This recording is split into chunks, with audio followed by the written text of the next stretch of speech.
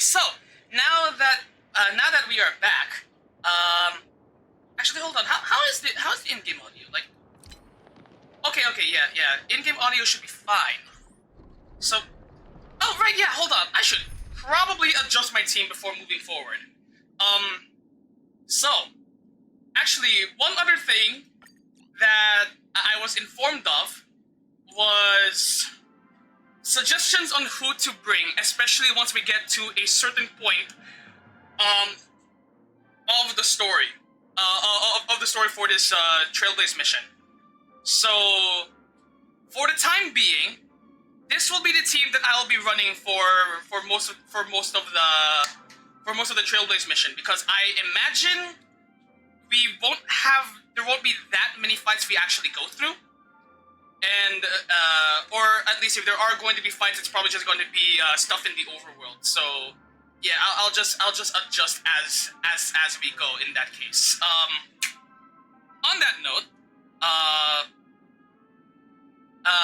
based on information provided by my friend Q, who's most likely not here on stream right now because they're probably busy with work. Let's be honest. I have been highly suggested. I was highly recommended to bring in Imbibitor Lune for this. Our Dragon Danhang. And then hold on. Who else was it?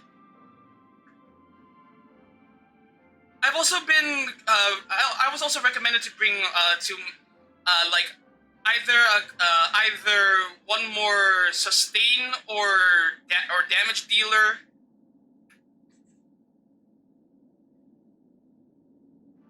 You know what? For now, yeah. For now, let's slap Welt in there, and then because we're gonna need a healer, I'm gonna bring in Gallagher, and then for the last slot, this is obviously a given, but I'm bringing in the Trailblazer.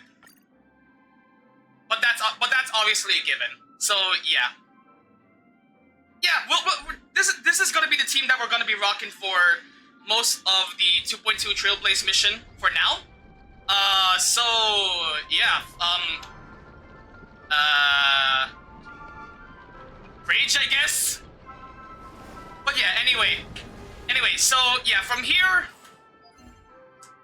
guys. The safety net. Consider the safety net now off. Moving forward, there are going to be spoilers everywhere as far as I'm concerned. So, on that note, we are heading back to the express car because apparently we have to go back there in order to continue the story. Probably because where we're at is not somewhere in Penacony that can be readily accessed. And considering that we, like, the end of the Trailblaze mission, as far as at least the Trailblazers portion of it, literally ends on a fucking cliffhanger. I highly assume that is where we're gonna be picking up,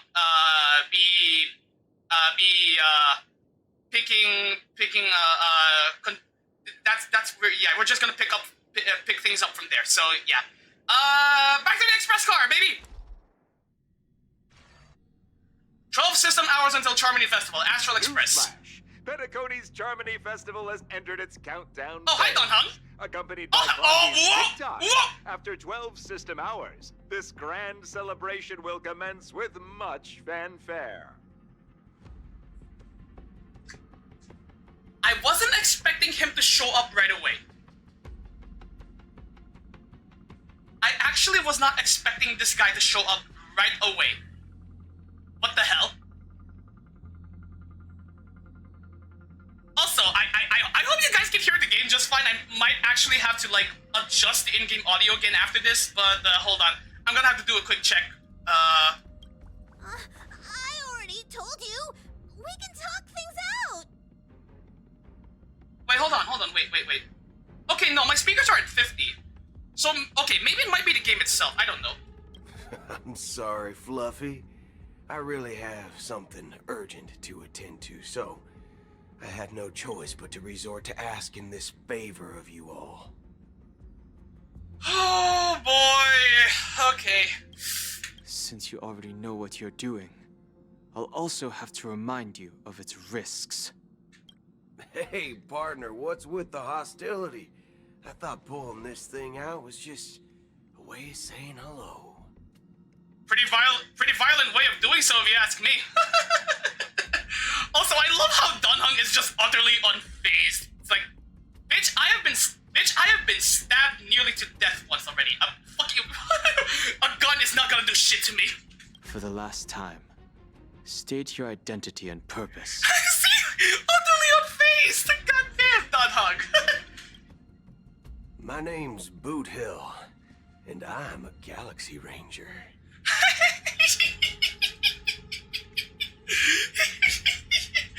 Like, Dunhung might not necessarily be my favorite of the crew. In fact, in a number of ways, he might actually be my least favorite. I mean, don't get me wrong, I still like him. But goddamn, he really does have his moments. A Galaxy Ranger? You look like you seen a ghost. Did you think we all went extinct? Well, that's the price you pay for being off-grid for too long. The righteous heroes of the hunt would never hijack the Astral Express. I ain't hijacked anything. What, chatting with someone while holding the gun is considered a hijacking? Pretty sure it does. It probably is. Pardon my frankness, but there are plenty of rumors in the cosmos regarding the Galaxy Ranger's current status, and none of them are pretty stories. I have a hard time believing you. Oh, this is hilarious. The tale that this bunch of fools spin is getting out of hand. There's even a bit about the Galaxy Rangers being turned into gibbons by Dr. Primitive, and they're in some valley screwing around on swings. Of course, I know you won't believe me, which is also why, similarly, I have a hard time believing that you're the real Nameless. Man, bro really pulled out the reverse Uno card. the Uno reverse card. Sorry, I'm stupid. See the bullets in this gun? 9mm, an eternal classic. I may need the Astral Express's help right now, but if you're an imposter just like that one, then this bullet might just end up in my head. I can't allow myself to be exposed to danger. That's just the way it goes, so you all have to first prove yourselves, eh? Huh? Where are you going?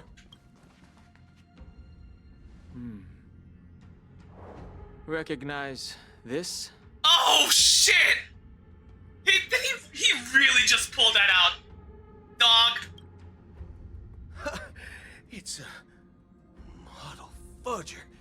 The Jade Abacus of Ally and Oath. The CN Joe really gave this to you guys? Oh my god! We actually get to see Boot Hill's in-universe censored speech in action. Yay!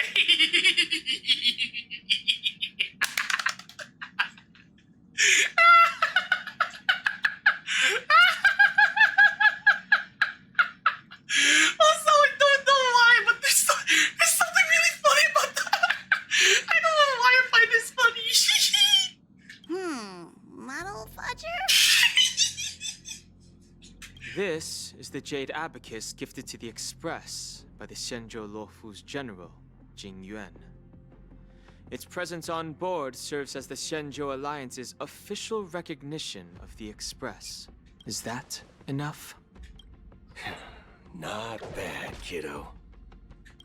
And across these sprawling stars, a gentle squeeze is all it takes to rustle up a whole legion of Cloud Knights. Now, I reckon that'd be one fudging sight to behold.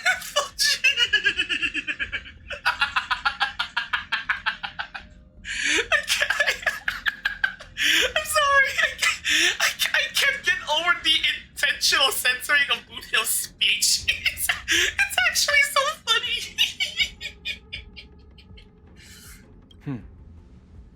Now it's your turn. Been ages since the Galaxy Rangers had the spotlight shown on them. And we ain't equipped with such fancy gadgets. But I've been around the block enough to know the way to handle these types of situations is easy as pie. What makes you say that? Alright then. Feel free to toss any questions my way. And let's see if my answers can't turn your trust. If your gut tells you otherwise, still ain't too late to show me the door. And why would I play along? If I truly am a real Galaxy Ranger, you stand to lose nothing. Alright then. Tell me, what kind of organization are the Galaxy Rangers? Ah, my friend. This question is a hard one. I don't think I can even consider us an organization to begin with. Well, okay, granted, this may have already been mentioned in like the databanks or something like that, but if you know me, then you'll probably know that I don't really go through those, at least not on my own volition. But either way, that's an interesting bit of info, at least for me. Everyone's on their own fated path along the hunt, with their own resolute sense of righteousness and not so welcome among such so-called universal values. This reply does not instill trust, and only makes your predicament more precarious. I'm guessing you're gonna ask about some form of shared faith, right? But us Galaxy Rangers don't need that sort of thing. What brings us together is a shared bottom line. Never bully the weak. Never kill the innocent. These oaths aren't some lofty beliefs, but the fundamental bottom line that one must never cross as a person. As Galaxy Rangers, we strictly adhere to the bottom line. When someone crosses them, the hunt's vengeance will surely come knocking. And in this moment, the other crucial meaning of bottom line comes into play. As long as you don't cross it, you're free to do whatever you please. You catch my drift? Second question. Why do you seek trouble with the Astral Express? I already said that I seek no trouble. I must go to Penacony for a matter. But I don't have an invite. And I can't even enter the family's hotel doors. If only I could borrow the Nameless's identity. The entire cosmos knows your guess of the family. Right, yeah. Okay, so, right, I don't think I actually mentioned this when I played through the 2.1 Trailblaze mission. But for those who were there and haven't quite caught on yet, the person that Black Swan was talking to in her in the one scene that she got some screen time, that was Boot Hill. That was Boot Hill on the other end of the line. So yeah, he did mention, if memory serves, he did mention that he was gonna pay a visit to Penacony. I think one of the reasons for that was, if I'm remembering this right, one of the reasons for that is because he has a bone to pick with Acheron.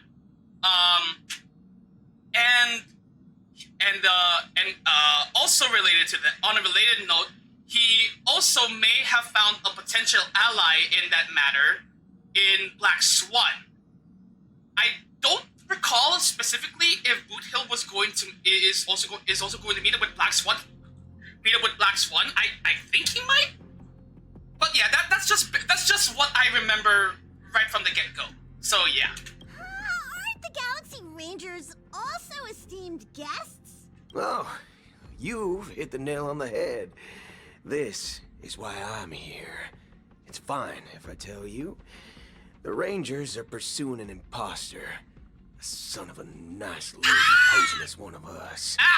She's on Penacony right now. Yeah, there, like I said, he has a bone to pick with Acheron. My informant is a memo keeper. She's the same as all mimetic organisms, appearing one moment and gone the next. Ugh. She scares the fudge out of me. Still, she gave me some vital info. That Galaxy Ranger imposter. Who is it? Is that the third question? Is it a hard question? It isn't. Just that you might not believe me. That person calls herself Acheron. And according to our informant, she could be an emanator of nihility. Well, they don't know this yet, but this is absolutely true. That's impossible. That's what I said. Don't worry. When I first received the news, I had the exact same reaction as you. IX never gives anyone so much as a first glance, and that's perfectly normal. What reason would they have to bequeath strength unto mortals? Okay. This is another piece of interesting info for me. Because again, I don't go through the data banks. I don't actively go through the data banks. I'm not the kind of person that spends hours upon hours just reading through countless bits of lore. So you're gonna have to forgive me for that. But when they actually do bring it up in the story, it does come across as interesting for me. Especially since more often than not, it's going to be the first time I'm actually learning about this. Well, anyway, interesting info, but so far, yeah. And this is also assuming that what Acheron has been telling us is true. But for now, I'm willing to believe her that yeah, she is indeed an emanator of nihility. But yeah, still.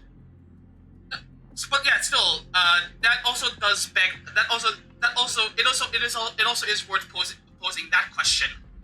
Huh? But I suppose we're just gonna have to find out for ourselves. Then you must know that emanators can also conceal their own identities, which, for many people, it's better that way. Otherwise, there'd be wanton bloodshed across the cosmos, or even, perhaps, turning their back on the path they're supposed to follow. Oh boy, yeah. All-out war between at least two people that are basically demigods or chosen ones. Yeah, that cannot be good. I had the good fortune of running into an elation emanator. Its appearance is no different than that of those clowns. If it weren't through sheer luck that I got it drunk, I would have never known of its eminent status. Elation emanator. So either this is someone we don't know, or Boot Hill might have had a run-in with Sparkle. And I'm not gonna lie, I've had suspicions that Sparkle may very well be an emanator of elation, especially judging by that one line from her character demo, the one where she goes all, "Me, I am elation." That one, yeah. Even in the purest hunt, you'll find the Xianzhou Alliance under the spotlight and Galaxy Rangers lurking in the shadows. Paths are inevitably concepts created by people and exist in planes beyond our understanding. Oh boy. Oh shit, whoa, what was that? Sorry, my goddamn headset went weird for a second. Sorry. To reckon that nihility emanators don't exist, well, maybe we just ain't nihilistic enough. I know you might have meant that as a bit of a joke, if only for the wordplay. But honestly, you're not wrong. So, do you understand now? Your companions are in danger, and it's pretty harrowing. If you don't want to believe me, you'd best send a message to them, but I'd advise you to move fast. We don't know what's happening in the dreamscape or how much of what the memo keeper said is true. And that Acheron, who knows what she intends to do. Well, at least for the time being, Acheron isn't out to kill us. Or at least she wasn't during the 2.1 Trailblaze mission, but that could very easily... But given the nature of what's been going on in Penacony, that could very easily change at the drop of a hat. Or the snap of a finger, maybe. I don't know. Still, nothing is ever certain in Penacony. That's the one thing I've come to realize throughout the entire Trailblaze mission so far. But yeah, anyway, so we're past that. Oh! I don't intend to do anything. That's not up to you. Did you know? People who come to the land of dreams for the first time, they'll subconsciously stop to reaffirm that they're still walking on solid ground. And then they will unanimously raise their heads to gaze at the sky. Whomst? Be it reality or dream, staring at the sky is instinctual for humanity. Since the day that the golden hour was completed, Oh! it's always been there, watching over every single night of decadence. Oh my god, the fuck? Oh my god, the slime. Oh my god, there's still a cut on the sky. Oh my god, just how powerful is Acheron? Help! But now this night sky has been mercilessly severed, dyed with the mist of nihility. And this whole event happened within the course of a single slash of a blade. A single slash of a blade. Isn't really accurate. It was actually 2 blades, just that the second one was faster. That's not the point. Many guests who weren't supposed to be invited have gathered at this banquet. Even if the harmony is all-embracing, I have no choice but to show some of them the door. For the sake of Penacony and the peace. Also, hold on. Right, yeah, I wanted to point this out earlier, but I was distracted focusing on the dialogue being spoken here. Yeah, I noticed those purple birds again. I forget what they're called specifically. All I know is that they're basically Sunday's eyes in the sky. Speaking of Sunday, what's his current status right now, considering how that last scene, the very last scene in the 2.1 Trailblaze mission ended with him basically supposedly being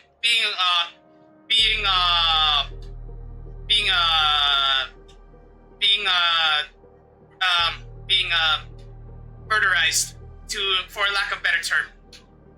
Even though in reality he's probably not entirely dead, just stuck somewhere. The planet of festivities has no place for you, a puppet of nihility. Those who live in the shadows do not bear the right to tread the illuminated stage.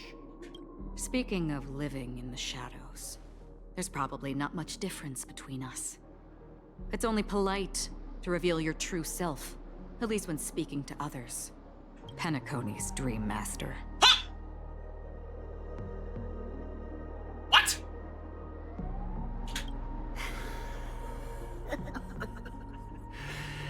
That's just another reason that you can't stay. Wait, Dream Master? Wait, wait, hold on. Wait, so you mean we're actually talking to the Watchmaker right now?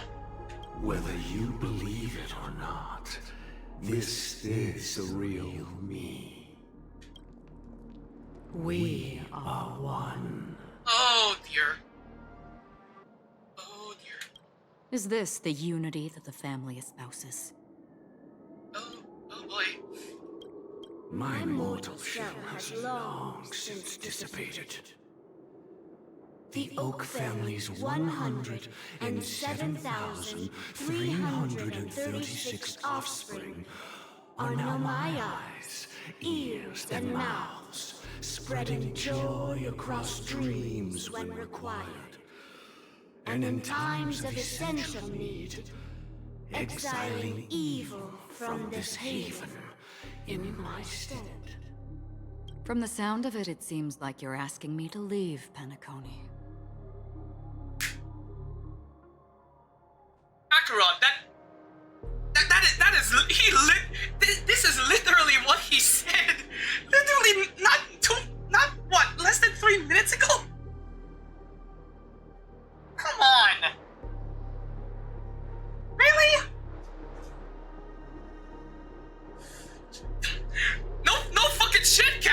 serious? I am glad that you're an understanding one. Alas, I'm not asking. I like to think that that brief pause between like that brief pause after I hit enter, or I hit the button to play the next bit of dialogue was the Dream Master probably just thinking to themselves, "Bitch, that is literally what I've been saying this entire time, you dumbass." What? If you think you can. Bird. Are you threatening me? I ended it with a period. It was a statement, not a threat. Knowing who I am and still showing such malice. You're not the first, nor will you be the last. This scene played out many times before. And usually, when faced with my questions, most people retort, "Why can't I?" The result has invariably been that they can't. You are confident. But be reminded, the family is forgiving, but not weak. The cords of the harmony extend across worlds. If you do not comply, when the blade is unsheathed for even a hair's breadth, you will never be able to escape the eternal Centurion's wrath in all of your lifetime. 137 individuals. That is how many heathens I have exiled since I became Dream Master. Among them were those who once severed my wings, and those who immolated my body. And here I stand again, about to add another mark to the tally. And you will die. I mean, all of you will. Damn!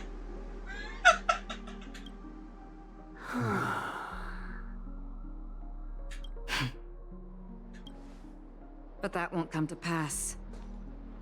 I'll do as you ask. I'll leave. A wise choice. I wasn't aware there was a choice. To you, that surely is the only option. Please bear in mind, you and Penacony are of different worlds. Those born on the far bank cannot seek solace across the river. Leave and never return. The radiance of the planet of festivities is overwhelmingly bright, luring in tricksters, wrongdoers, and criminals. But even the harmony itself will never welcome the self-annihilator of nihility. And even more so, when this self-annihilator heralds the destruction of everything. Your strength is obviously a gift of the sleeping and shapeless, immeasurable and fathomless, like a tributary spawned from the abyss that brings death and sin to all. Acheron, a befitting name. Take it from someone on the other side of your so-called river. You know better than I do that Penacony has already deviated from the harmony. Whatever your intentions may be, I foresee only one outcome. Its future holds nothing but nihility. Just like all the worlds that have drowned in their shadow. Oh, what the?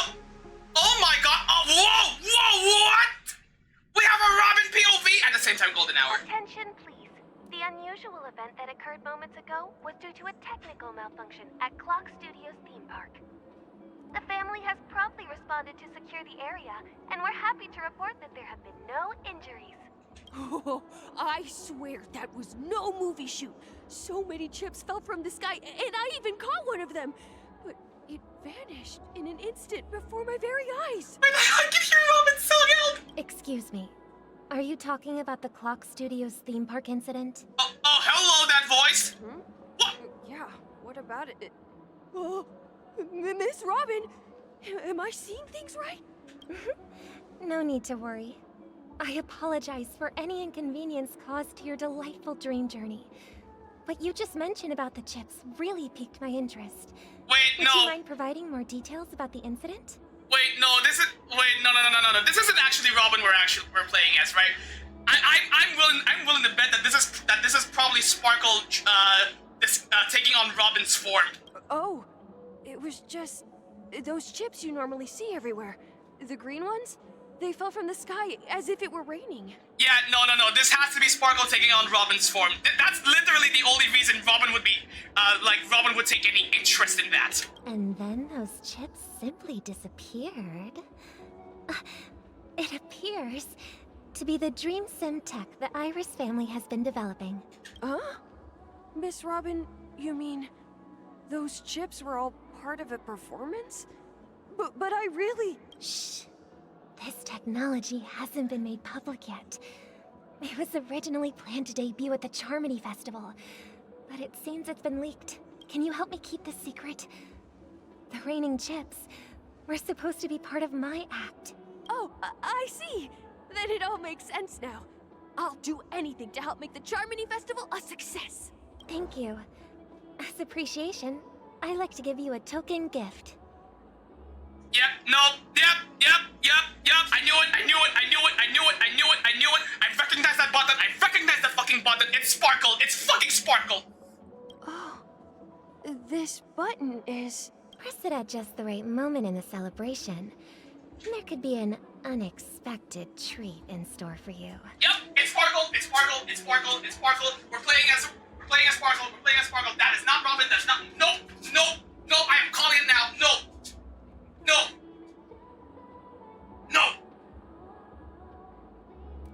You bitch!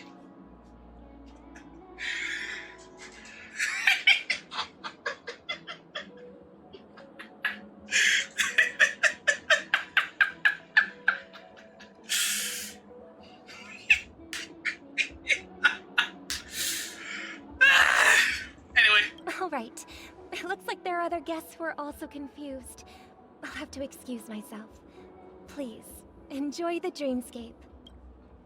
So many people talking about it. This commotion at the theme park definitely made waves. Yep, Robin, the fool always... Yep, this is Sparkle. This is actually Sparkle we're playing as. There's no way this is actually Robin. There's no way. Anyway, okay, cool. My daily assignments are now done. Dispatch again, bada bing, bada boom. And now that we're back here, let's bump the master volume back to 5.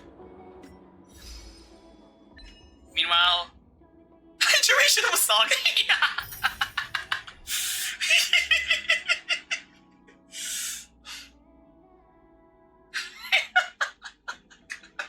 Anyway, before I continue, how's everyone doing? Are y'all doing alright? Just enjoy yourselves, just hanging out and all that.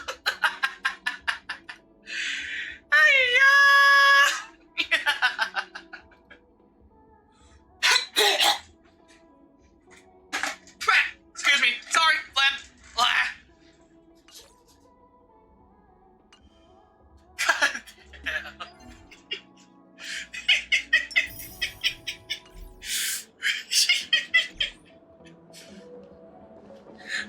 Also, in case you're wondering why my reactions are a little more subdued right now, well, it's actually because my brother-in-law is actually working just outside of my room right now, so I'm trying not to cause too much of a commotion, at least for the time being. Maybe once maybe a little past 4, maybe I can go full force again. But for now, I'm trying to rein it in. Don't worry, I won't tell anyone. I can't wait for your performance, Miss Robin. Hold on, wait. Okay, here. Yep. Yep, this is definitely not Robin. This is definitely not actually Robin. Can I drive it without a license? Hold on, actually, you know what? Hold on. I kind of wanna share with my friend my reaction, my immediate reaction. Hold on, teka lang, give me a moment. Teka lang. Sorry, give me a second.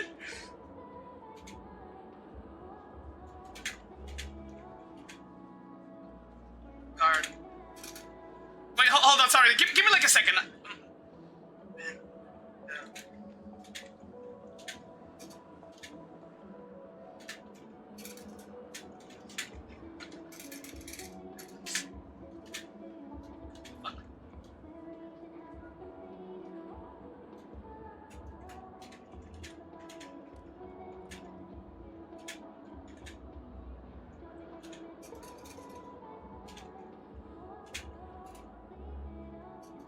Lol.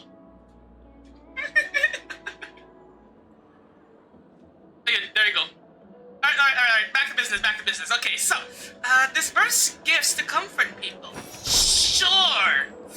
Okay, so yeah, it looks like Robin, air quotes, is making her move.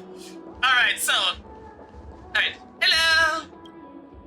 The family promised they would protect the guests within the dreamscape, but I witnessed a group of organic life forms making their way to the theme park.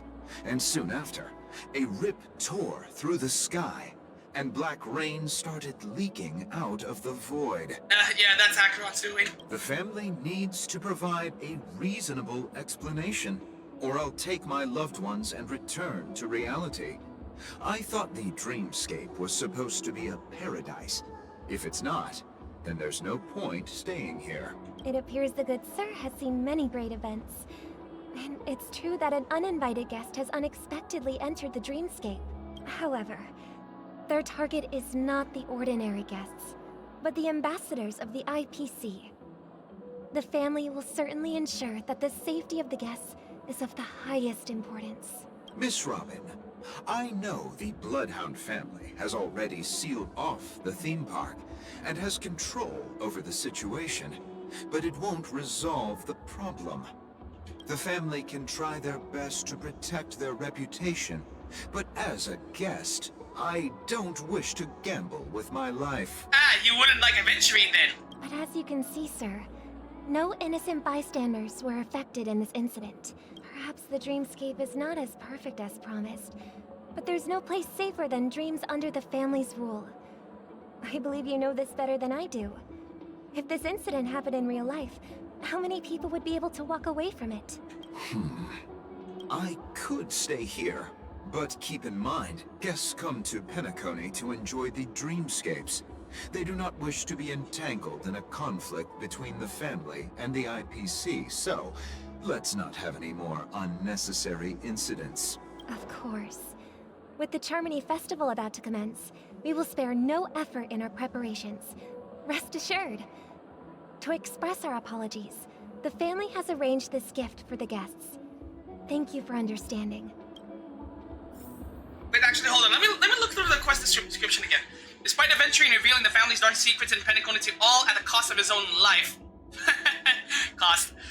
The countdown to the Charmony Festival continues thanks to the operations of the family's united efforts. This is all thanks to you, as the temporary pride of the family. Your every move from now will affect the very beating heart of Penacony. It is time to do what you must, Robin. Of course we all know, I'm sure we all know that this isn't actually her. No, I have to be an actual S-grade dumbass to not catch on. To not catch on. Quite a bit to drink. Sure. Hello. May I ask what happened here? Nothing to be worried about. There's been a small rehearsal mishap at Clock Studios theme park. Please stay calm. Hey, are you a fool? You don't even recognize Miss Robin? Who do you think you're talking to? I'm sorry.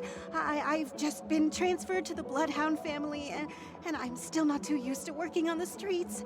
I didn't realize it was you. I'm so sorry. Hey, don't sweat it. You guys have a tough job. I know how it is. How's the situation looking? Oh, we've sealed off the theme park. Most guests are used to bizarre phenomena in the dreamscape, and so far, no threats have been detected. We can expect order to be restored soon. Are you sure about that? Rest assured, Miss Robin will intensify our patrols to ensure that no incidents occur. I trust you guys. But regarding what happened in the theme park, what do you hounds think about it? It's okay. Feel free to speak your mind. Well... Actually, I was there shortly after it happened. Is it true that the IPC's ambassadors came with ill intent? And that Galaxy Ranger who easily cut through the sky? Miss Robin, tell you the truth, everyone's been talking about it. The myriad factions on Penacony have already been causing unease for everyone. Okay, so there's the family itself, and then we have the IPC, and then we have a fucking emanator of nihility, and then we have the Garden of Recollection represented by Black Swan, and then there's fucking Dr. Ratio representing the Intelligentsia Guild, and then we have us, the Astral Express, and very, very shortly we'll have an actual representative of the Galaxy Rangers in the form of Boot Hill. Thank you all for your loyalty towards the family. The planet of festivities has indeed run into some trouble. The representative from the IPC, he's trying to regain ownership of Penacony and is prepared for a hostile takeover. Of course, the family did not agree. The results of the failed negotiations is as you see it now. No wonder. So this is the main reason why the IPC staff are banned from entering the dreamscape. Did they apprehend the troublemaker in the end? Don't worry. Mr. Sunday is currently tracking his whereabouts, and I'll have something to show for it soon. However, given the situation, the IPC surely won't let this go easily. Therefore, we are relying on you hounds to maintain the order and stability of the dreamscape. I wonder if Robin over here actually knows what happened to, actually caught wind of what happened to Sunday at the end of the 2.1 Trailblaze mission. Please be assured, Miss Robin, we take our orders seriously. We won't let those IPC cronies get away with this. Thank you for your hard work. If there are any other members who still feel uneasy, please tell them on my behalf that protecting the dreamscape requires everyone's help. This is a small gift prepared by the Iris family for the guests. There's one for you too. Please, open it at the Charmony Festival for an unexpected surprise. I can't believe I received a gift from Miss Robin. It feels like I'm dreaming. Wait, I am in a dream. If trouble comes knocking on our door, we're not afraid to go to war. Rest assured, the dreamscape's peace will be protected by the Bloodhound family.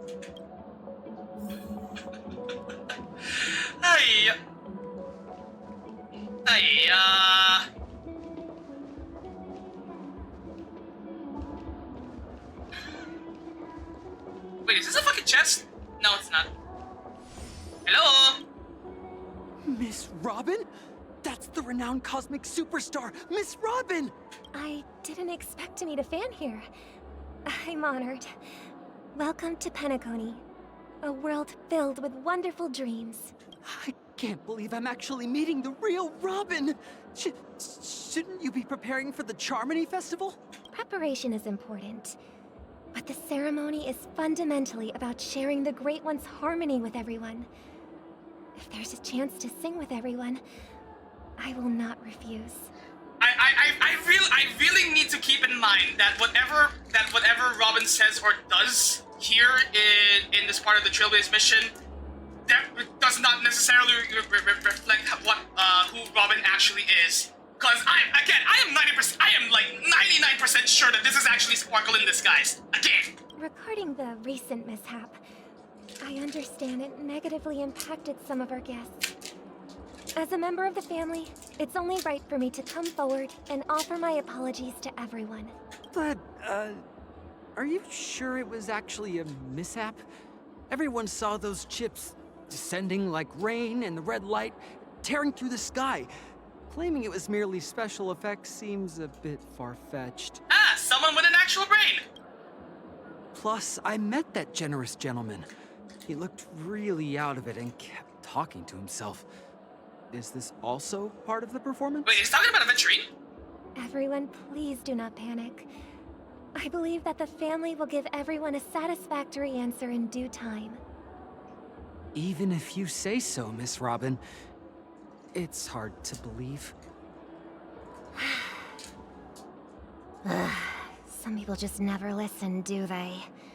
It's never ending. It just goes on and on. I'm getting really tired of this. Miss Robin? Still, I suppose I should keep on helping everyone. I am the epitome of joy, kindness, and goodness, after all.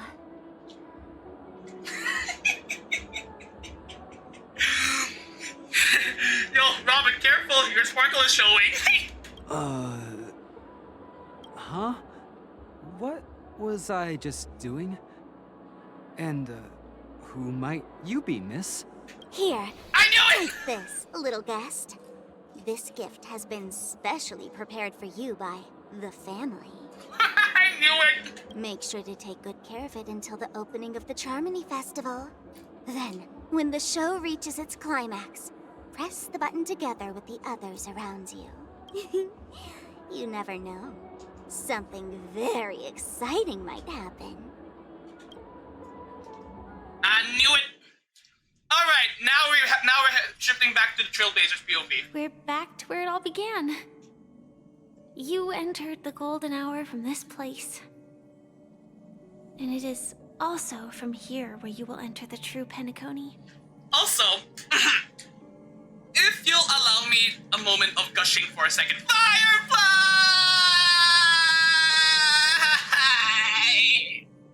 It is a pleasure to journey alongside you once more. But it's time I laid bare the entire truth before you. As you might have heard, I also go by another name. Oh, for the love of God, please let us hug her! Stellaron Hunter Sam. Oh my god. Oh my god, how do I respond?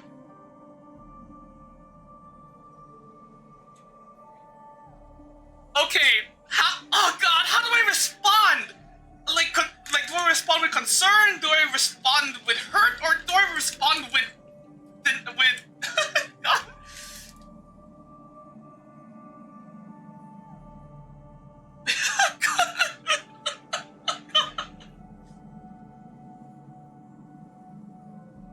But you know what?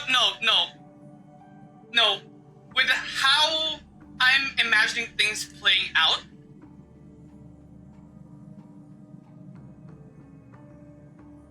yeah, no. I think the third option would actually make the most sense to me. I know you have many questions. Do you remember when we encountered death in that strange dreamscape? When I was caught by that meme? In that instant before it killed me? I saw the reflection of another dreamscape in its ghastly pupils. Wait. Huh? So, following the clues in the script, I came up with some theories about the meme. That's why I instructed Silverwolf to issue invitations, drawing everyone to the Dreams Hotel. I intended to call upon death before you arrived, to solve the riddle using more direct means, and then invite you to join. However, contrary to my wishes, I couldn't defy the script. And I didn't get a chance to explain it to you. Okay, so Firefly actually did have a plan. Have a plan of sorts. And it essentially involved luring out death in the dreamscape, which explains why she didn't actually leave after the first encounter with it. But as she says, she couldn't defy the script, and so things kind of went a little sideways. Oh boy. It is how you see now. I was impaled by the bladed wings of death.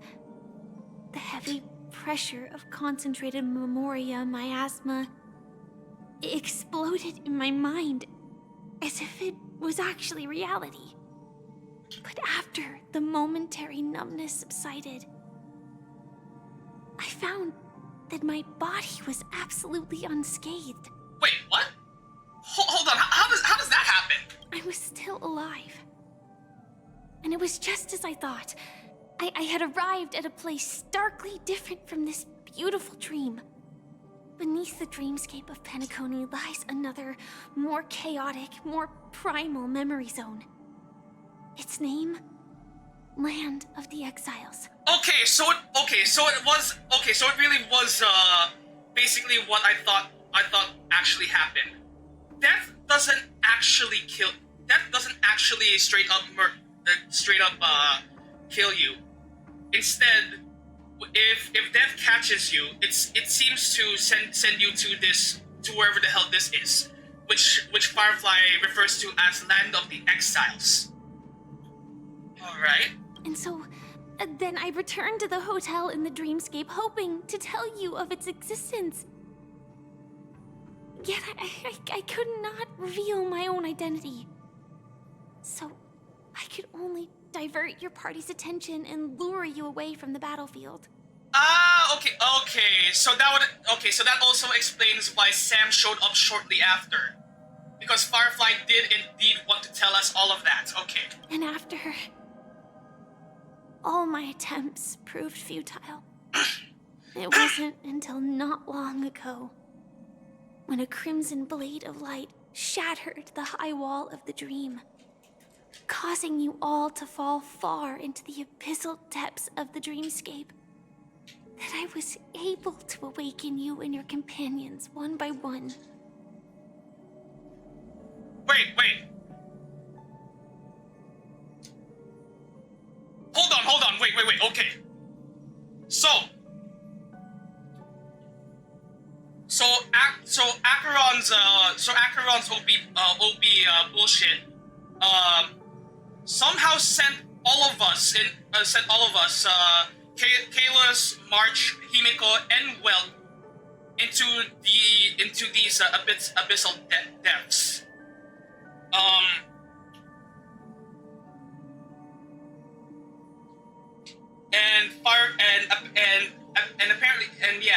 Firefly apparently did manage to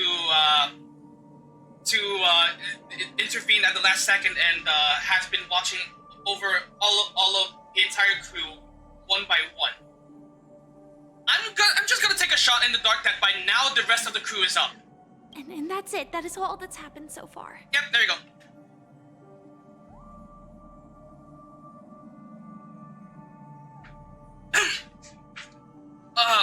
Hold on. I'm gonna roll a quick intelligence check for Kalis.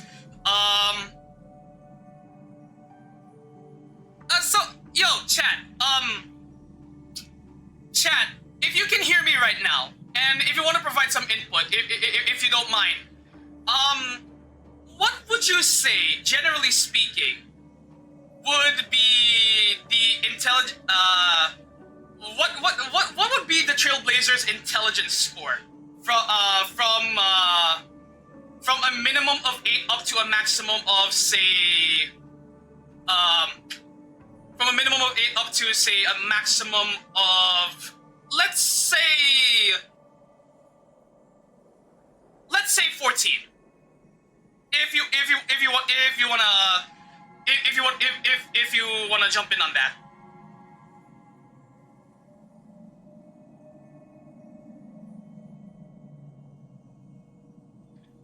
Well, either way, I'm gonna go ahead and roll my d20 right now.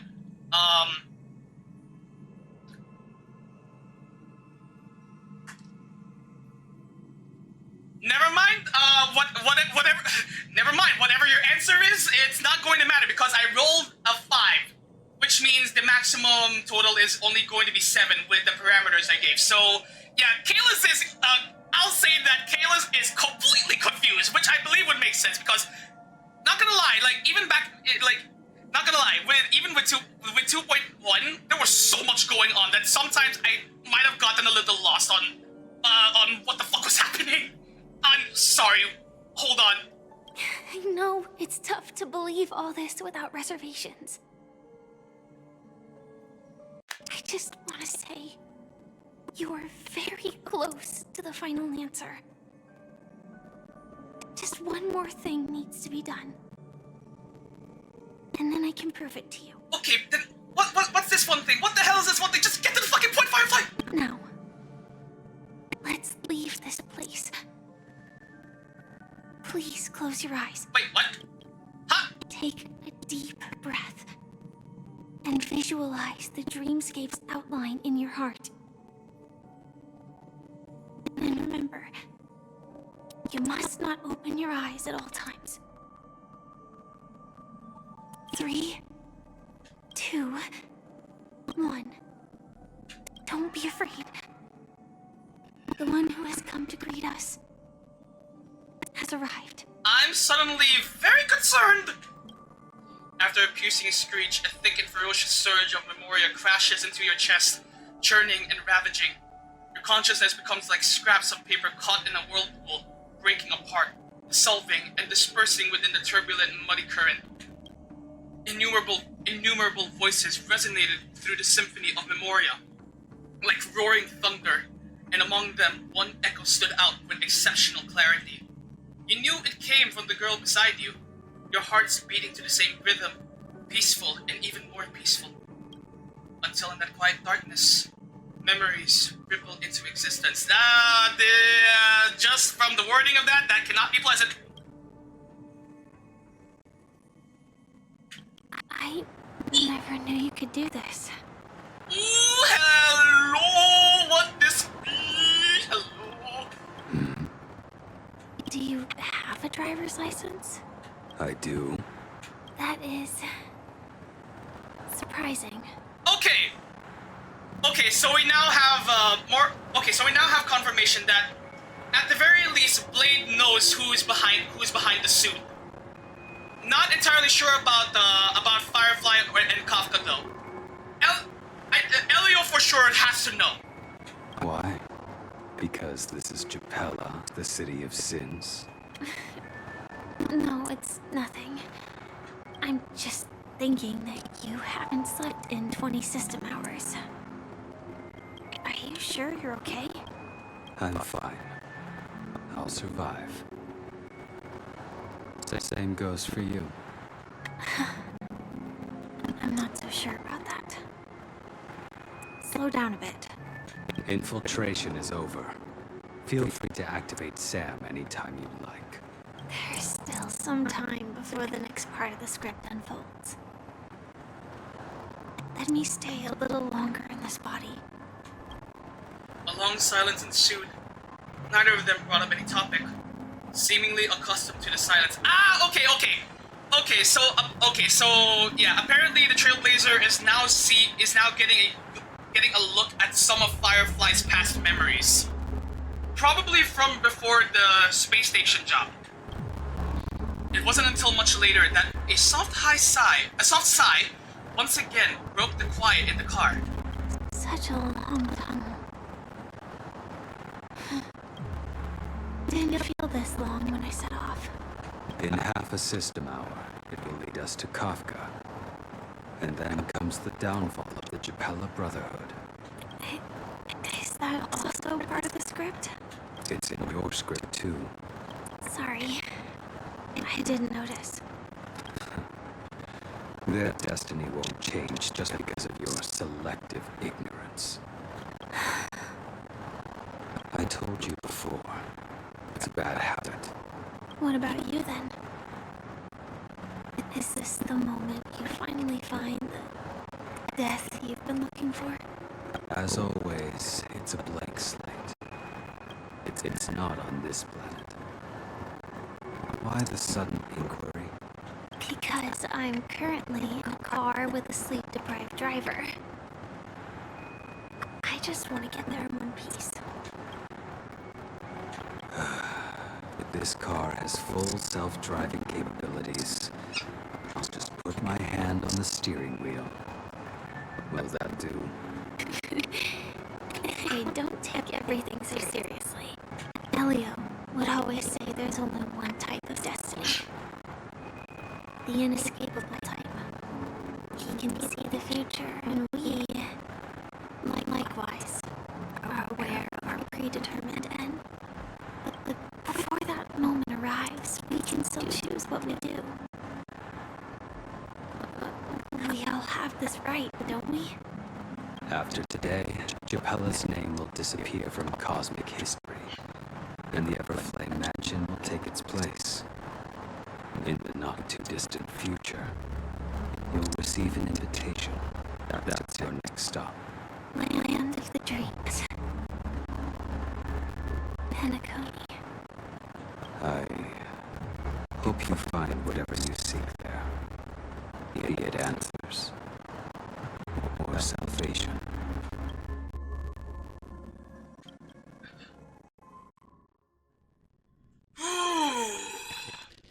Glad to see you're safe and sound. Oh, hi, well. Oh, Mr. Yang, you're here too? Fuck, Mr. Yang! Close your eyes. This is the answer. Isn't it incredible? The monster that we have always known as Death is actually the guardian of the land of the exiles. It abides by a certain rule. Abducting people from their dreams and bringing them here. The question that has been perplexing us, does death really exist in Dreamscape, appears to be a cognitive trap. It was laid by those orchestrating events from the shadows to cover up the truth behind the disappearances and the existence of this fortress known as Dreamflux Reef. Wait, hang on. Okay, so does death really exist? Okay, so a cognitive trap of sorts, whatever that means. Sorry. So sometimes whenever Welt starts speaking in prose, I start to get lost. Orchestrating events from the shadows. I'm assuming he means the family. By this he means the family. Okay, so the family laid this cognitive trap in the form of this question: does death really exist in it? Okay, sorry.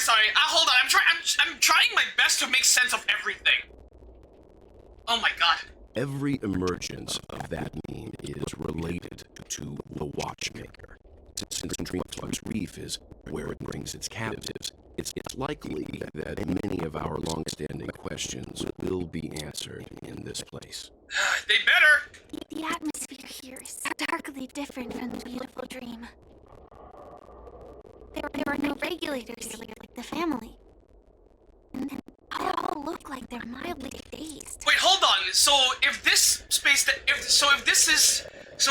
place where we're in right now, Dreamflux Reef, is part of the land of the exiles that that Death would send its victims to, then there's a good chance that we might actually run into Robin here.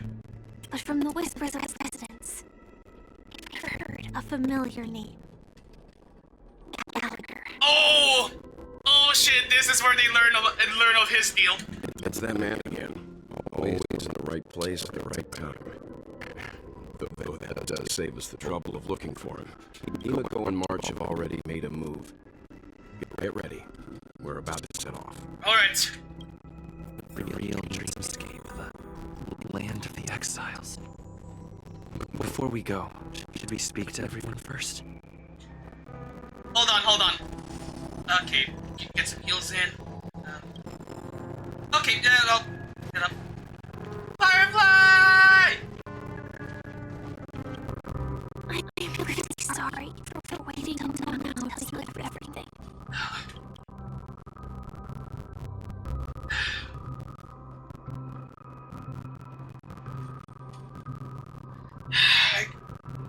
I guess while we're here, I do have a couple of questions. First of them being, why couldn't you just tell me right away? 2 reasons. Firstly, the script. In the future that Leo saw, Sam and the Astral Express's confrontation was inevitable. I tried to break the shackles of the prophecy, but this is as far as I could go. I mean, if we're going by exact wording, then it was also it was also within the very well within the realm of possibility that you could have ended up fighting all four of us, rather than just me, assisted by Acheron and Black Swan. So as far as I'm concerned, I honestly, Firefly, with what you were trying to achieve, I think you did the best you could. So A for effort at the very least. That aside, there were also my personal motives. I wish to travel with you as Firefly, and not Sam. Oh man.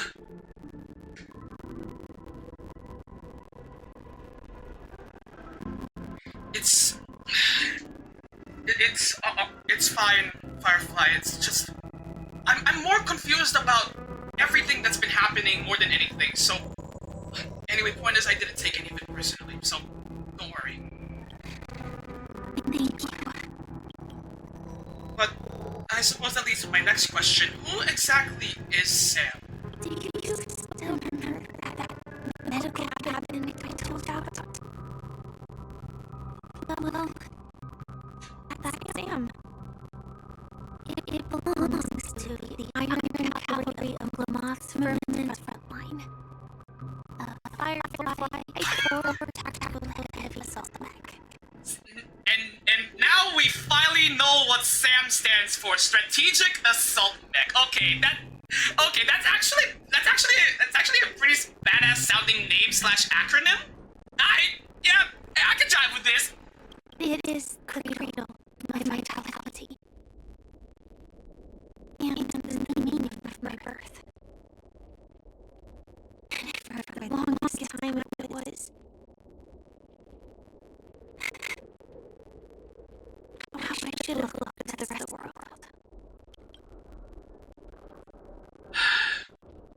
Just one more question for now. If you're here, does that mean the Snellrun Hunters also want a piece of the legacy? Elliot only gave one suggestion. Allow the Astral Express to pursue the Grand Legacy. It means that the Watchmaker's legacy holds great significance to Trailblaze. And TV. Elio's scripts used to revolve and expand around certain specific Snellruns. But with your appearance, this condition has apparently ceased to be appropriate. Perhaps he also saw the impossible in the future.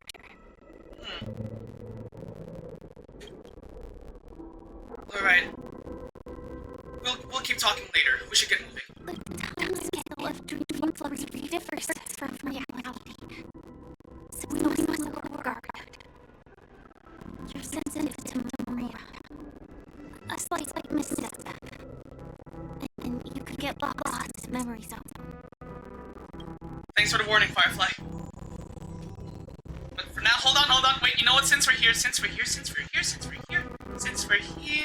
Ah!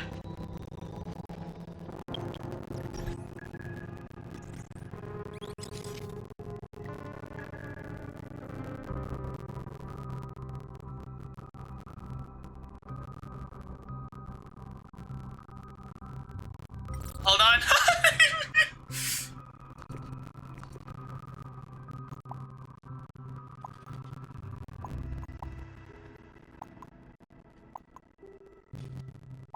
Wait, hold on.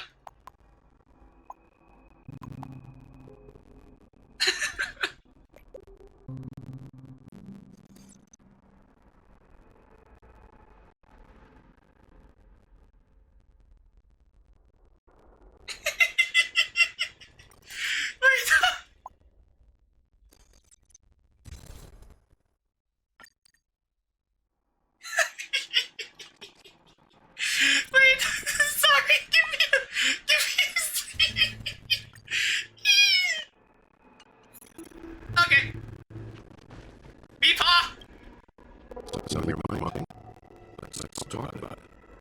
Oh boy, where do I begin? So I guess we should start with what happened with the whole with the Akron slash back there. No wonder Miss Akron is so averse to dropping her blade. It's hard to imagine such terrifying power could reside in an ordinary sheath. If it weren't for the fact that Venturine's power originated from its preservation, the entire dreamscape would have been affected. So basically, Aventurine's power basically mitigated the damage. Don't feel burdened by this. Even without that spell inside you, Aventurine would still have found other methods to accomplish his goal. Let's just believe in Miss Akron. And given her prowess, I don't think we've got anything to worry about. As long as she's not out to kill us, yeah, I suppose we're fine on that front. Although,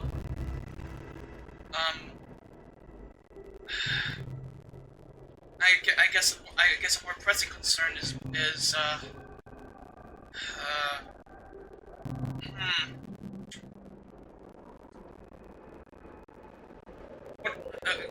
given what Fireflies just told us, what do you think about Gallagher now? During your investigation, here are 5 pieces of information. McHale, the former watchmaker who collaborated with the family to construct the Penacony we're familiar with today, had a falling out with the family for specific reasons. He did say that much, but now we're not really sure if he was entirely telling the truth. But this is precisely where the problem lies. We're clearly investigating a murder, so then why, as a security officer, is he changing the subject to talk about his past with the watchmaker? And now, with Firefly mentioning his name again, it's hard not to be suspicious. Speaking of Firefly, what about her and the rest of the crew? Before we found you, she'd already revealed her Stellar Hunter identity and shared a lot of information. Oh! Did she now? I'm just gonna take a shot in the dark and watch it take that well. Who would have thought that the Mole Knight's true identity was actually a young girl? For her, this is a secret that she cannot allow others to know. That being the case, I think we can believe she's willing to cooperate. But she didn't reveal all her secrets. I just can't shake the feeling that her situation is different from that of the typical dreamer. And I hope that doesn't lead to any dangerous predicaments. Alright, let's get moving. I hope you've regained a little composure. We'll move out when you're ready. Alright. God! There's so much that... Oh my god, we have so many questions, but not enough time. We should just get moving.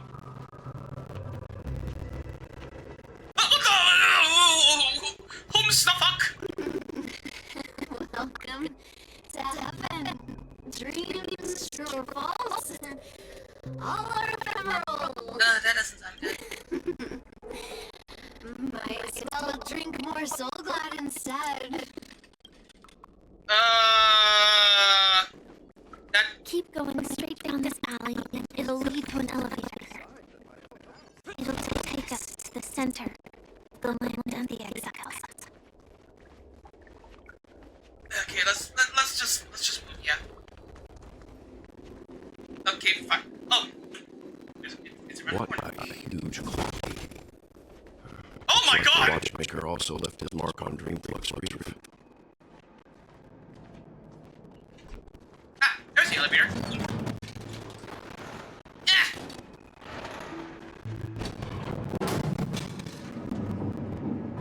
Oh boy. Jesus, that's actually a pretty spooky looking if you don't if you want my 2 cents.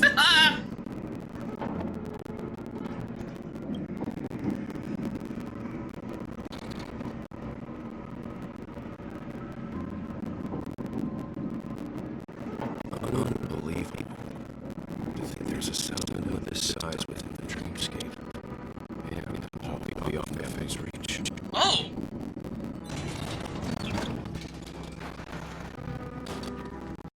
The Oh! atmosphere in this fortress is different from that in the beautiful dream. It's, certainly a lot more morose. Is that the word? Somber? Yeah, either one of those two. When I first saw it, I was in awe too. The sky here, it's like a reflection of the 12 dreamscapes. What's even more bizarre is that this place is also separated into trade and residential areas. Really? The layout may be simple, but the facilities are very comprehensive. It seems that there are quite a number of people living here. Though both dreamscapes have distinct styles, the architectural designs are quite similar. Works of the same hand, perhaps. Hard not to speculate on the connection. Could this be what the dreamscape used to be like? But there's no point in overthinking things. Let's meet with Himiko and the others first. Oh, yeah, we should probably do that. Take a right turn at the end of this road and you'll reach the trade district. There are more people there. And perhaps someone knows where she is. Sure. Not coming with us? The Astral Express likely needs room for some internal deliberation. In the meantime, I'll try and locate Gallagher. Sure, we'll leave you to that. And please don't actually die. Again. Sure. Let's reconnect later. Letting her go was the right decision. Whoa! Further observations are needed before we decide whether to trust her. But first, there's someone I need to talk to. You wanna know the real funny thing about all of this? It's that I've taken special notice to how we've since like the halfway point of the 2.0 Trailblaze mission, we haven't heard a wink from Misha throughout from that point up until this very moment. Like, he was not around at all for the 2.1 Trailblaze mission at all. So for a good while, I've been wondering, and especially after Gallagher revealed the name of the former watchmaker, like that immediately got me thinking. Yeah, that immediately got me thinking that at the very least, Misha has to have some connection to all of this, because apparently because if you'll recall, Misha apparently knows Mikhail. Assuming that this is the same person, because you know it's very possible for two people to have the exact same name, even in fiction. Could be a coincidence, but honestly, I don't think it is. This cannot be a coincidence. Anyway, who did you need to talk to about? Let's go. I'm sure you've already noticed him. Oh, yeah. Oh. Yep, saw him right away. He's right over there. Yep. The Reverie Hotel's bellboy. How did he end up here? And right after Miss Acheron severed the beautiful dream. We'd better check, just to be sure. Let's. This can is perfect for me, and perfectly legal for me to stay in. Okay. Oi, Misha! We have words! You're the guest from before. We meet again! And a new friend. Forgot to introduce myself. I'm the hotel's bellboy, Misha. Hello, Misha. I'm Welt. We met in a dream. Oh. And who might this be? Oh my god, okay, so Welt can see Clocky now. Tick-tock! Old friend and new friend! Let's high-five! I forgot that this is what Clocky sounds like in the actual... Mr. Yang, I see you're still young at heart. Your, memory zone, maybe? Nope. Clocky is a good friend of mine. We all live here. How did you two get here? This dreamscape isn't supposed to be open to the public.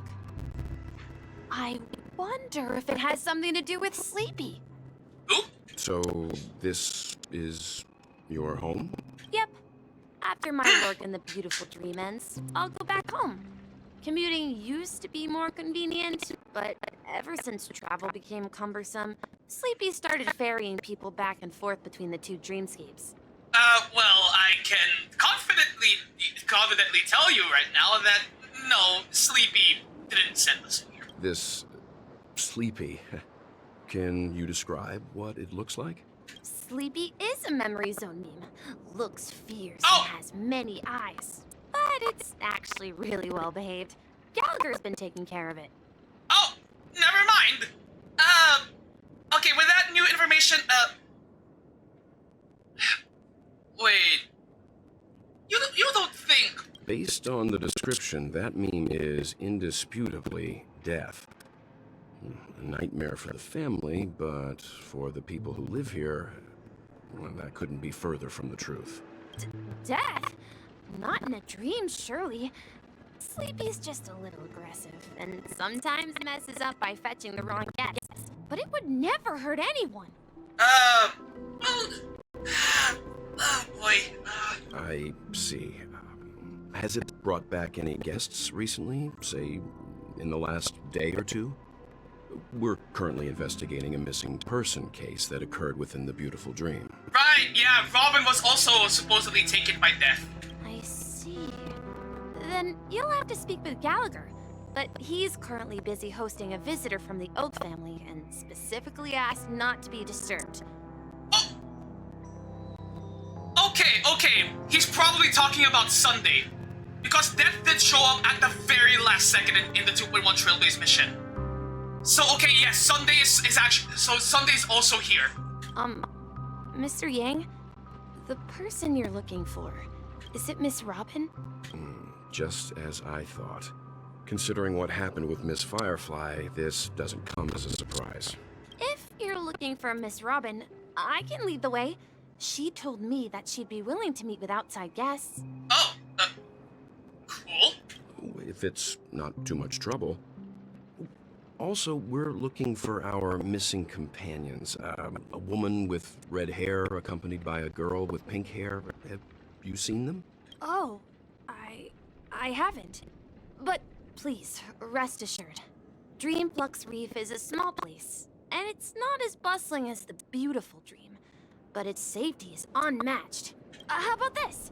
Since it's your first time here in Dreamflux Reef, I'll be your guide and help you find your companions. And then we can all go visit Miss Robin together. Alright. Sure. Thanks, Misha. She's gone to Mrs. Grace's to visit the children. She won't be leaving anytime soon. So there should be enough time. All right, then. We'll follow your plan. Alright, lead away, buddy. Well, we now know the answer to both murder cases that have caused such commotion in Penacony. As for the intentions of the mastermind behind it all, we're still none the wiser. Unfortunately so, yeah.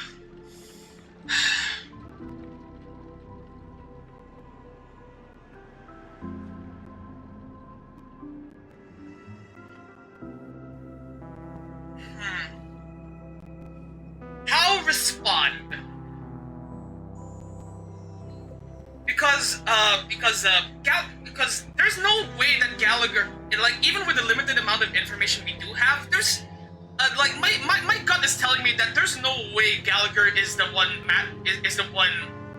is the big mastermind behind everything. There has to be more.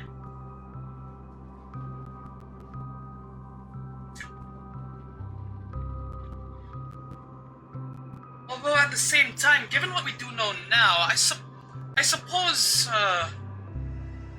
hold on, okay, hold on. I'm gonna roll a d6 real quick. See... Okay, if I roll an odd number, I'll go with the second option. If I roll an even number, I'll go with the third. That does not count, it fell off my desk. Okay, I rolled a 4.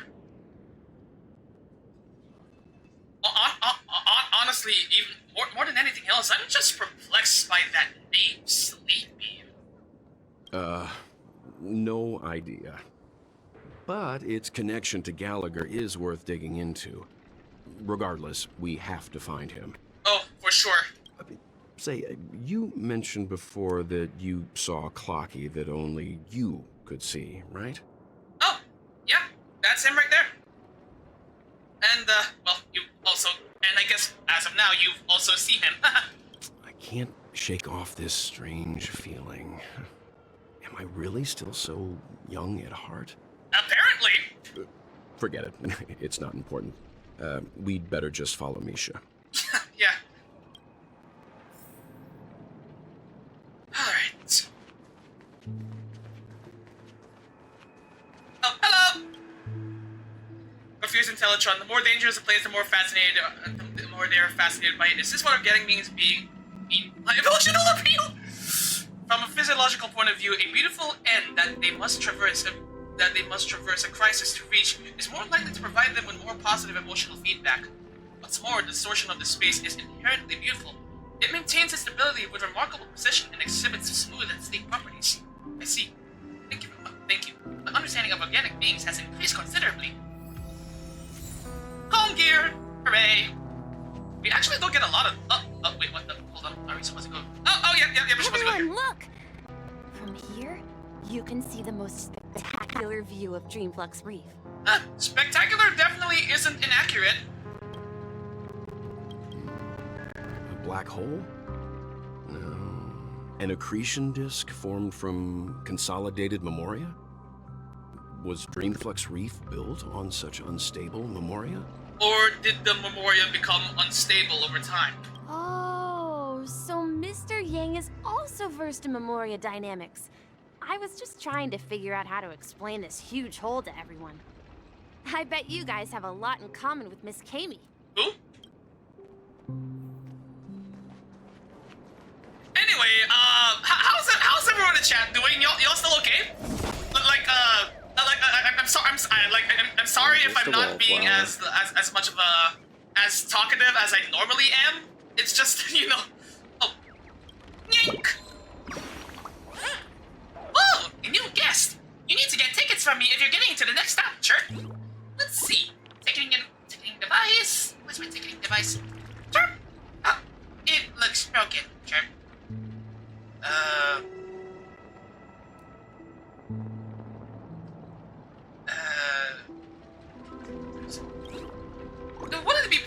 Wouldn't it be pointless for me to sell tickets here then, sure?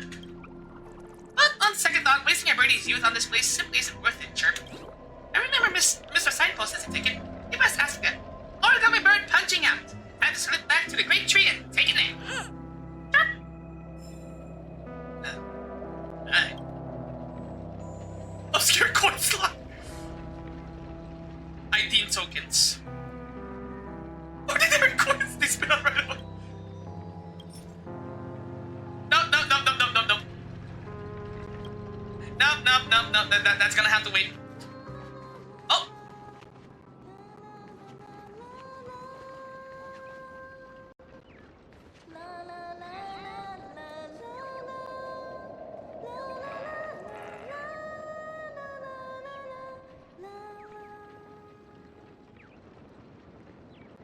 Cool rendition. Look, there she is. Oh, hello. Oh, wait, hold on. Before I actually talk to you. Treasure! Yay, Jades! My calculations are finally done. In another 10 system hours, the above dream will swallow the dream below. My hypothesis was correct. This place will cease to exist as the dream devours everything. That doesn't sound good. Who are you all, and why haven't you left yet? This place is about to disappear.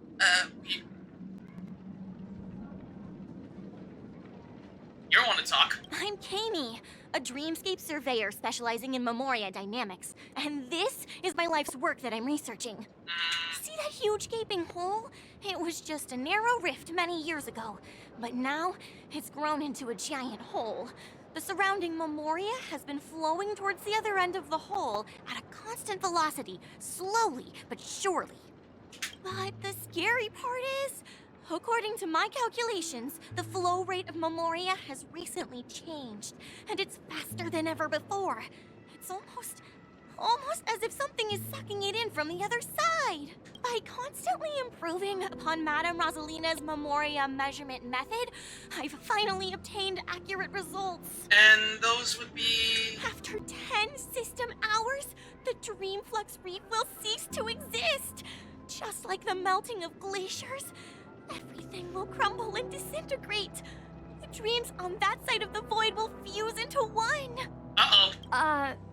Please don't worry. This sort of thing has happened many times before. Miss Kami isn't a bad person. She's just a bit lost in her own world. She'll probably realize she's wrong soon enough. Sure. You don't say. There was something else that piqued my interest. Who is Madame Rosalina? Also, that name sounds oddly familiar, actually. Oh, do you know her too? Or are you also a fan of Memoria Dynamics? We're very interested in Madame Rosalina's achievements. Could you tell us a little more about them? Why, of course. She's an excellent scholar of Memoria Dynamics, and the first person to apply Memoria rate measurement methodology on interstellar travelers. Regrettably, due to the presence of the Garden of Recollection, ordinary people don't pay much attention to the nature of Memoria.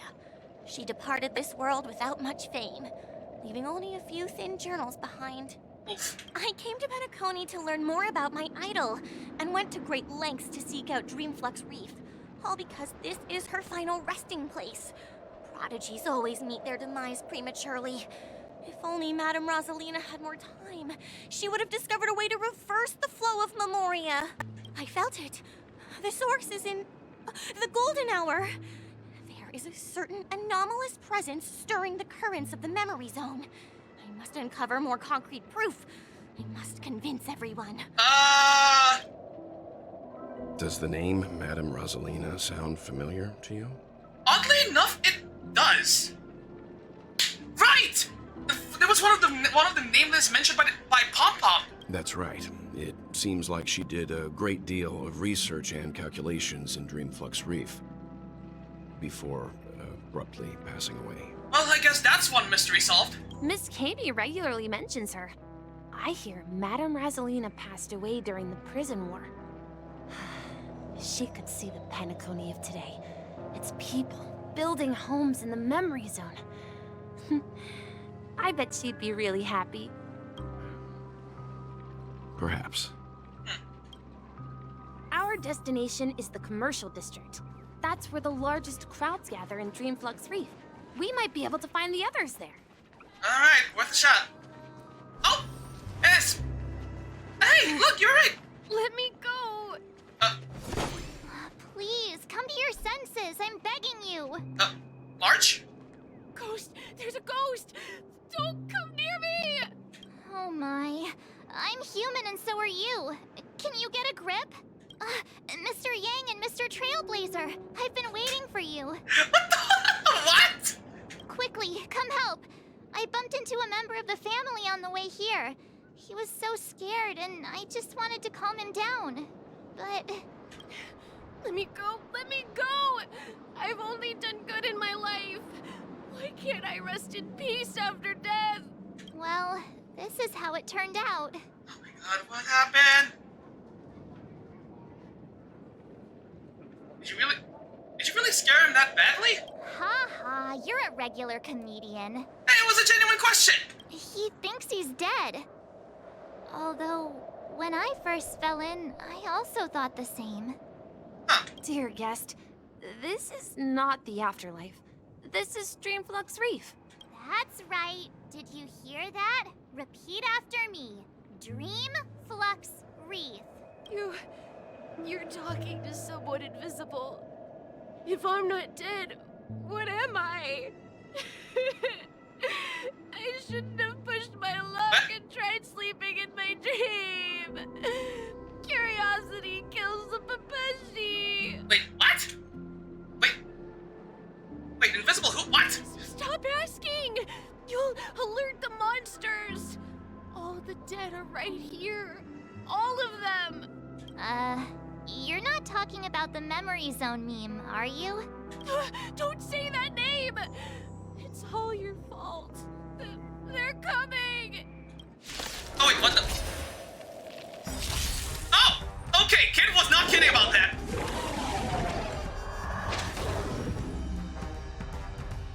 I sense a storm. Ah! The kid was...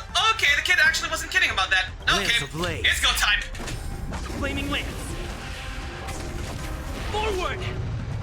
It's also actually really funny that I have Gallagher in my party. Heaven surge. Dragon. This is so dumb. So, you in the mood? Yeah, beat him in the shades! Ow! Fracture! Oh, man! Leave the rest. Calm your body and mind. Ah, got him. He passed out. His intense negative emotions attracted the nearby memory zone memes. Oh, boy. I see. But why aren't the other people around here scared? Maybe they simply got used to it? Unlike in the Sweet Dream, people here don't see Memory Zone memes as dangerous monsters. And even if they pose a threat, people can easily escape by forcing a wake-up call. I'm guessing this poor little guy over here didn't get the memo. But we can't just leave this man here. Can we take him somewhere safe? We probably should, yeah. We can ask Jesse for help. I've gotten to know many locals while waiting for you guys. Okay, how long was I out? Everyone here is living a self-sufficient life. I don't know how to describe it, but this place feels like the real dreamscape.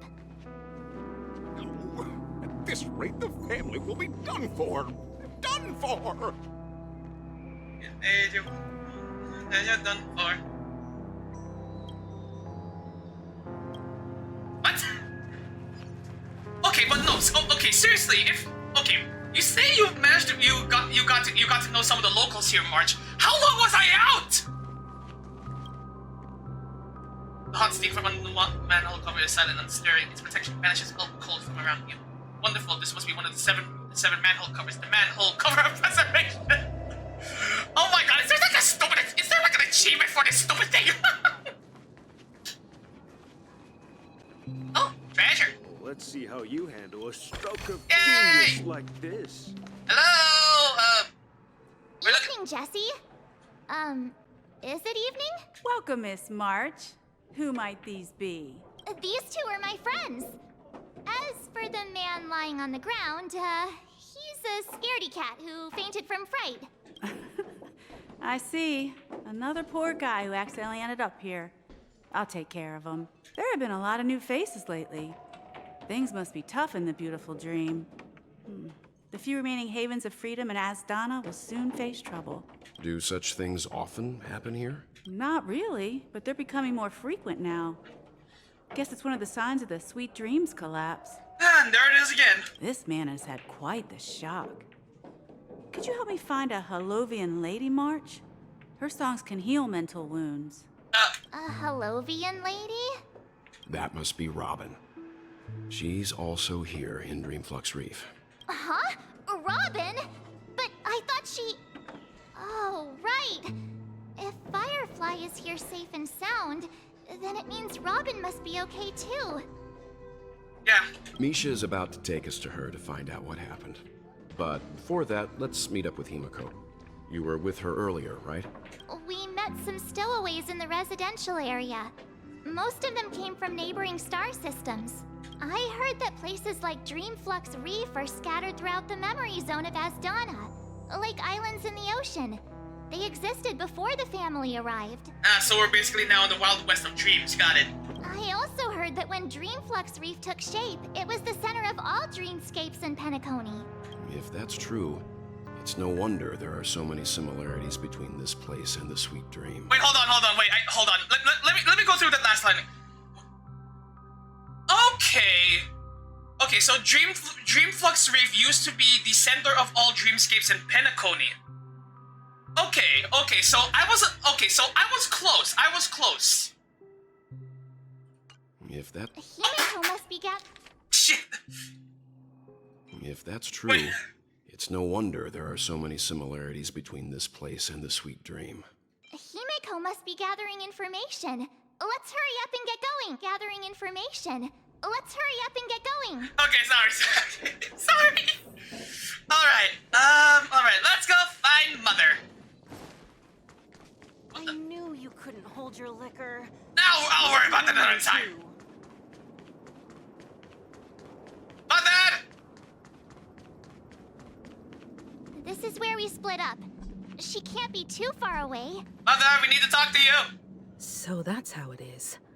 I Oh, never hello. imagined we'd gather the remaining details here. Hello, who is this?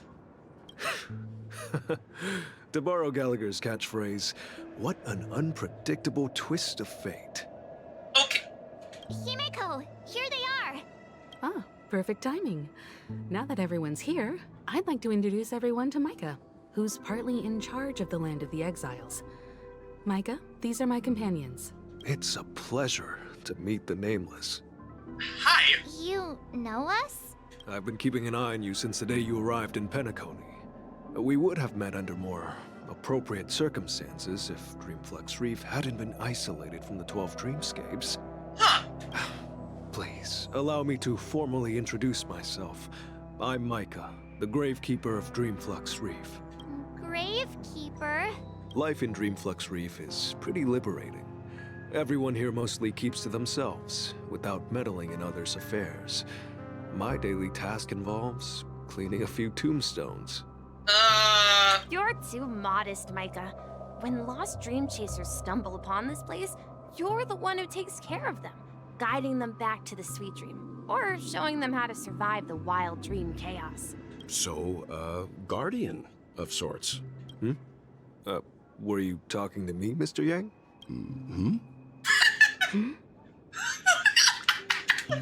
On that note, Mr. Mika, which tombstones are you referring to? We didn't come across any graveyard when we arrived.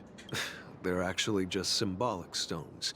But since you're curious, Mr. Yang, I'll take you there. I have a feeling you might find something of interest there. But before that, you have an important guest joining you. An important guest? Who could it be? This way, please. The roads here in Dreamflux Reef are a bit run down, so watch your step. And then the Trailblazer proceeds to trip. This place was all hustling and bustling.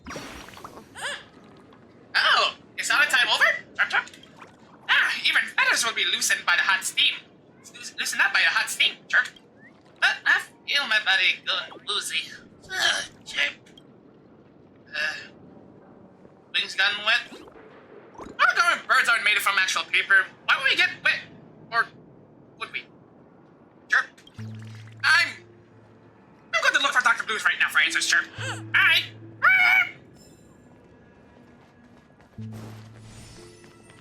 I swear to God, if we're actually meeting up with Robin, I might actually lose my mind.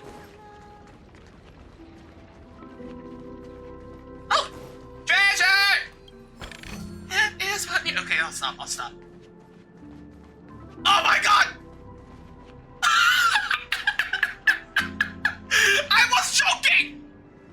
I was joking, for fuck's sake! Okay, so now we actually meet. It really is her. Miss Robin! I was joking! Everyone sang so wonderfully. It's not often that I tried this music style, but I've gained some valuable insights from it.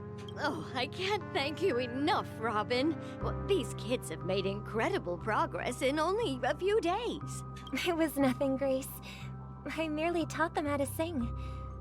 It was you who brought hope into their lives. Life must be quite difficult for them in reality, I imagine. That's right. Whenever it's time to say goodbye to these kids, they're reluctant to leave. But I've explored every corner of Dreamflux Reef. Talked to everyone I met. And they all told me the same thing. This shattered dream is not worth clinging to. It seems you truly are a child of the Harmony. Emma and Andy are orphans I took under my wing. Carol there, with her blind eyes, used to work at a nutrition center in the outer ring of Penacony. And as for Gary, He's been living with autism since he was a child. They're not old enough to enter the sweet dream managed by the family. Y'all, is this the first time that someone in Star Rail has been explicitly confirmed to be in the spectrum? Because I, for the life of me, cannot recall any other time where a character, NPC or playable, has been explicitly stated to be in the spectrum, or anything like that. If we compare people to birds, these kids are like fledglings with impaired wings.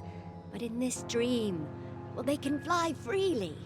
Even if they stumble along the way, well, they're still relying on their own strength. And me, an old lady with no legs. Well, without this dream, I couldn't even walk toward them. I'm glad that you found a new life here in Penacony. It's just... Don't worry, Robin. Dreams have their significance, but they aren't everything. Both the children and I understand this. No matter how long we fly through this dream, we will one day return to reality. We gotta wake up sometime, yeah. But you know what?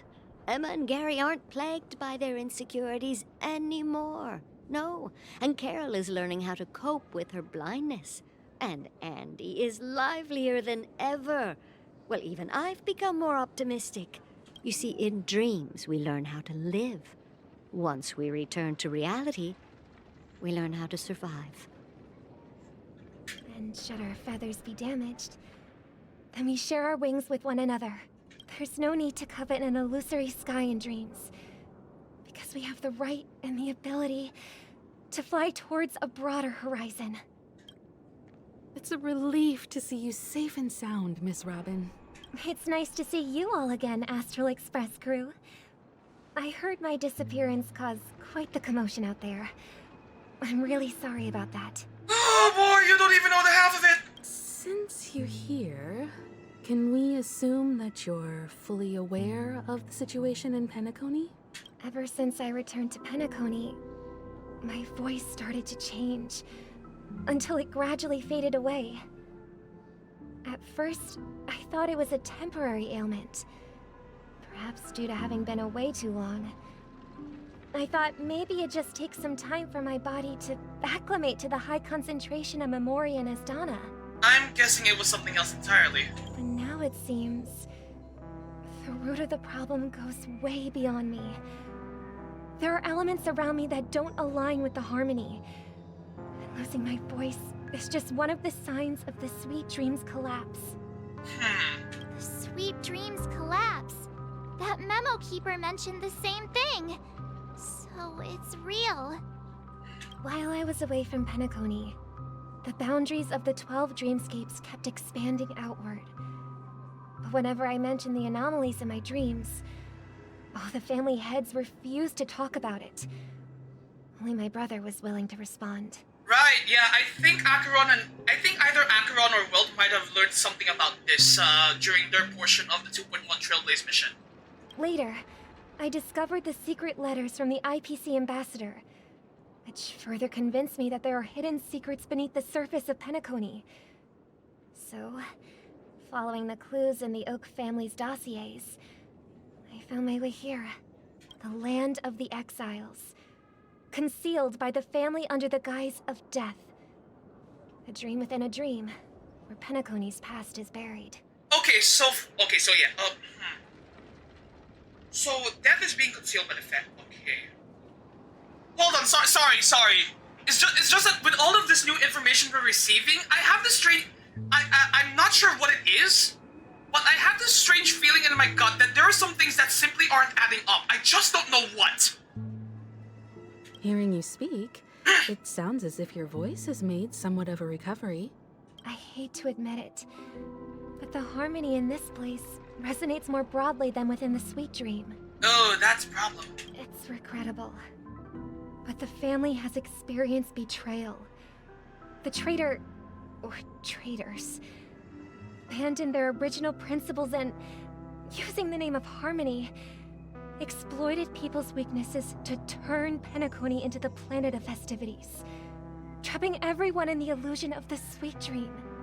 This is not the strong defending the weak, but rather the strong exploiting the weak. A world without equality won't ever be favored by the harmony. And naturally, those voices blessed by them have lost the ability to sing. Ah, okay, so this is basically dream capitalism, got it. Could there be another force influencing the family's shift in philosophy, Miss Robin? Considering what happened with Acheron, it's difficult to conceive of another entity within the realm of the harmony capable of influencing everyone. Unless a power surpassing that of an emanator is involved. I'd heard about what happened to the Xianzhou Alliance. But as far as I'm aware, the family hasn't faced any such external interventions. Who knows?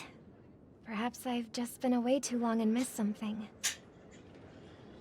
I swear to God, if this entire mess actually turns out to be another plot from the goddamn Antimatter Legion, and we end up running into another Lord Ravager, I might actually lose my goddamn mind.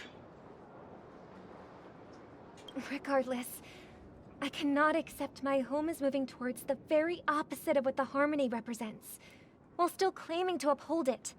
I must uncover the reason why Mikhail cut ties with the family, and who exactly it was who betrayed us all.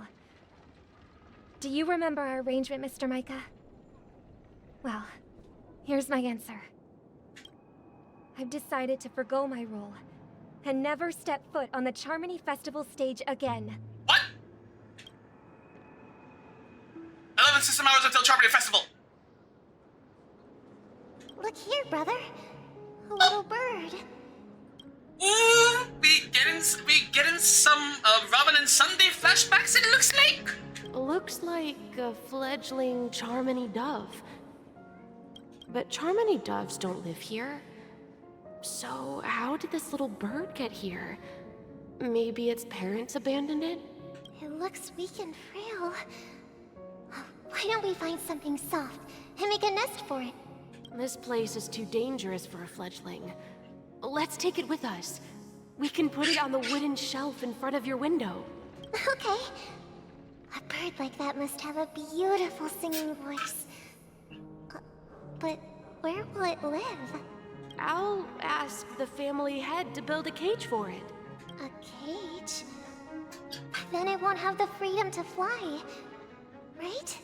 Let's see. What is it that has captured the attention of the two best interpreters of the Great One? To the point that they've forgotten how to enjoy their dessert.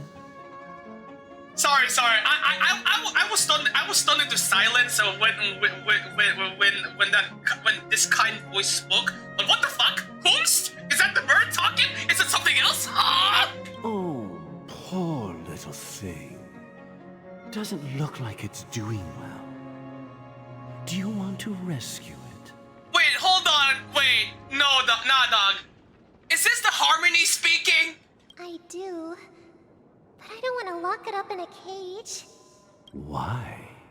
Even if it's small and not fully feathered and can't sing. I didn't come into this world just to be locked up in a cage. Birds. They should be flying free in the sky. That's quite the romantic idea. And what about you, a young scholar? Do you agree with your sister? I think she's right. But if we leave it out in the wild, it won't survive for more than a few days at best. Ah, I see. It seems our little scholar is still a bit unsure. Well, let me tell you youngsters a story. As you probably know, Charmony doves can fly through the air. When they fly really high, the friction caused by the flapping of their feathers against the atmosphere creates amazing lights, so that they look like shooting stars. We've seen this spectacle so many times that we think it's just something they can naturally do. But that's not the truth. Their radiant display is the result of countless struggles against nature over generations. Their ancestors were too weak to survive on the ground, so to escape predators, they started seeking new opportunities in the air. Wait, hold on. Wait. Hold on, let me go through those last 3 lines again. Charming doves fly through the air when they fly real high. Cosmic flapping of feathers against atmosphere creates amazing lines. Okay, shooting stars. Spectrum so many times, something they can naturally do, but as the truth, radiant display is a result of countless struggles. Okay. Hold on, sorry, I'm trying to absorb, process what the fuck, this kind voice, whom I'm currently assuming is actually the Harmony, is trying to say. Okay, so basically, just something. Okay, what we immediately see is not necessarily the truth. What we it's this radiant display result of struggle over generations. Those who came before too weak, they evolved. Okay, so basically evolution stuff. Got it. After countless attempts by many generations, one of them finally figured out how to fly. It soared into the sky and never looked back at the ground again. So, you mean birds aren't born to fly, but they find a way to do it through their determination, right? Well, that's an idealistic way of putting it. So, what are your thoughts, Sunday? I think people believe birds are meant to fly because they've never seen those birds crashing to their death. That's an interesting perspective. So, have you decided what to do with the bird now? For now, I'll keep it in a cage until it can take care of itself because I want it to live, no matter what. The fact that this is highlighted means this is probably going to be important for later. Well said, kids. It seems each of you has found your own answer. Your insights are truly remarkable. And I hope they come true in their own way. We will take good care of it, won't we, brother? Yeah, but Mr. Gopherwood, there's one thing I don't quite understand. And what might that be, my son? What if this little Charmony dove never learns to fly in the end? I mean, if there are fledglings in this world that can never fly throughout their lives, should we let them go back to the sky, only to see them crash to the ground and die? Huh. Talking in your sleep, Birdie? Time to wake up. What the fuck? I said, oh, okay, so we stealth shifted perspectives to Sunday and Gallagher. Okay. Huh? Need a hand? I'm still alive? Yeah. Happy about that. Where is Robin? Tell me. Now. I knew that was going to be the first thing you'd ask. Don't worry, your sister is here, safe and sound. She's probably walking around the streets now. If I were you, I'd be more worried about myself. After all, right in front of you is the guy who just stabbed you in the chest with a dagger. If you wanted to kill me, you wouldn't give me the chance to speak. Just tell me your demands, lackey of the Watchmaker. So, you figured out who I am, huh? No wonder you had the guts to go against the Dream Master and the Four Families. Looks like I made the right choice. Ah, okay, so the Dream Master and the Watchmaker are two different entities. Okay, got it. Choice? You are aware of my plan and see through my act. Time is running out, so let's drop the charades. Oh? I'm suggesting we cooperate. Cooperate? What makes you think I'd cooperate with you? The fact that the famous Robin has chosen my side. Plus, some clues about a traitor and a bright future for Penacony. Any of that catch your interest? I find it hard to believe a man who's full of deception. You know what? Fair point, Sunday, but honestly, on one hand, fair point, Sunday, but on the other hand, who the fuck are you to talk? Fine. You don't have to trust me. What you should trust is the sense of justice inside of you. Show me Robin first. All right, as you wish. Here she is. Huh?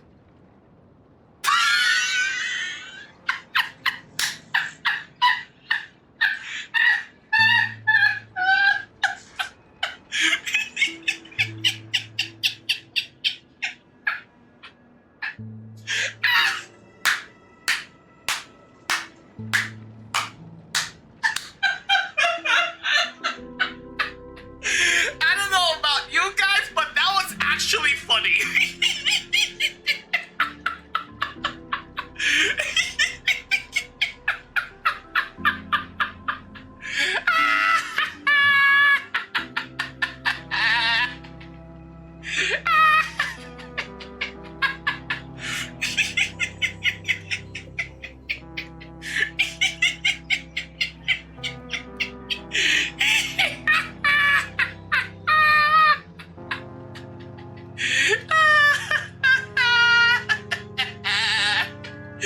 Oh, this is so dumb.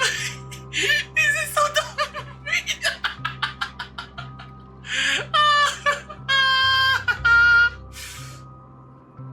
What's your trick this time?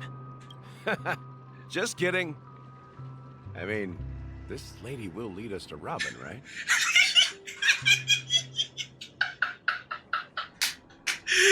Gallagher's really just rolling with the punches.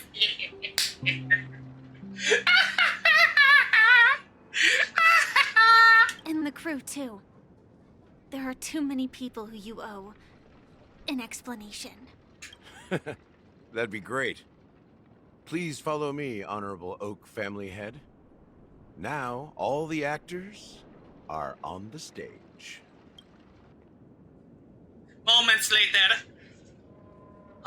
This is the monument I mentioned earlier.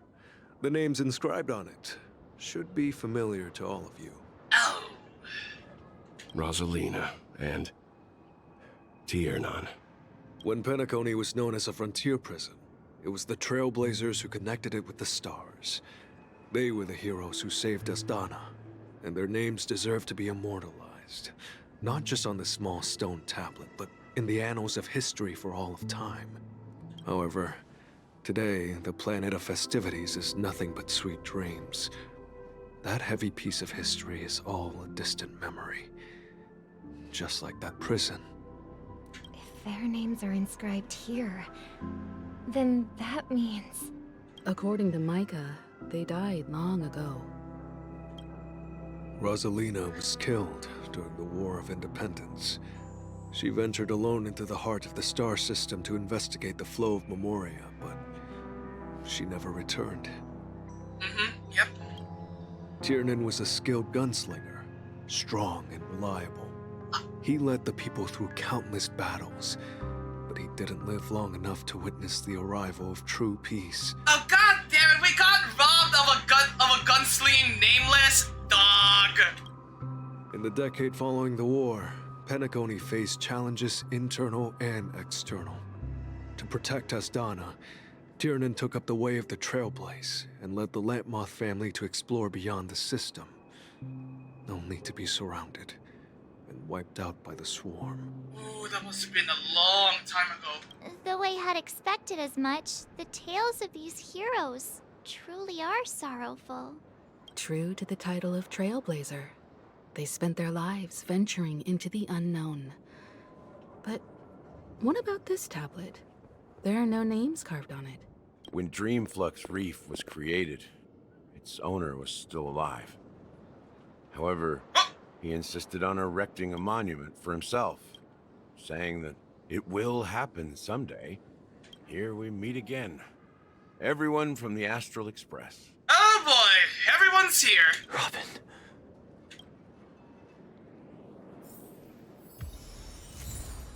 Speedy Hams. Woo! Okay. So, things are happening. Okay, before we actually talk to Gallagher, let's talk to these other folks first. Well, I did my job. I gathered everyone here. Gallagher will explain the rest to you. Take care. Thanks, Micah. Alright, Isha? Huh. The atmosphere sure is livened up with all these people in here. I won't argue with that, no. Firefly? I brought Gallagher here. It's time to face the truth. Damn straight. But, give me a moment, I just want to see how these two are. Yo, what's up? There's no need for words. You're safe. And that's all that matters. Alright, Gallagher. Explain, now! I promised to give the siblings some privacy, so let's talk about our business first. What do you say? That sounds sensible enough. Since you went through the trouble of gathering the family head, the crew, and the Stellaron hunters, I'm guessing you have something important to say, Mr. Gallagher? Oh? Is it that obvious? You think? The look on your face is practically screaming, I'm the one behind all this. You're right, Mr. Yang. It is indeed time to come clean on everything. Ain't you better? The siblings already know what they need to, and they've made their choice. But you, Nameless, arrived a bit late. So it's only fair that I answer your questions. Before we begin, let me reintroduce myself. I'm the founder of Dreamflux Reef, the deputy of the Watchmaker, and the one who sent out that invitation. As Gallagher, the history fictionologist, I humbly extend my greetings to you all. Hold on! Wait. Okay, I remember the faction. I know that the history fictionologists are an actual faction, if only because of the simulated universe. Hang on. I need to confirm something. History fictionologist. I know I'm risking running into spoilers here, but,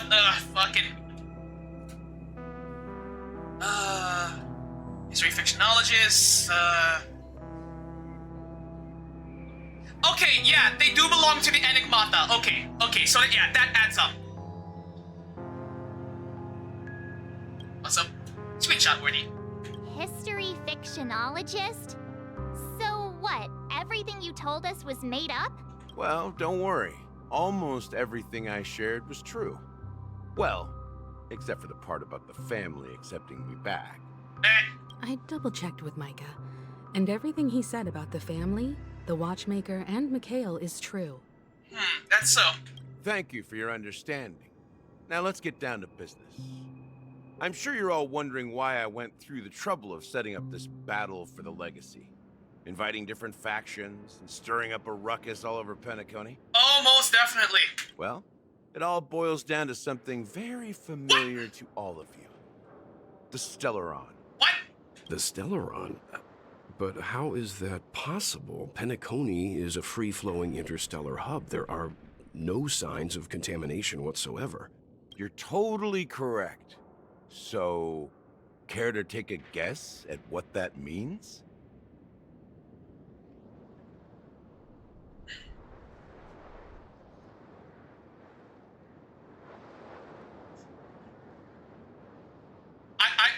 Either the Stellaron's been sealed or someone's manipulating it? How keen. Well, what should I say? I expected nothing less from the person here who is the most familiar with Stellarons. Oh, shit! The sweet dream doesn't come out of thin air. If you think of the memory zone as the sea, creating the land of the dreams is like filling that wild ocean with earth to make an island.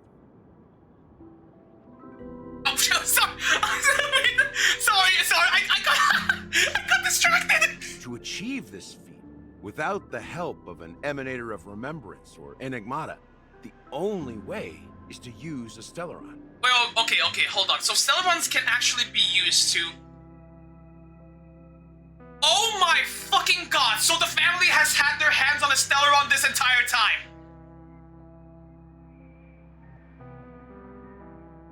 Motherfucker! Although now the question is, who in the family has it? And that's not something you can achieve with a simple wish. It requires vast quantities of knowledge. Wait. Wait, the sweet dream doesn't come out of thin air. If you think of the memory zone as the sea, creating the island of the land of dreams is like... Okay, so literally someone in the family straight up used a Stellaron to create the sweet dream. Basically, the dreamscape, the Penacony dreamscape, we're more familiar with since 2.0. Motherfucker! Time and manpower. I'm sure you get what I'm hinting at. In Asdana, the planet of festivities itself is a Stellaron disaster. Oh, shit. The planet of festivities itself is a Stellaron disaster? That would explain the whole collapse thing. It all started a long time ago, back when the Watchmaker and his crew liberated the frontier prison. They faced countless challenges as they began building Penacony from the ground up. That's when the idea of using the Stellaron came into play. Oh my fucking god. The Stellaron first entered the Asdana system during the war. The Nameless warned everyone against the folly of attempting to tamper with such a power, and most heeded their words. But there are always people in the shadows with ulterior motives.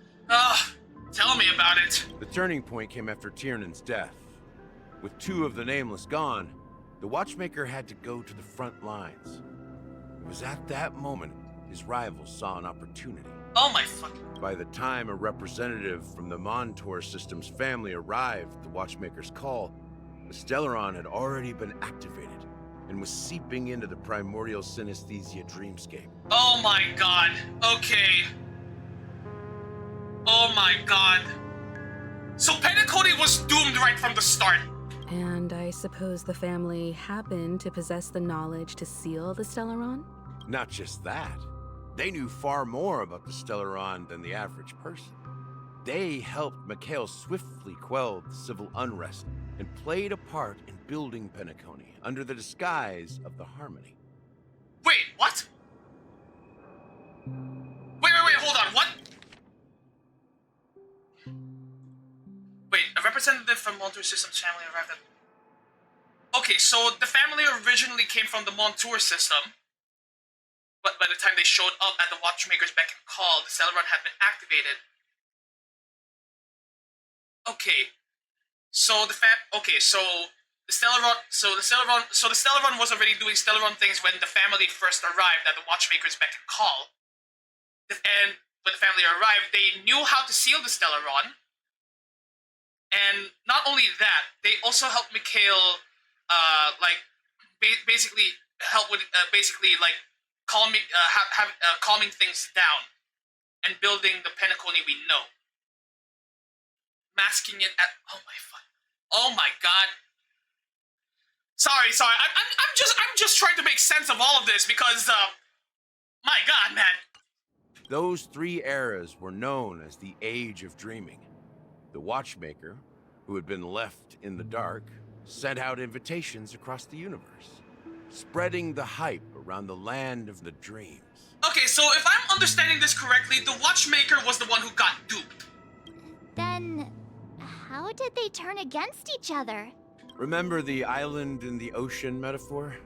The truth is, the Stellaron was never truly sealed. Of course it wasn't! It existed in a different form within the dreamscape. Think about this. What would it cost to create and maintain such a lavish dreamland? I'm just gonna guess a shitload of energy. It's people's lives. The opulent dream is built upon the decay of spirits, with a toxic elixir called pleasure flowing through the dreamscape. It tempts people to indulge in the dreamscape, And gradually, their minds succumb, becoming nourishment for the sweet dream. Oh no. If he's referring to what I think he is, then oh my god, yep. Penacony was fucking doomed right from the start. Confusion, laziness, and cowardice. Weaknesses that plague humanity were magnified and nourished by the family. Penacony became a new kind of prison, even more impenetrable than the previous one. Sadly, we realized this far too late. By then, the family had a firm grip on Penacony, swiftly quelling any opposition that arose. At my wit's end, I had to use the power of the Enigmata, and sought refuge in this chaotic realm. Over the years, I created a meme within this dream for our use. I'm guessing you're referring to death with this. Dormancy. That's its real name. Oh! We exploited a loophole. You see, regular people can't fall asleep again while they are inside the dreamscape. Ah! Oh my god, wait!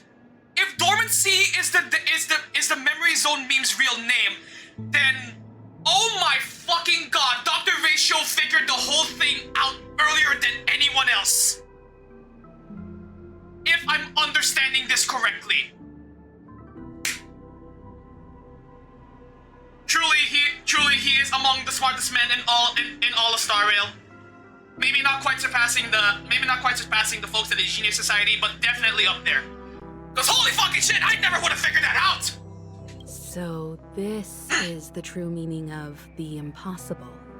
You sent out invitations in the Watchmaker's name to find forces capable of resolving the Stellaron disaster and draw them into Penacony to uncover the truth. It's not just that. Above all, I wanted to see what happens when the major factions engage in a struggle for the legacy. Since this is the Watchmaker's first announcement in decades, the traitor within the family is bound to reveal themselves. So, the legacy is just a facade. If you want to consider the Stellaron as the legacy, I'm totally fine with that. Honestly, yeah, that was my line of thought ever since the Stellaron was mentioned as well, yeah. If that's the case, where is the Stellaron now? That's a question for Mr. Wings. The Stellaron is still under the family's control, and as the head of the Oak family, I'm sure he holds all the answers. And, I have a feeling he's not gonna give it up that easily. Okay. Go ahead. I'm sure Mr. Wings holds all the answers. Firefly? As I suspected, the core of this issue lies within the Stellaron. In the end, everything ties back to the cancer of all worlds, mother. You all look quite serious. Is there anything I can do to help? Thanks for the offer, Misha, but honestly, I can't think of anything right now. Anyway, Sunday! We have words. Are you done talking? So, will you tell us where the Stellaron is? Sunday? It is the Penacony Grand Theater itself. Oh, that sounds big. As I suspected, it's the embodiment of the family. The edifice that first materialized within the sweet dream. That's what turned Penacony into its current state. As for the person who employed its power, it is in fact Mr. Gopherwood, the current Dream Master. Ah! Well, that was easier than I thought. Did you conduct your own investigation already? As a matter of fact, Gallagher, he did. At least as far as I know. Correct. Oh, yeah. When I was trying to track down the person who murdered my sister, apart from you, Gopherwood was my second suspect. That would make sense because Gopherwood has known Sunday, and judging as that flashback indicated, Gopherwood has known both Sunday and Robin since they were kids. Confronting me first turned out to be a smart move on your part. I didn't have other options. The Dream Master has been elusive, and even the heads of the families can hardly get an audience with him. Funny how all of that lines up, huh? Moreover, Mr. Gopherwood has been kind to my sister and me. And I didn't want it all to end like this. What do you mean by that? To be honest, my brother and I are also victims of the cancer of all worlds. We grew up as orphans, and were adopted by the family when they came to help. Mr. Gopherwood recognized our potential and brought us to Penacony. But I can't just stand by and watch Mr. Gopherwood become an enemy of the Harmony. I won't use my voice to support an evil cause. Oh! Oh shit! Wait, hold on, guys. Sorry, hold on. I'm gonna have to call a quick break. I gotta take care of something downstairs. Be right back.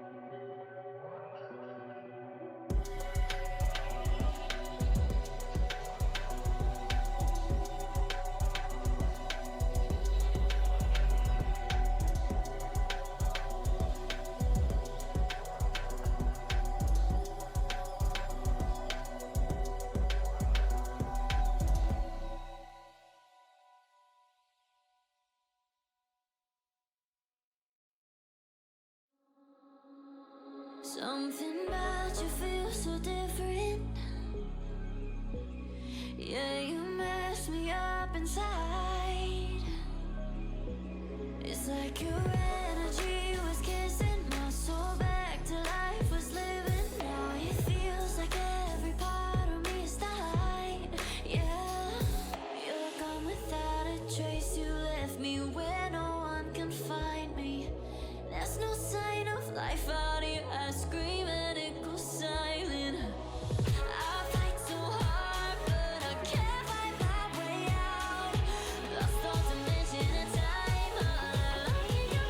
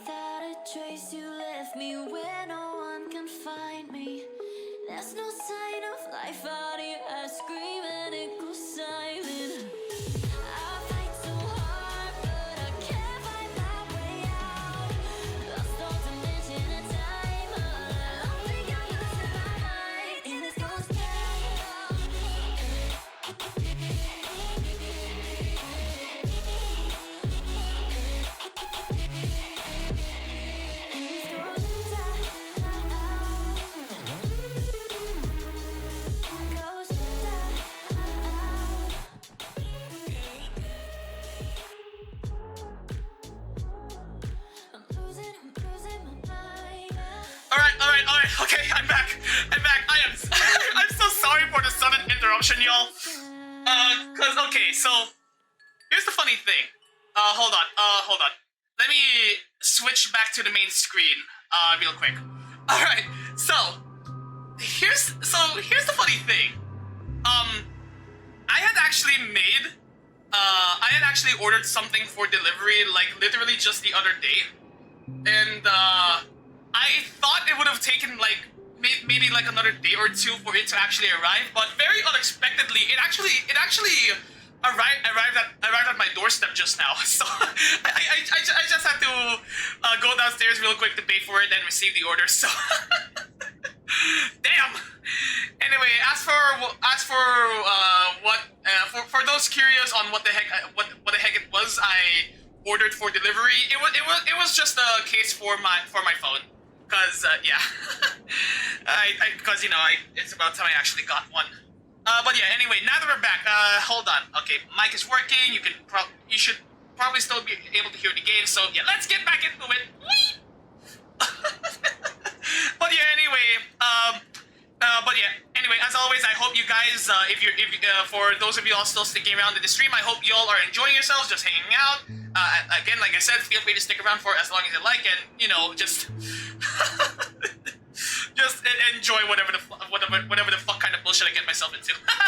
Anyway, back to Trailblaze mission things. I won't step on that stage and sing, no matter who the traitor is, or what orders they give me. I won't let the Charmony Festival become an event that destroys harmony itself. Hell yeah, tell him, Robin! For the paradise in our dreams. Indeed. For the paradise in our dreams. Okay, hold on, sorry. Sorry. I don't know why, but I'm still getting some weird vibes from Sunday, especially with his tone of voice. As the head of the Oak family, I'm responsible for ensuring Penacony's promising future. Robin and I will head into the sweet dream and confront the Dream Master. And if it turns out that the family has truly strayed from the harmony, I'll fight alongside you. We'll put the Charmony Festival on hold and make sure Mr. Gopherwood pays for his blood debt. We'll be holding you to that someday. The enemies you are about to face aren't like this old dog here, who can barely even bark. Since our interests are aligned, why don't we team up? Maybe, just maybe, we'll have a shot at success. There are strength in numbers. We have always been following in the footsteps of our nameless predecessors, and there's no reason to stop now. Damn straight. Yeah, we Nameless won't back down from a challenge. Isn't that right, Mr. Trailblazer?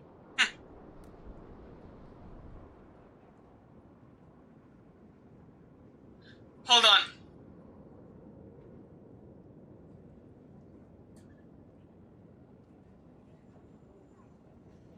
Yeah, no way in hell we're back at them now.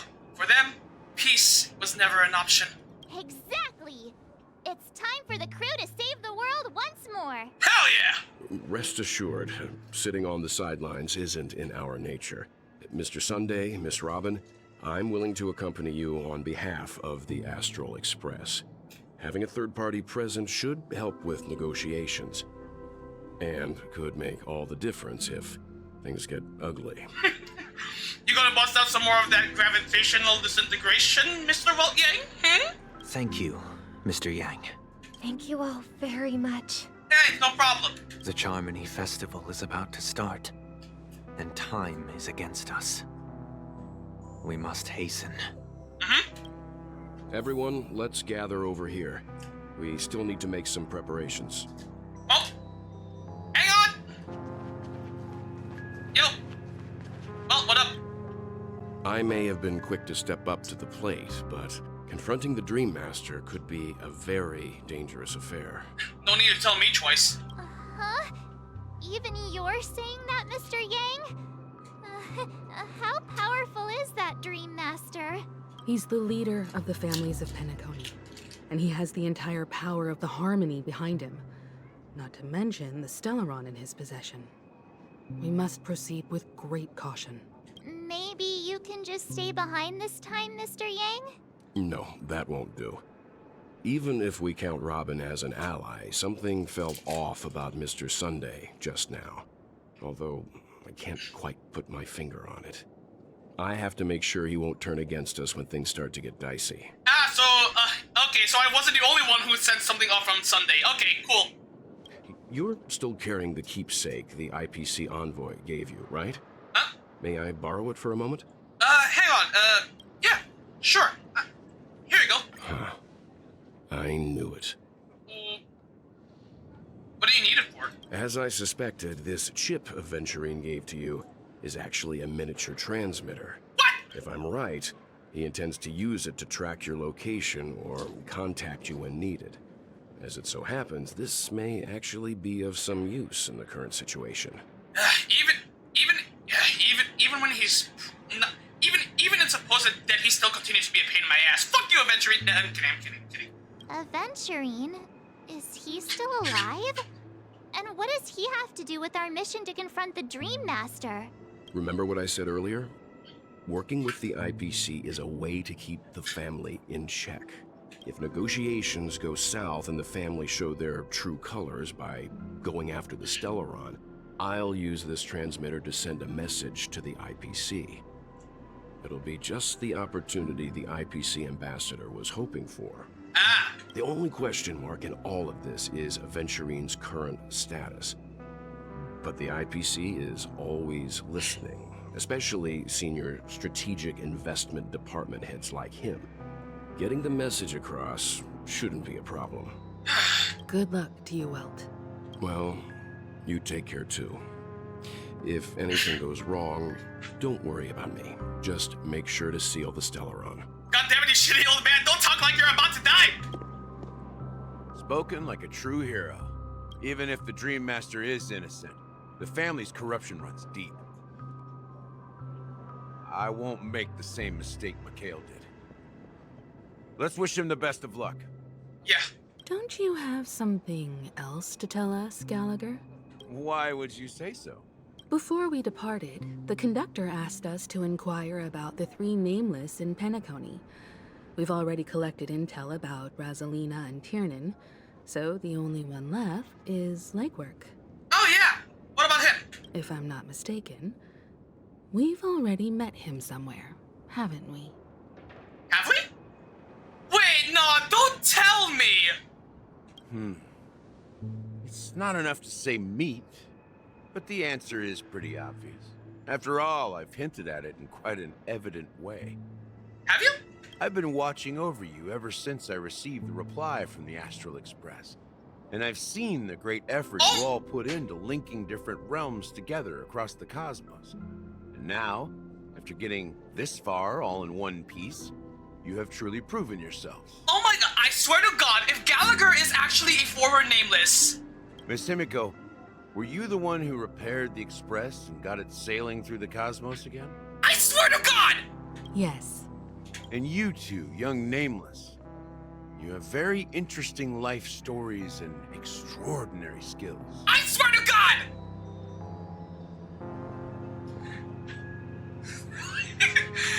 Of course, my reputation precedes me. Believe in the galactic baseball supremacy. Booyah! What? Hey, you can't just make up titles like that. Hey, I'm not making it up! You're full of energy. Please send my regards to the conductor, Pom Pom.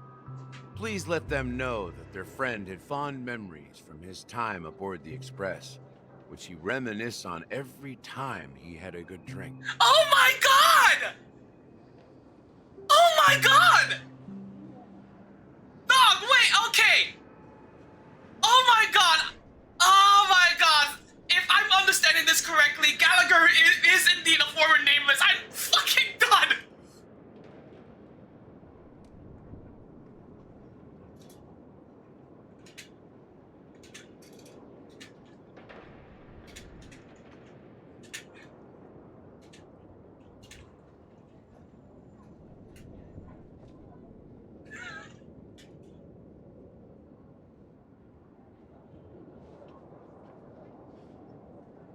As for the last nameless, he embarked, disembarked, and embarked again, traveling in a great circle ending up back where he started.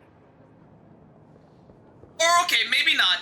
On his deathbed, he told me to find the Astral Express and deliver an invitation to the future Nameless. He left behind a special gift, a true legacy. Something that belongs only to the successors of the Trailblaze. Oh wait, hold on, okay. My friend had fun. Nameless, disembark, embark again, traveling great circle. Find Astral Express and deliver an invitation to the future Nameless. True. Come with me. Now is the time to reveal it. Oh boy, what could it be?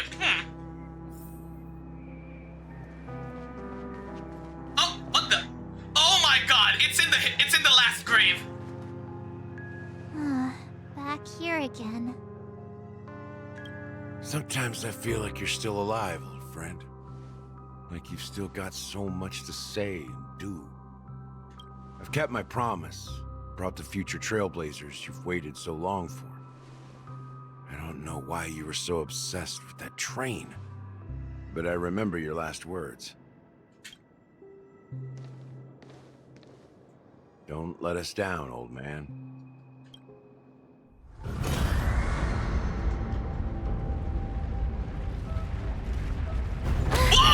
What's happening? What the? Oh! Cutscene! Oh! Whoa! What the fuck? Hello? Who's the fuck? Ah!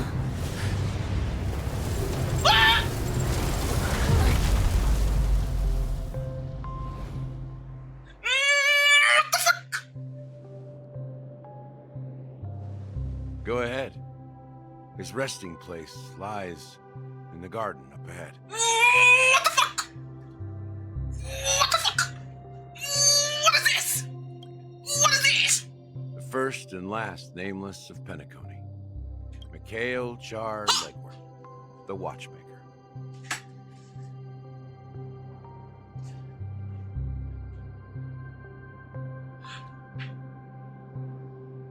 Oh my God, okay!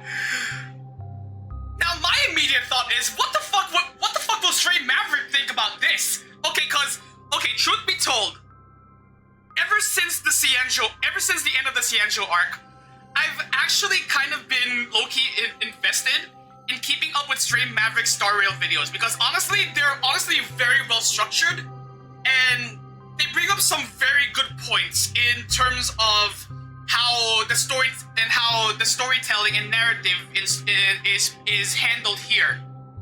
And the reason why I got so invested was because of my problems with the Cianjo arc. And at the time, like I was just really happy that there was someone else that just really didn't like how the Cianjo arc ultimately ended up.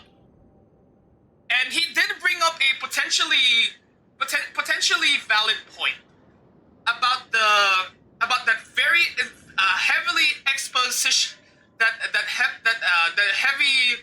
heavily expository conversation with Gallagher back in version 2.1 about how him talking about the watchmaker, the Mikhail being the watchmaker, being the watchmaker, very nearly ruined the Penacony arc.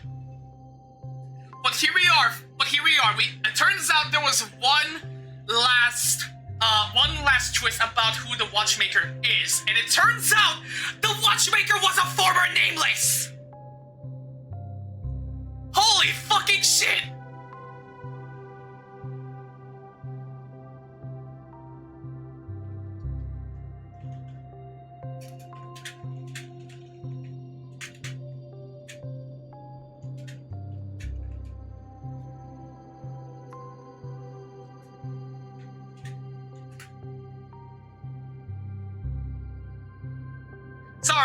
Sorry, I need a moment to process. Holy shit! Holy fucking shit! Ah! Goddamn!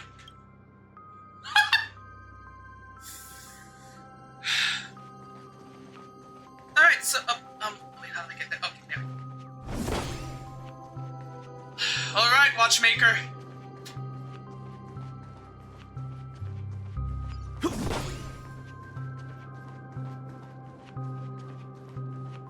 Genuinely though, that's actually such a cool twist.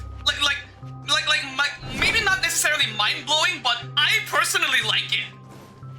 God damn.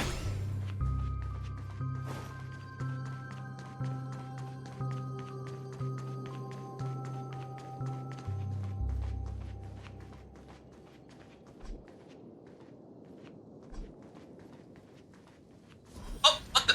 Hello?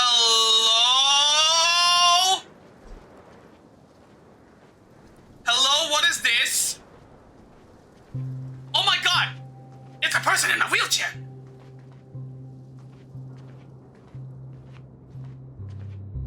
Hello? Beneath the sea surface of the memory zone, in a garden closest to the full moon in the water, an elderly man rests on a recliner, enveloped in utter silence. The watchmaker, Mikhail Shard-Legwork, has passed into that endless, timeless dream, where no sound could ever awaken him. Sure enough, the watchmaker is the third nameless. Even I could guess that one. Oh wait, hold on, I recognize that hat! I recognize that hat! The legacy he left behind was a dream bubble. I believe inside that bubble, there's something that holds meaning only for the nameless. I'm guessing this is the watchmaker's actual legacy then. After all, when I checked its contents, I found nothing inside. Maybe some Trailblaze runes? Even more mysterious than me. Well, let's have a look. Alright. As the words cease, Himiko nods ever so slightly in her direction. You take a deep breath, steady your mind, and turn your gaze towards the watchmaker.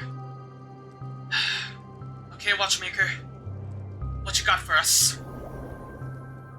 You press your hands against the dream bubble and the thick, viscous memorial converges under strain and stretches outward from your fingertips. As if weaving a delicate web, it gently cradles your palm. A chill travels from your fingertips, carrying with it a myriad of vibrant and intertwined memories, as experience would suggest. But this time, you see nothing at all. Okay, just try focusing. The dream bubble is clearly extraordinary. Perhaps the approach was wrong, you think, holding your breath and closing your eyes. With one knee on the ground, you press your forehead against a thin film coated in memoria. Yet before you, there remains an abyss of darkness. No crimson sun descending upon snow-capped mountains. No gentle laughter. No twinkling stars. No echoes of swords clashing. And most of all, no traces of Trailblaze. There is nothing. And nothing is there. Indubitably, this is but an empty dream bubble. Wait, what's going on? Seriously? There's nothing inside this dream bubble? The legacy is actually the hat, isn't it? How could a dream bubble be empty? Just as I suspected. That old man always had this strange belief in the nameless and the Trailblaze. And I never understood where he got that confidence from. Especially since he never managed to get in touch with the Express while he was alive. I could never figure out what was going on in that old man's head. But this empty dream bubble is so typical of him. He was always full of weird fantasies and incomprehensible romanticism. That mischievous old man. Well, I didn't expect him to leave anything concrete behind anyway. Don't think that's the case, Gallagher. I'm sure Mikhail has left us the most precious thing of all. Don't start getting all philosophical on me, all right?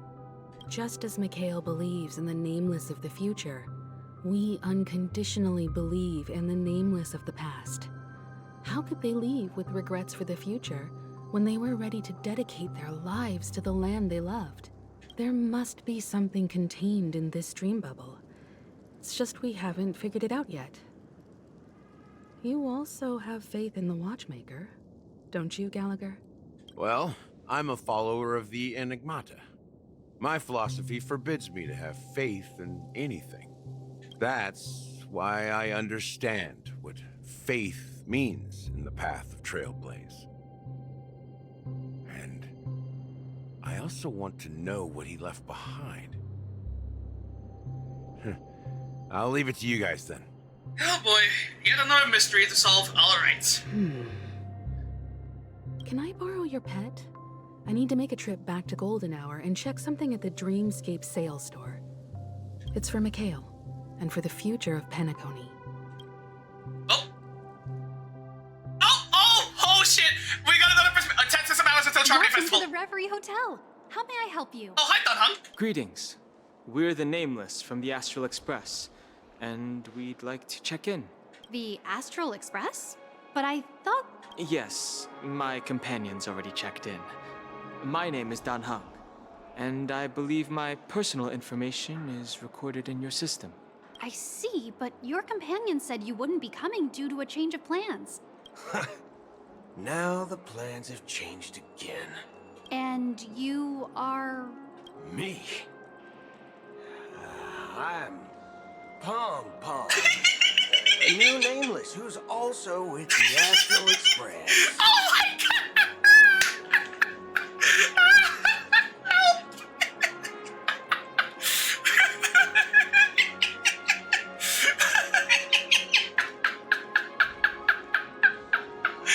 Okay, whose bright idea was this?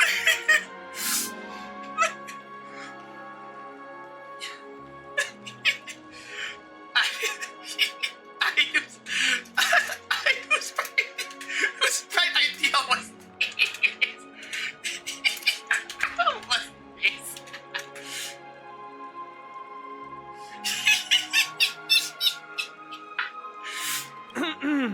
He's my fellow Trailblazer.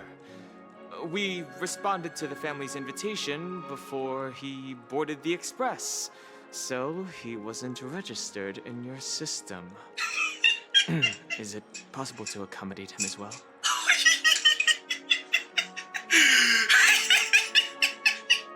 You know what? Just for shits and giggles, I'm gonna roll one deception check for Boot Hill and Dunhung each. I imagine they're both relatively intelligent men, Dunhung more so. So I'm gonna give them both an intelligence score of 14, at least for his check. So, oh wait, actually no, just to make it even funnier, I'll let Dunhung have the 14 score, have a score of 14 because he manages databanks, so yeah, and he knows stuff. And Boot Hill, yeah, I'll just leave him with a 13. Yeah. Alright, so starting off with Dunhung. He's got a total of 5. Meanwhile, Boot Hill. Okay, Boot Hill fared a little better. That's a 14. Oh, I see. Another one of the Nameless had a similar situation. Seems like a lot of people are joining the Trailblaze these days. Okay, clearly the DC for this deception check was not at all very high. Since there's a precedent, it shouldn't be a problem. Just give me a second to contact your companions. Uh-oh. I'm sorry, dear guests, but it seems I'm unable to reach the other members of the Astral Express. What do you mean by unable to reach them? My apologies. This is the first time I've encountered a situation like this. Oh, However, Jay, hi! The system indicates that those guests are still in the dreamscape. Anyway, Jay, what have you been up to this whole time, man? But yeah, anyway, good to see you. Good to see you, man. How are you doing? I hope you have had a good day so far, yeah. How about this? Give me their room number, and we'll go check on them ourselves. I'm afraid that's not possible. I need to verify both of your identities before I can share any guest information. How about you just wake up someone? Let's say, Welt? I'm sorry, but there are strict rules regarding forced awakening. It Thanks, man. cannot be done without the Oh, you went to the clearance. mall! What did you... Oh, wait. I was about to say what you were up to there, but I'm gonna guess you were out there... You were there for another filming session. So nothing works, huh? What's your solution then? Are you saying we sleep here? At the reception? Please be patient. We need to contact your companions in order to confirm your identities. And now it seems you need to confirm our identities before you can contact our companions. It seems so. Oh, fudge. Look, nothing personal, but if you can't handle this, go find someone else who can. Okay? Oh wait, filming our next will be on the 28th. Ah, I see. So I'm guessing you didn't do. I'm guessing, judging by your wording, you didn't do any filming today. You just went to the mall because why not? Just chill day out, just having some fun. Okay, so no filming, just out. Oh wait, were you out with family, friends, just something like that? And actually, if you don't mind me asking, what were you up to in the mall? Yeah, again, if you don't mind me asking. Anyway, hold on. While I wait for your response, I'll just continue with the Trailblaze mission. And man, dude, not gonna lie, I wish you were here earlier because holy shit, there were quite a couple of interesting things that happened. Oh, you were just with family. I see. Okay. Well, I hope you and your folks had a good time. Please calm down, dear guests. I do recall that Mr. Sunday, the Oak family head, personally handled this issue earlier. Alright, awesome. Good to hear. Please wait a moment while I contact him. Oh, except Sunday is also... I don't think she's trying to give us a hard time. She really just doesn't know what to do. I have a bad feeling about this. You tried to contact them on the Express earlier, but they didn't respond. Something doesn't seem right. I need to leave for a moment. You can stay here with the receptionist. Sure thing. Just don't keep me waiting forever. Don Home seems pretty worried about his companions. I should give him some space. Stressing out about it won't help anything. Also, right, so Boot Hill, so this here is the other limited 5-star character to be released with version 2, with this new version of the game, Boot Hill. I actually briefly considered pulling for him, but I ultimately decided against it for two reasons. One, I don't exactly need another single target DPS character. That being, I don't really need another hunt character in my roster right now. And two, if I really want to build a physical hunt character, right? Yeah, Boot Hill is a physical type character. I do have Susha, but like I said, I don't need another single target DPS character in my roster right now. So yeah. But that said, the reason I did want to pull for him is because just look at him. He's a full-on cyborg cowboy, and I have been wanting, and I mean wanting, a gunslinger in either Genshin or Star Rail for a fair while now. Genshin more so, especially now that we have Boot Hill here in Star Rail. And the fact that we get to play as him here, oh boy! Oh wait, no, sorry. Okay, gotta make it a little more thematic. Yeehaw! Yeehaw! Yippee-ki-yay, motherfucker! Anyway. Man, we can't view detailed info on the man. Damn it!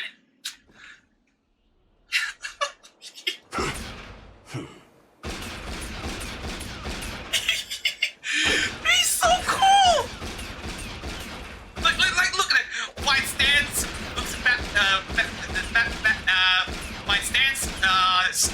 wide stance, flared hips. Yeah. Fuck yeah. He's so cool. Okay, but you know what? I actually should probably prepare a proper team for this man. All right, hang on. Okay. All right. I am aware that Boot Hill is focused on break damage, or at least benefits from it. So it would definitely bode well for him to have Ronmei on his side. If if I can find her. There she is.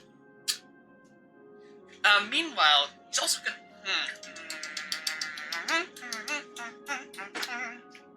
And you know what? Just continue the running theme of break effect characters. I'm gonna bring in Gallagher for this as well. Meanwhile,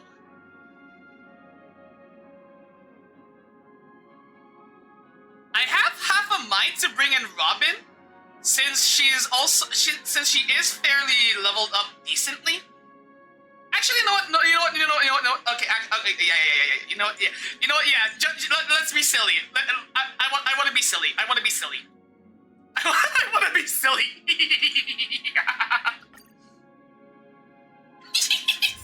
This is so stupid. Okay. But yeah, alright. Let's go ahead and level up some of Rabbit's relics a little more. Why don't we? Oh wait, no. That's already level 6. I should probably... Let's see if we can get this to level 9, baby!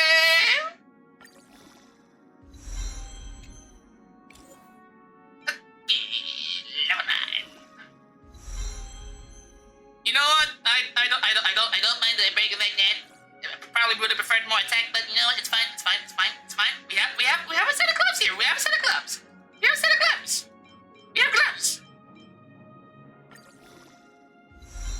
Alright. Yeah, more attack. Okay, good roll. Okay. I can jive with this. And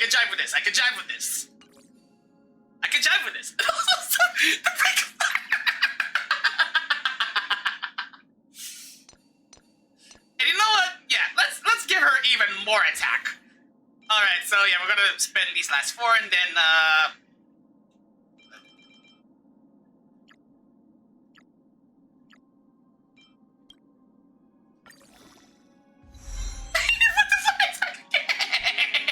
But you know what? That's fine. Like I don't think any of these other stats necessarily benefit Robin. So you know what? I'm actually fine with the flat attack because that's honestly all Robin really needs.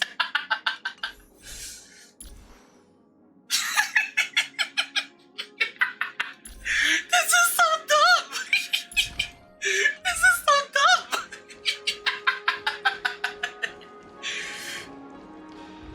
Why is there a record of your stay from last month? Oh, wait, right. We gotta attack the people. Hello, Miss Lady. The Harmony Festival is about to start. I'm so excited. Hey, you guys here for the Charmony Festival too? Well, I didn't come all the way here specially for the festival. Honestly, I don't really even know what it's about. But I heard it's a lot of fun. Oh, right, yeah, sorry, hold on, right, sorry, Jay. Anyway, if you're still here, feel free to stick around for as long as you like. Hope you enjoy whatever the fuck kind of bullshit I get myself into. Actually, hold on, how long have we been here? Oh, fuck, we've been here for 4 hours. You know what, maybe I can go for another hour or 2. Although, honestly, oh my god. Not gonna lie, how far am I into the Trailblaze mission? Goddamn.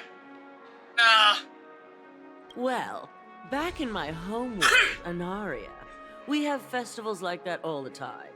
My dad threw me a birthday party one time that was just as extravagant as the Charmony Festival. Cool. Oh, come on. The Charmony Festival is a once-in-an-Amber-era event. How can a birthday party compare? Well, you never know, right? Maybe on her world, birthdays only happen once in Amber Era. Anyway, let's forget about that. Have you heard about the, unsettling things happening in the dreamscape? Unsettling things? What could possibly go wrong? It better not ruin the Charmony Festival. I've been looking forward to it. Relax. With a big event like this, there's bound to be lots of gossip and rumors. Don't worry. If anything does happen, the family will be on top of it. Oh, that's a relief. I didn't come all this way to see the festival go down the drain. Well, looks like I won't get any fudging clues out of these two. They're clueless.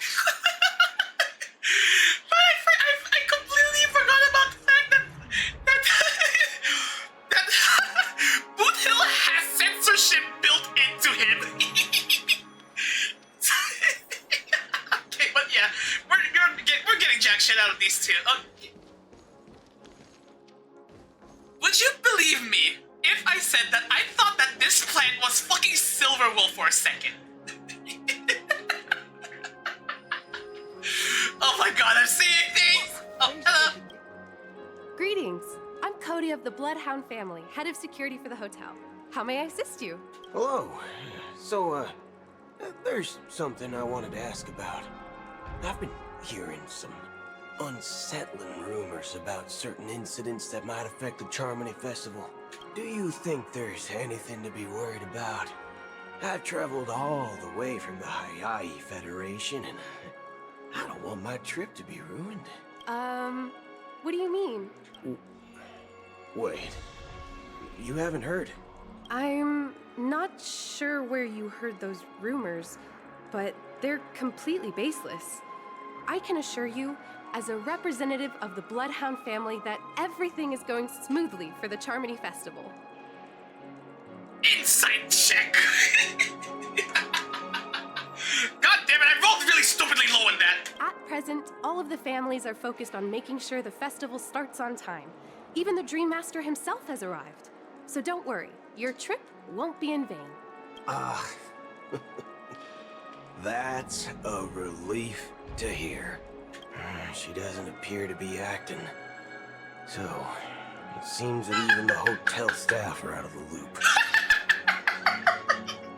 You wanna know the funniest thing about this reaction is? Like, this would actually be a plausible result. This would be a plausible reaction for someone making an insight check rolled, say, like a 5, or like a 5 or something. I say 5 specifically because that's what I happen to roll on my d20. So as far as Boot Hill is concerned, this Cody over here isn't acting sus. Back already? Hasn't she returned yet? Nope. I'm starting to wonder if sending her to Contact Sunday was a good idea. Neither the staff nor the guests seem to know anything about what's happening in the dreamscape, and wherever we go, all we see is people enjoying themselves. Definitely not a good sign. I agree. Another unusual thing is that the Oak family is supposed to be in charge of organizing the council and managing everything inside and outside the dreamscape. However, I walked around the hotel but didn't meet a single member of the Oak family on such an important day. Well, I'll be forked. If I remember correctly, the head of the Oak family is that Sunday guy, right? We shouldn't linger here too long. Let's go back to the Express for now. Not so fast. Have you ever robbed VIPC, bro? If you run away now, everyone will be chasing after you. Are you suggesting we sit here and do nothing? I wouldn't say do nothing. But let's stay put for now. Even if the family has ulterior motives, they couldn't have anticipated us showing up here. We're the surprise factor for them. Right, yeah. If we leave all of a sudden, it would only make us seem more sus. They don't want to attract unwanted attention from certain outsiders, so they won't do anything reckless. See? IPC lackeys are keeping a close eye on this hotel.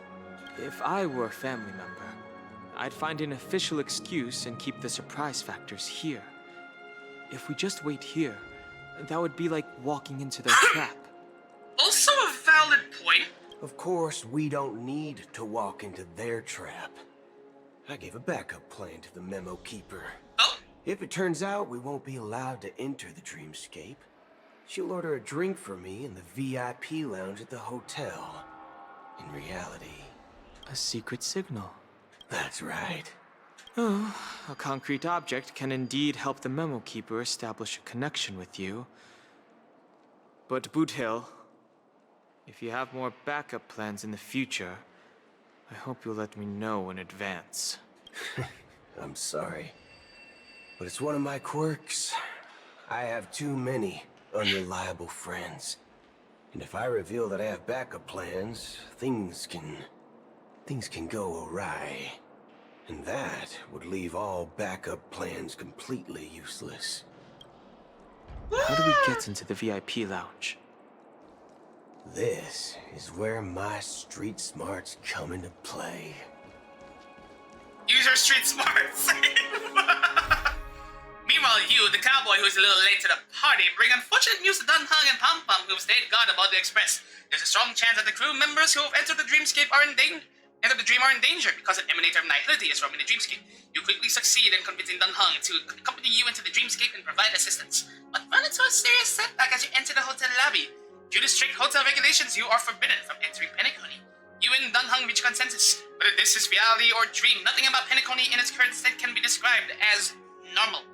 Fortunately for you, you always keep a backup plan ready for yourself, though it may not always lead to good things. Time for you to use your street smarts. Oh boy, Boot Hill, what the fuck are you gonna do?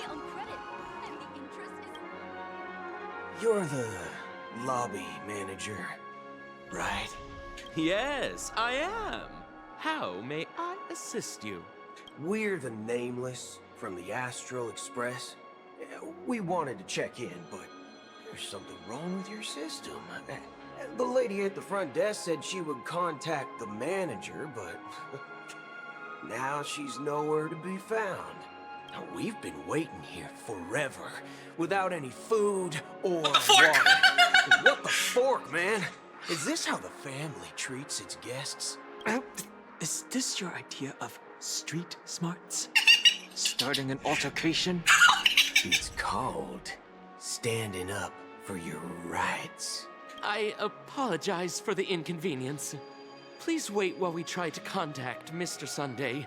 I'll arrange 2 premium seats in the VIP lounge so you can rest there while you wait. Boot Hill must have rolled high in that. Well, honestly, it's a little too subtle to tell whether this would be a persuasion check or an intimidation check. See? Just like that. Just don't call yourself Nameless next time. Wow, this bar's something else. Certainly worthy of the planet of festivities.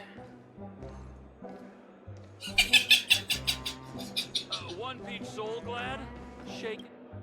Good evening, gentlemen. Hey, I have an order for a bottle of His Donna's White Oak. Can you help us find it? Has Donna's White Oak? I think there might be a misunderstanding. We don't serve that here. Oh, no way. Are you sure you're not mistaken? If someone had reserved such a beverage, I would definitely remember it. It sells for hundreds of thousands of credits per bottle, after all. I couldn't afford to cover for such an item if it were broken or lost. That's strange. Well, could it be that the memo keeper couldn't afford it? Then what should we do now? Oh, no need to rush. Well, let's grab some drinks first. Maybe I arrived too early and she hasn't come yet. Maybe? Let's see what kind of juice malts you all have here. Well, give me a glass of Hingham Valley 40 years. Oh, God. I'll have it neat. No ice. Well, that's the most expensive one on the list. You have a taste for the finer things. It's on the house, anyway. What can I get for you? Anything you recommend is fine. Then I would recommend today's special, Glass Village. It's classic Soul Glad mixed with Laboom juice. It's refreshing and suits your cool demeanor. Just 1 minute. Ah, this flavor. Dynamite barbecue with rocket fuel. Ooh, really hits the spot. Truly the finest sherry cask-aged malt juice in the cosmos. Dynamite barbecue with rocket fuel. Is that really something that humans enjoy? Well, maybe not, but as you can see, Dunham, Boot Hill isn't exactly full human. He's a goddamn cyborg. Like, 90% cyborg. Hey, this guy doesn't know anything at all. As long as you're satisfied, dear guests, please enjoy. Let's give the memo keeper another half-system hour. If she doesn't show up, we'll need to come up with a new plan. In the meantime, let's take stock of the situation. What do you think? The situation is unclear. Something must have happened on the planet of festivities, but the public is unaware of it. Someone in a position of power within the family must be covering it up. It's unusual for the followers of the Harmony to invite other factions, let alone the IPC and the Masked Fools. If what you said about the Emanator of the Nihility is true, the situation in Penacony is a little complicated, to say the least. Actually, there's something else I'm concerned about. Regarding Acheron. As you know, the faction that follows the path of the Hunt are some of the most dangerous folks in the cosmos to mess with. I mean, who in their right mind would impersonate the Xianzhou Alliance or the Galaxy Rangers? It's like asking for a death wish. Isn't there a saying among the Xianzhou people that the Rainbow Sect lets their Lux arrow do all the beating?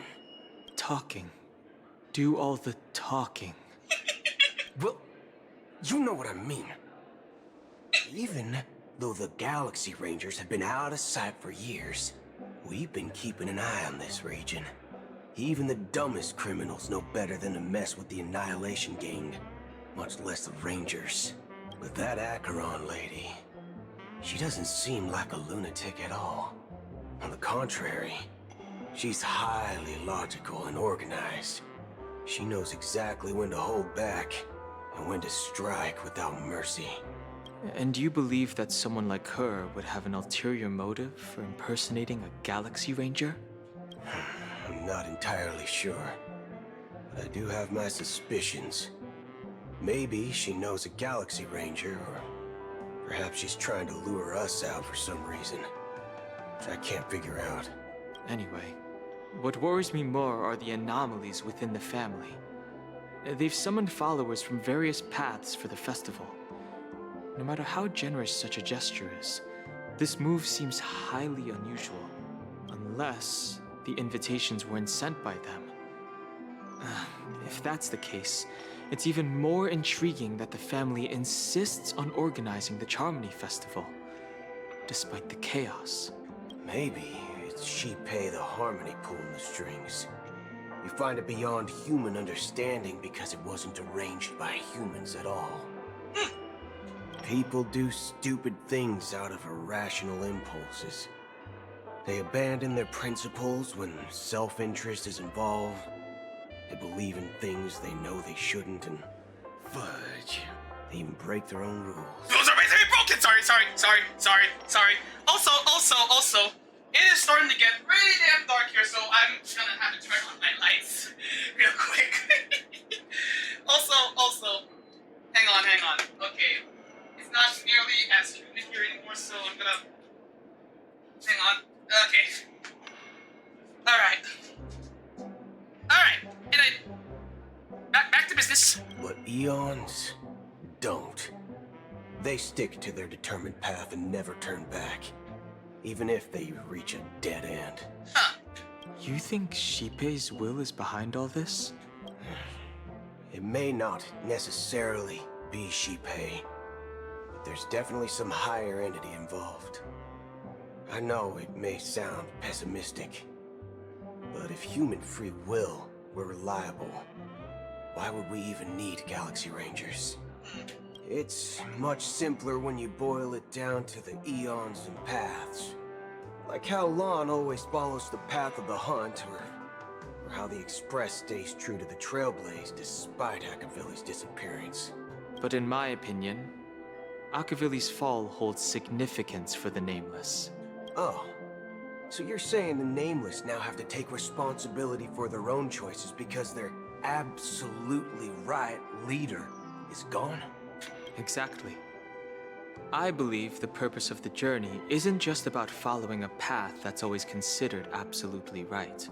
It's more about doing your best to choose the right path for yourself among countless possibilities, even with limited insight and judgment. Make a choice you know you won't regret. Yep. I don't know what you've been through, but I agree that people must take responsibility for their choices. Because no one else can do it for them.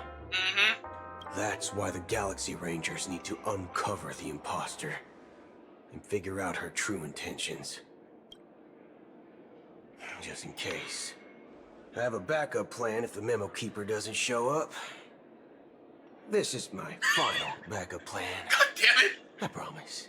You sure have a lot of cards up your sleeve.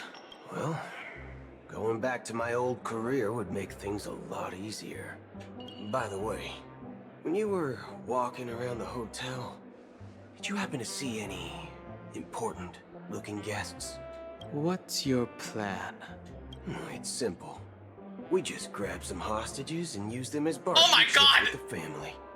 Or maybe we can even take their identities. Oh hell no! No need for that.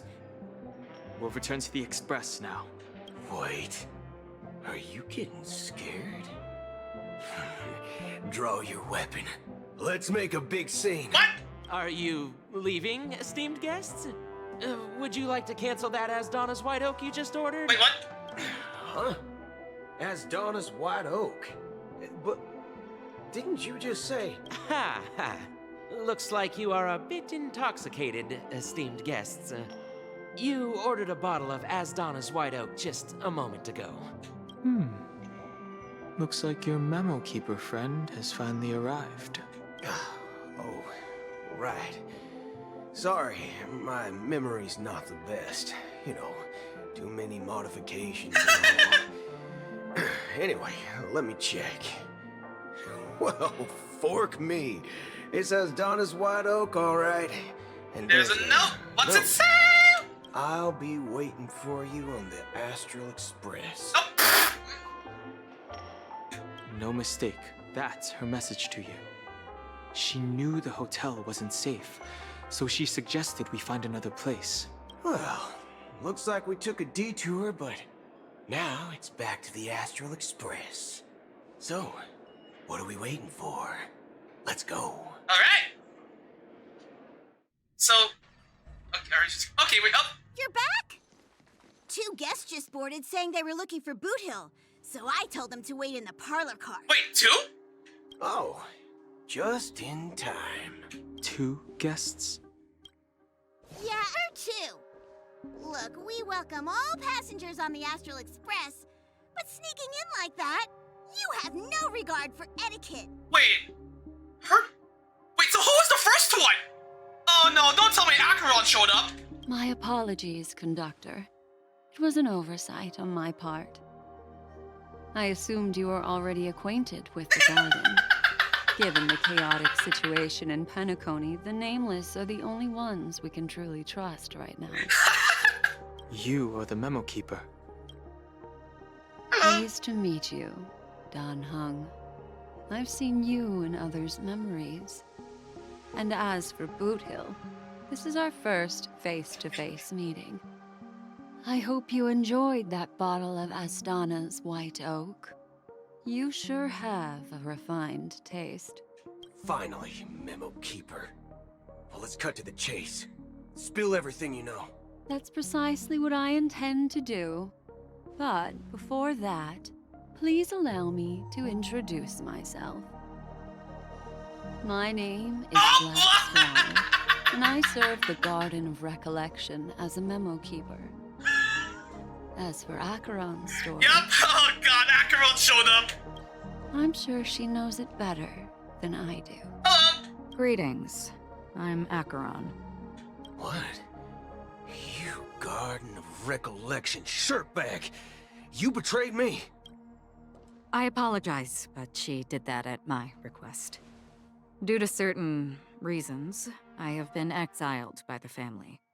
Thankfully, this memo keeper came to my aid and helped me escape their surveillance unnoticed. To be honest, it was more like stalking than helping. And the process was far from unnoticed. But we did escape. I asked her to guide me to a place beyond the family's reach and to contact a few trustworthy individuals. Namely, all of you. Trustworthy? Son of a nice lady. You think I'm dumb or something? How about this? I'll put a few bullet holes in your head and see what secrets spill out. Then, we can talk about trust.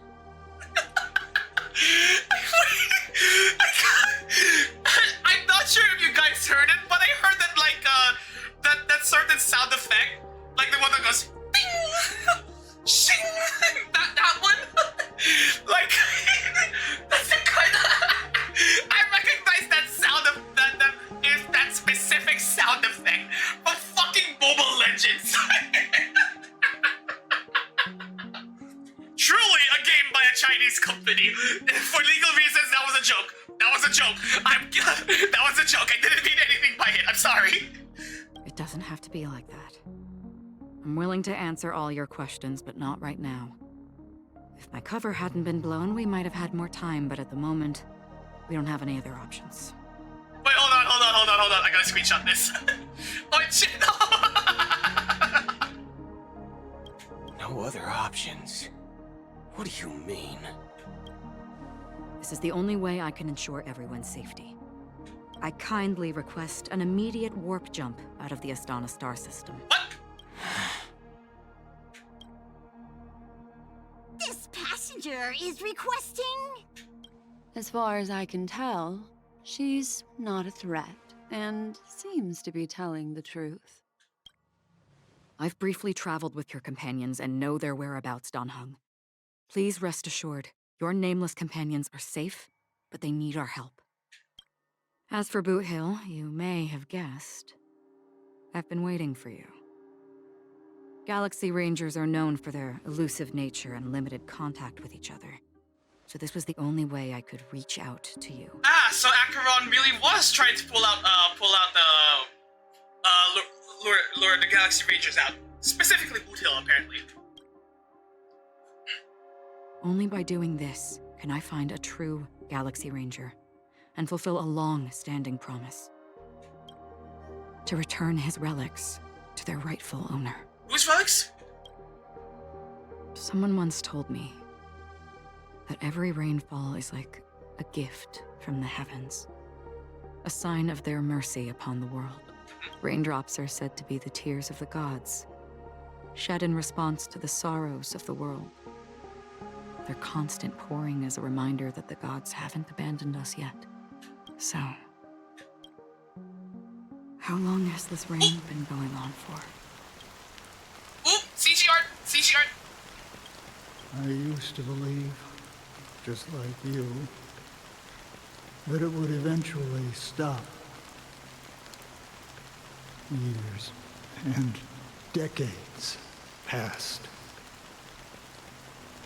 And in the end, such hope faded away before the rain did. Looks like the god you mentioned doesn't exist after all. As he spoke, the old man's gaze remained fixed on the distance. Amidst the fine drizzle of black rain, countless shadowy hands emerged from the sea, shrouded in an ethereal mist, reaching out towards the sky one by one. Hold on, screenshot. Well, let me share a story with you. Mortals who walk the paths are like sailors on a vast ocean, leaving behind a trail that creates countless ripples of possibilities. These ripples last longer than the fleeting lifetimes of humans. And for some, their presence leaves such a strong mark that it's reflected in the waves. like those shadows on the ocean. Sin-thirsters, the obsessions of the Pathstriders.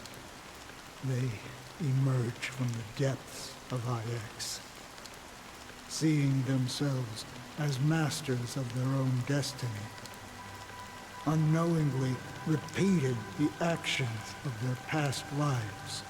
They emerge from the nihility and head toward it, leading purposeless lives.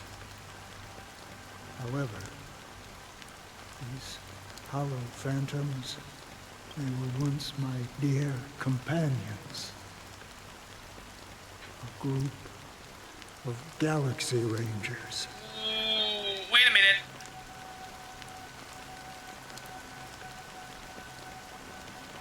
With Sin-thirster, the obsession.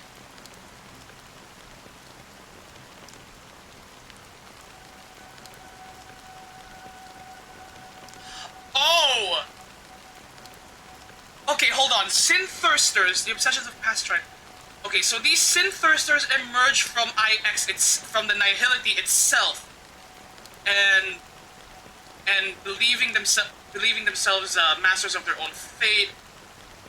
Ironically, end up just repeating what they've done in their past lives,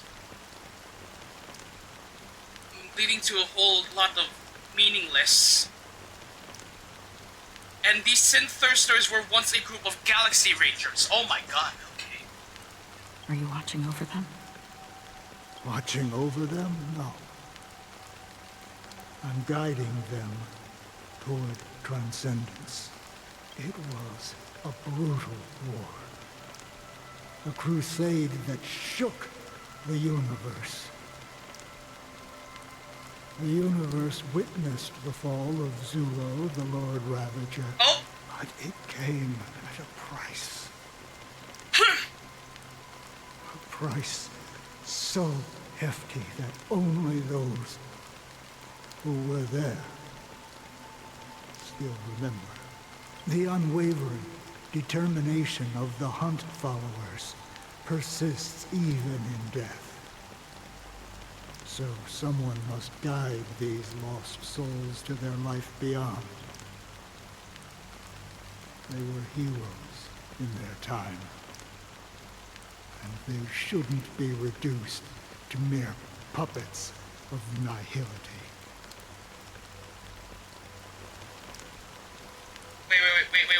Wait.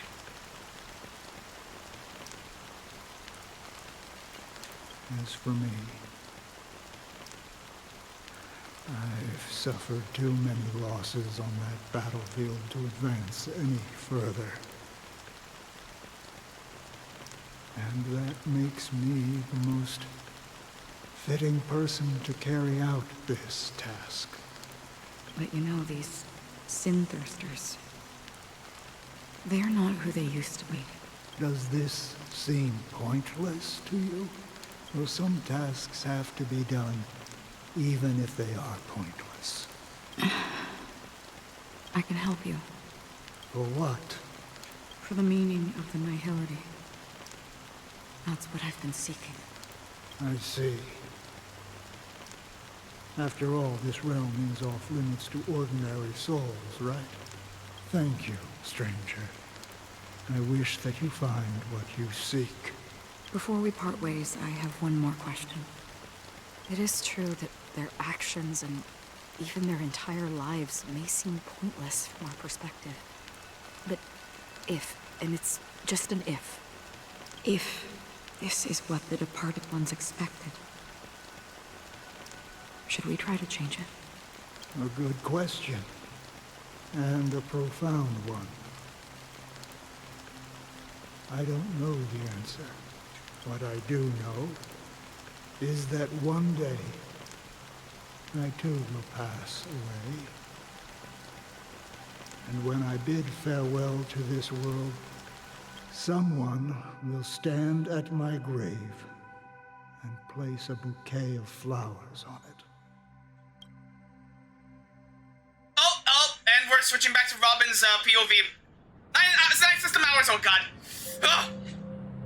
When I appeared as a child, My speech, mindset, and soul reflected immaturity and innocence. As I grew into adulthood, I left behind my childlike side. I humbly request your blessings, esteemed advocate of Shipe. Oh boy! More CG art! Come to me, my kinship. I have sought their presence with us. As you wish. I have faithfully served the Alfalfa family for nearly a decade, promoting the path of the harmony to the best of my ability. However, I made a mistake yesterday. While I was preparing dinner for the family head, I accidentally dropped a prepared dish on the floor. Out of laziness, I lied and claimed that everything was ready. Although the head has dismissed me as punishment, it has been tough to sleep with the guilt still gnawing at me, as I worried that the seeds of evilness may have taken root in my soul. So, I confess to you now, to seek atonement for my sins. Wait, hold on.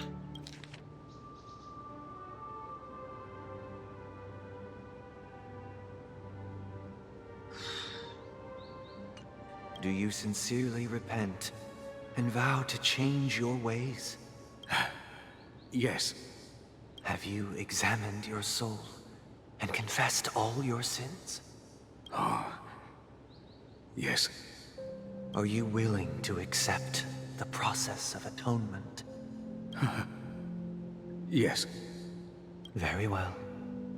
Show your dedication and goodwill to the family, and you shall be reinstated among them. Now, please, leave in peace. Oh, praise Shipe. And thank you, esteemed advocate. Ooh, this must be really awkward for Sunday. Next, please step forward. I wholeheartedly confess to you. Please, pardon my sins. Rest assured, I have implored their presence to be with us. As long as you are sincere, absolution will be granted. Oh, great. You know, I arrived in Penacony as a stowaway. I sold everything to get a ticket. My house, my land, and my 2 children. Dog, what? I see. Please, go on.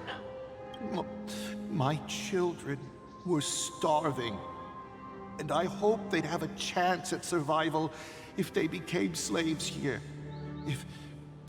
If I can strike it rich here, I'll lift them out of that situation and give them the life they deserve. But the Bloodhound family got wind of it. They're on my tail, hunting me down. I thought I could bring my kids here. It was all my fault. All my fault. The family is ready to forgive all sinners. I'll ask the Bloodhound family to cease their pursuit. You don't need to live in fear anymore. Oh, thank you. Thank you. I'll work my hardest to redeem my children and make them part of the family. Praise the harmony! Next, please step forward. Hey, long time no see, Mr. Sunday. The most esteemed individual in Penacony, and the next leader of the Oak family, right? I have sought their presence with us. Let us proceed. This guy over here is just all, hey, yo, Sunday, I know you in there. What's up? Sure, let's just get this over with. I have sinned, please forgive me. I wasted half a pizza at breakfast, and a bottle of Soul Glad. That's it. Nothing more. Can we wrap this up? I've got a Robo Ball game to catch. Oh my god. Merchant head. Do you seek to atone for your sins through good deeds. My sins? Well, started to sound like a saint, huh? Well, let me tell you something. Neither the family nor you have the right to judge me. You think nobody knows what your precious family has done? About the watchmaker? Huh? Don't kid yourself, Featherbrain. Those dream chasers might be fooled by your act, but don't fool yourself. I'm right now I'm thinking that sounds a lot like Cindy Robinson I'm hearing. Or you know, it could be who is it that voiced Bronya again? Madeline Ritter? Although honestly, with so little information on who Madeline Ritter even is, I'm honestly almost like at least half convinced that Madeline Ritter is probably just a pseudonym for like a pseudonym for Cindy. Cindy Robinson, I mean, yeah. I don't know. Before you start spouting off your holy verses, answer me this. Where does the power of the Oak family come from? And your power? What makes you think you can sit there all high and mighty, looking down on everyone else? Well, I've spent enough time in confession today to enter the Harmony's paradise, right? Then I'll take my leave. Good luck with your election, and, don't make me regret my investments in you.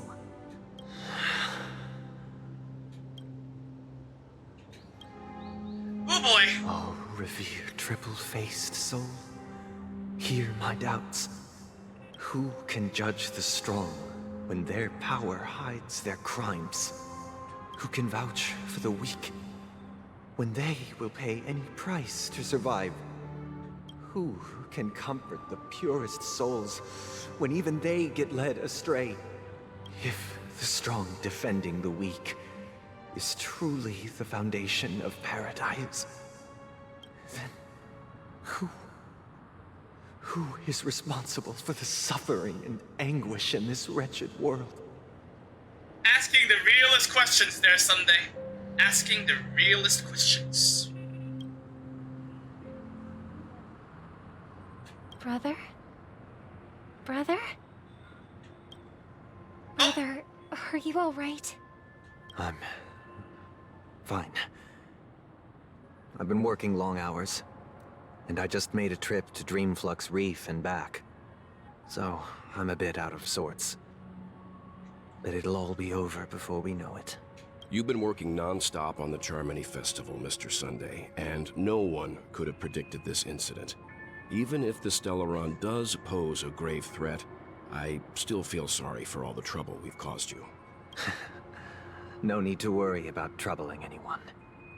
The Charmony Festival was meant to spread joy and harmony across the cosmos.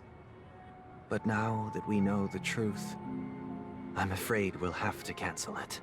It has always been our wish to make everyone happy, so... we'll do our best to explain everything to the Dream Master. I'm sure he'll understand. I somehow doubt that.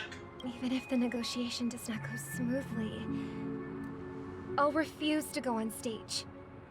Without the Chordmaster, the Harmonious Choir would not arrive, and the Charmony Festival would be just a grand performance, and nothing more. I'm relieved to see your determination. You know, since arriving in Penacony, we haven't had any contact with this Dream Master himself. I'd heard of the heads of the 5 major lineages, but the Dream Master is a mystery to me. It's a mystery to everyone, Will. The Dream Master rarely grants an audience, even for us. But, given the urgency of the situation, he's agreed to meet us in person. I somehow feel like this is gonna go badly. Perhaps you'll be the first guest to meet the Dream Master in years, Mr. Yang. Let's hope we can reach a consensus that satisfies everyone. Indeed. Let us hope so. Line between naivety and hopefulness is almost invisible. It's about time. We'll have to get ready for the meeting. I apologize for any inconvenience caused by the urgency. Don't worry. I'll be waiting here.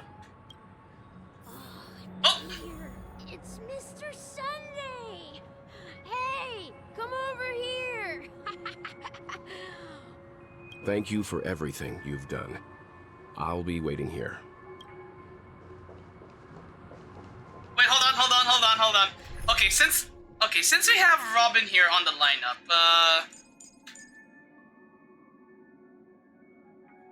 you know what? I have heard that Robin actually works really well with follow-up teams. So, in case we actually do get thrown into a fight, I'm gonna bring in Dr. Ratio, Topaz, Robin, and screw it, I'll bring in Gallagher.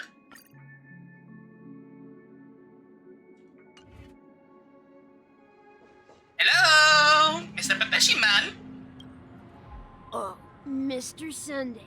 Hey there! Okay, see the moon in the sky? It's about the size of the cap on my Soul Glad bottle. If I just reached out my hand, I could grab the moon, couldn't I? The moon? You mean the Grand Theater? Yeah. Look at me. I've been away from home for too long. I must be missing that moon. But it's no big deal. The Grand Theater here. Actually, hold on. Time check. How long have we been? Okay. It's just magnificent. Okay. So time check. We're nearing about 5 hours. Oh my god. Yeah, we've been here a while. Yeah. So unless someone raids me right the heck out of nowhere. Actually, you know what? I think I should probably stop raids. I should probably stop raids now. Yeah. Unless I get raided right the fuck out of nowhere.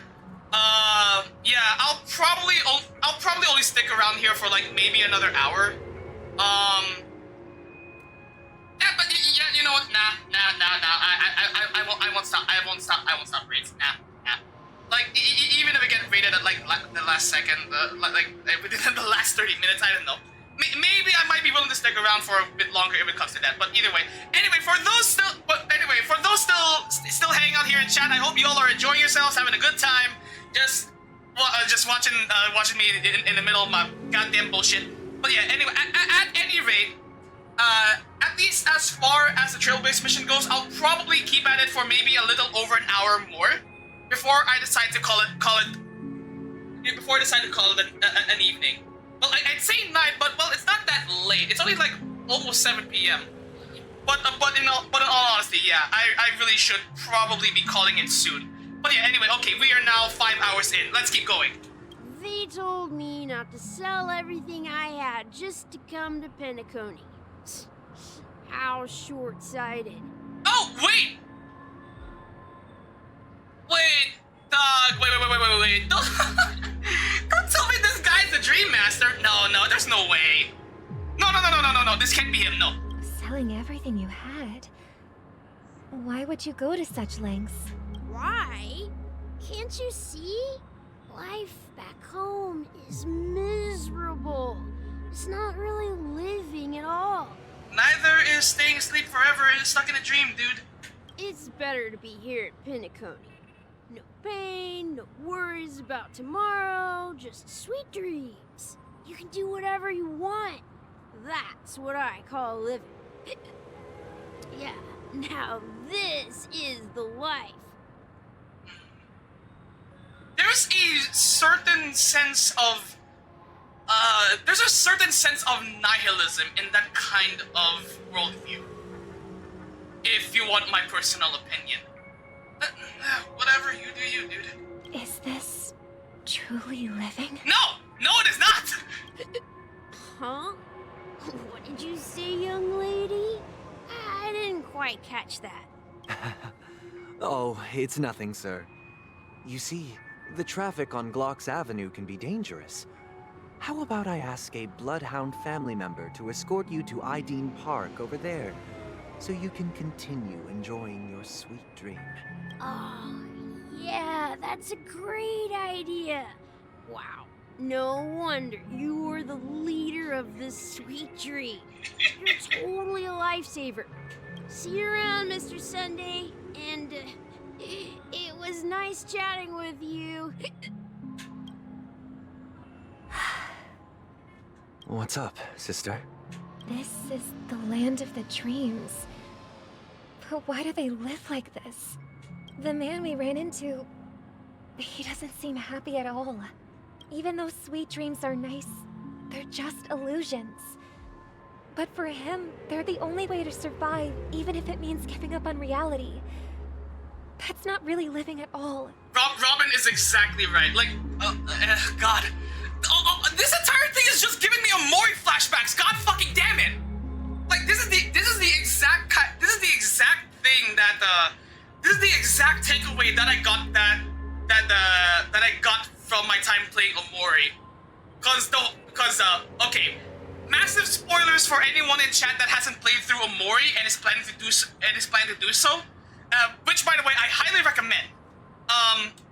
But like, the deal there is that, like, for pretty much the entirety of the game, the main character of the game, Sunny, has basically spent an entire 4 years just pretty much quite literally metaphorically and almost literally locked up in his own dreamscape. One that he came up with, one that was born of his own mind, all on his own. This is just me trying to recount what I do remember, because it's been like it's been already a year since I played through that game, so there might be certain details that I might have forgotten. But either way, but anyway, eventually there comes a point in the game where the stuff you're doing in this dream world seems to gradually makes less and less sense, and until it becomes apparent, just going through all that has literally it becomes a whole bunch of meaningless. Like I said, there's a certain sense of nihilism in all of that. I suppose you have a point. But, in my opinion, that's how most people live their lives. Why do you say that? You think that man is not actually living, but that's not quite accurate. Even without Penacony, people create their own illusions called self-value. Damn! People believe they have a predetermined value to fulfill. Gaining value means gaining power, and those deemed worthless are seen as the weak. However, value doesn't come out of thin air, and there's a limit to it. To accumulate value, people have to take from others. So, the weak get exploited and oppressed. Are you suggesting that this is not how things should be? Exactly. But, ironically, people don't think there's anything wrong with it, because they uphold the illusory notion of self-value. And even the weak believe in it. So basically, fuck capitalism, got it. The survival of the fittest. That's where all the tragedies in the world come from. People come to the sweet dream in Penacony to escape from that reality and find solace. No tragedies exist here, only happiness, although in its nascent form. Isn't that the same paradise we yearn for in our dreams? Sunday? I'm not sure if I like that train of thought. Perhaps that man is just an exception. Let's not jump to conclusions. We should experience the dreamscape ourselves, just as I did at Dreamflux Reef. Yes, seeing is believing. I'll accompany you. The Dream Master hasn't shown up yet, so we have some time for a stroll.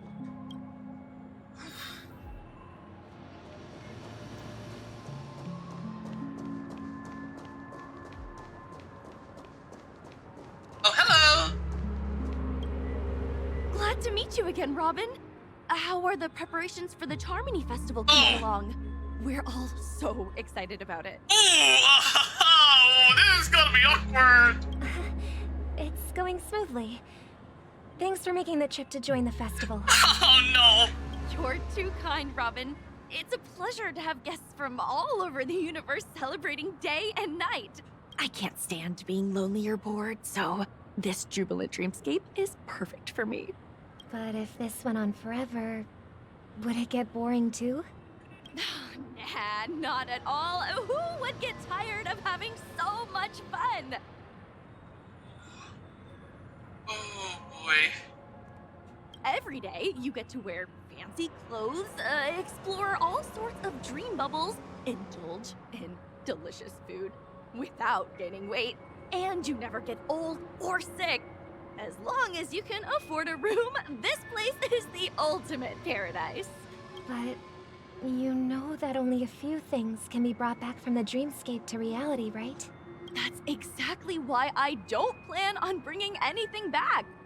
Just enjoying the dream itself is good enough for me. I mean, I'm not one of those long-living species. I only have around 60 or 70 years in this lifetime, and there's so much to worry about. Being happy here is pure bliss. Oh my god, there is oh my god, there is so much nihilism. Oh my god, there is so much nihilism. No wonder. Only in this sweet dream can I truly feel like I'm in control of my life and fate. Who would want to go back to reality after experiencing this bliss? I see. I genuinely wish you all the happiness in the world. And I wish you a fantastic performance, Robin! I'm off to the Blue Hour for the ball. See you later.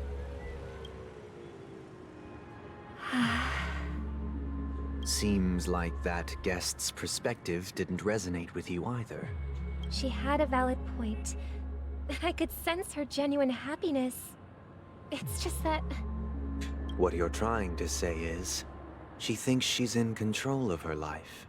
But in reality, she's just escaping from reality and seeking solace in this sweet dream. Once she steps out of this sanctuary, everything will be lost. Well, she did make mention of being able to afford a room. Didn't she? However, the paradise in our dreams, it doesn't have to end. Sunday, I don't like that train of thought! No. And the paradise we yearn for shouldn't be just a fleeting dream either. I mean, yeah, Robin's right. It really shouldn't.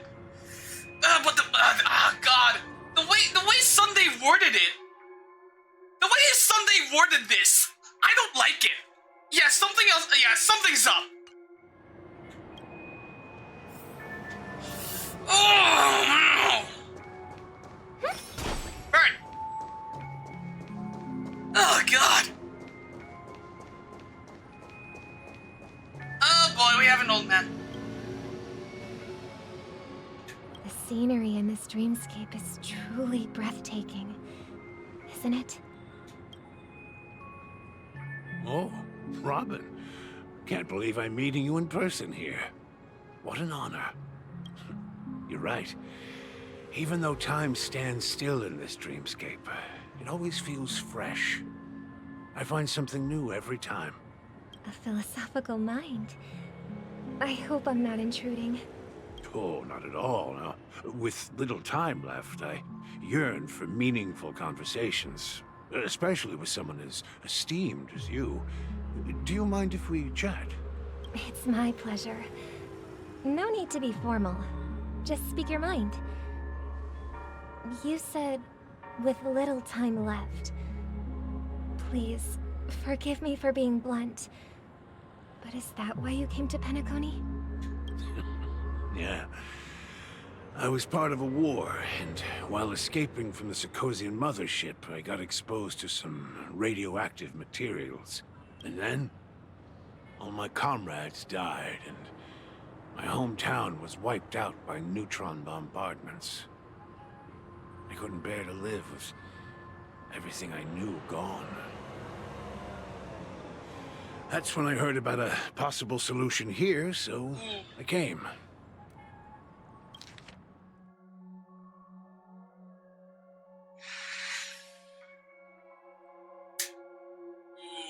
That's a bit too real. That's a bit too real. How heart-wrenching. I hope the family has been able to help you. They have, and I'm truly grateful for that. They provided me with a comfortable room, the most advanced life support devices in the cosmos, and a stellar team of caregivers. My physical body is now in the dream pool, sustained by life support. The me you see here is whole, rational, and no different from any other person. But I can't say the same for the me in the hotel room. My true appearance. Huh. I hope you never have to witness it, Robin. So, you'll be living forever in this dreamscape, right? Just being able to live at all is good enough for me. Whether it's in this dreamscape or not, well, I don't really have much say in the matter. My world has been torn apart, and my life could end any second. So, even if this whole place is an illusion, it's still my paradise. And I'll treasure every moment I spend here. How I envy those everlasting things. That old man's story. It's so tragic. Fortunately, this sweet dream gives him joyful memories to hold on to for the rest of his life. That's precisely why this sweet dream in Penacony exists. However, even this sweet dream has its limitations. While it provides solace to the disillusioned, it can't completely eliminate pain in reality. There will be a way out. Penacony is already on the right track. Definitely not liking where this is going. Sunday, I genuinely do not. Oh, what the huh? Huh? What the? Oh wait, no, this. Wait, no, this is Sparkle, isn't it? Wait a damn minute.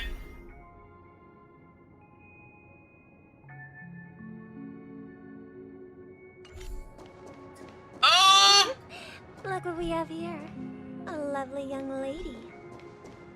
Wait, is that me? Oh boy, here we go. This is sure to be a conversation.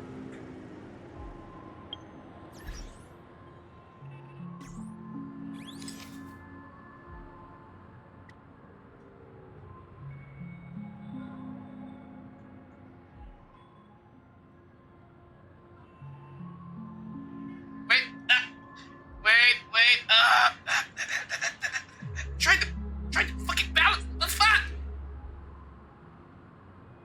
Whatever, this is the best I can get it.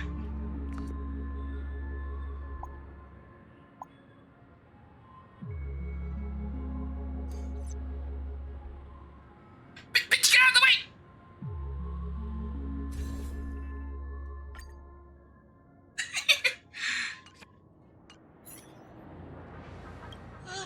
Brother, what a surprise to see you again. Oh no, boy, not this song and dance.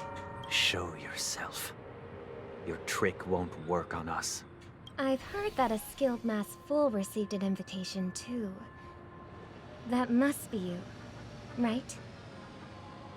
Did you enjoy yourself? Barely. The people here are way too gullible. A little bait is all it takes for them to bite. And they run away at the slightest hint of danger. In other words, they're naive and cowardly. Now that you've had your fill, it'd be wise to leave before it's too late. The music of the harmony doesn't tolerate discord. What? Now that you have the real Robin, I'm useless? Oh, how disheartening. I've done so much for the family. You should be thanking me, because if it weren't for me cleaning up this mess, Penacony would still be in shambles. Don't you think? That was a personal request from the head of the Iris family, and it has nothing to do with us. Step aside and stopped causing trouble for the Charmony Festival. The Charmony Festival? You think you can scare me? You think I have no idea what you're planning? I don't care what you're thinking, Chicken Wing Boy. There's that name again. But I'm pretty sure our lovely Robin won't be appearing on stage. After all, you're well aware of what a sorry state this dreamscape is in under the banner of harmony. Penacony, the land of the dreams. Is this truly the paradise you desire? Stop it. The fucking delivery of that line, man, I don't know. What's the rush, Chicken Wing Boy? Did I get to you? Our paradise is none of your concern, masked fool. Leave now, or the family won't tolerate you anymore. All right. I'll go. But Robin, I suggest you seriously consider this. Do you really believe those living in dreams can escape pain and find true happiness? Well, I've done my part, and now I'm simply waiting for the fireworks to begin. Oh boy. Here, the last 2 gifts for both of you. And don't lose them. If by some unfortunate chance the Charmony Festival starts against all odds, remember to use them during the show. Remind me again, what exactly would pressing those buttons do? Because my mind is immediately telling me, boop, detonation, boop, explosions everywhere. But I'm a little less sure because at least with how I remember Sparkle, with what I do remember whenever Sparkle brought this up, she was a bit dodgy with her wording. And it'll be thrilling. Bang! Okay, maybe not as dodgy as I thought. I heard a raven cawing in the distance. It seems the Dream Master will arrive soon. Oh boy! Here we go.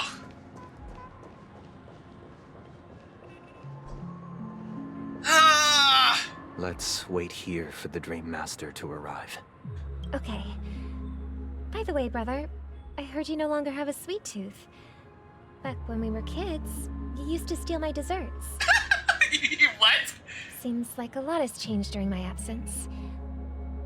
What exactly happened?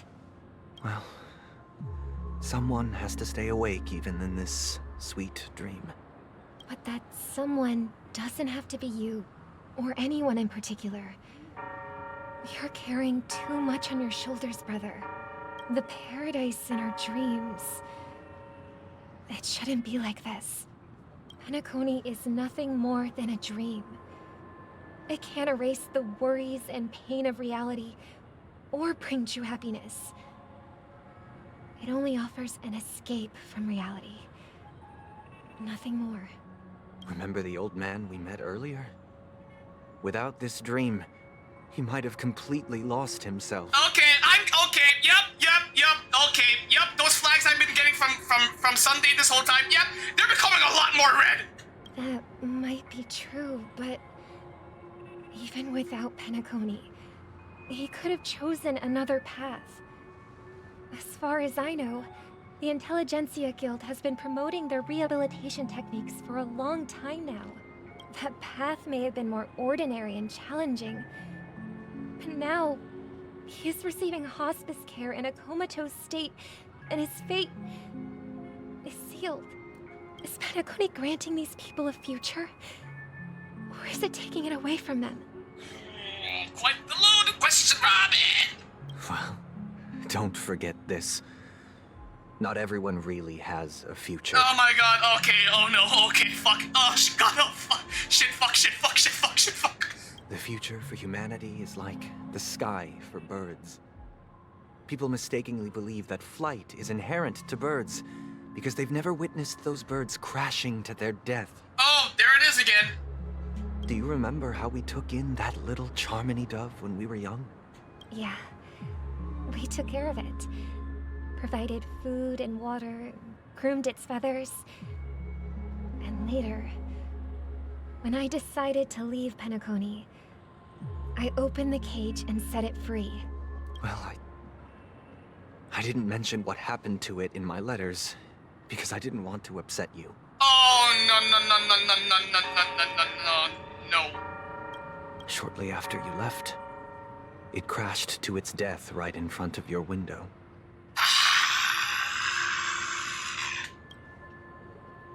I had surmised as much. I knew you wouldn't have avoided mentioning the bird for no reason. Despite that unfortunate outcome, I still believe it was the right decision. Birds aren't meant to spend their lives in cages. They belong in the sky, even if they can't fly. But here's the thing. If there are birds in this world that can never fly, can we really assert that they belong in the sky? Oh boy, that flag is getting redder by the second. Oh god, this is bad. Are you implying that the same goes for humans too? Let's take the Astral Express as an example. The Nameless made tremendous efforts to bridge worlds, gaining fame across the universe. However, only a few extraordinary individuals can endure such a perilous journey.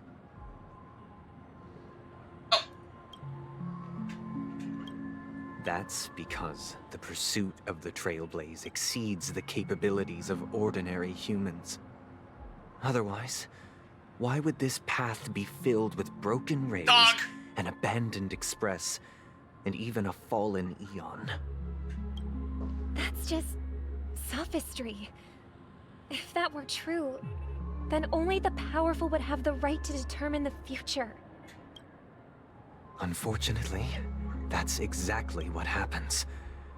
Another name for the future is self-value. Sunday? No! No!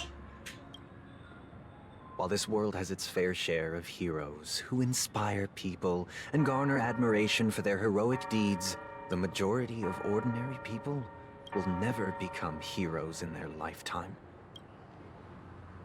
Some are born weak and vulnerable. Some find themselves trapped in unfortunate circumstances. Some fall victim to malice and cowardice. When it comes to survival, everyone is equal. And the weak can only watch as their value gets constantly diminished by external forces. That's why we should care for the weak and support them as if their suffering were our own. That's what the Odes of Harmony have always taught us. While the Harmony holds noble aspirations, the strong will always be strong, and the weak will always be weak. Even in this carefree dream. Human nature contains greatness, but it also harbors inherent weaknesses that can't be eradicated. In the end, if people can't even secure their own survival, they won't care about the illusory future of equality. As long as the law of survival of the fittest prevails, there will always be fledglings crashing to their death. Oh no. But if people don't live for the future, do they merely exist for survival? If even you, my brother, don't believe that the Harmony will save the weak, then which Eon can make our dreams come true?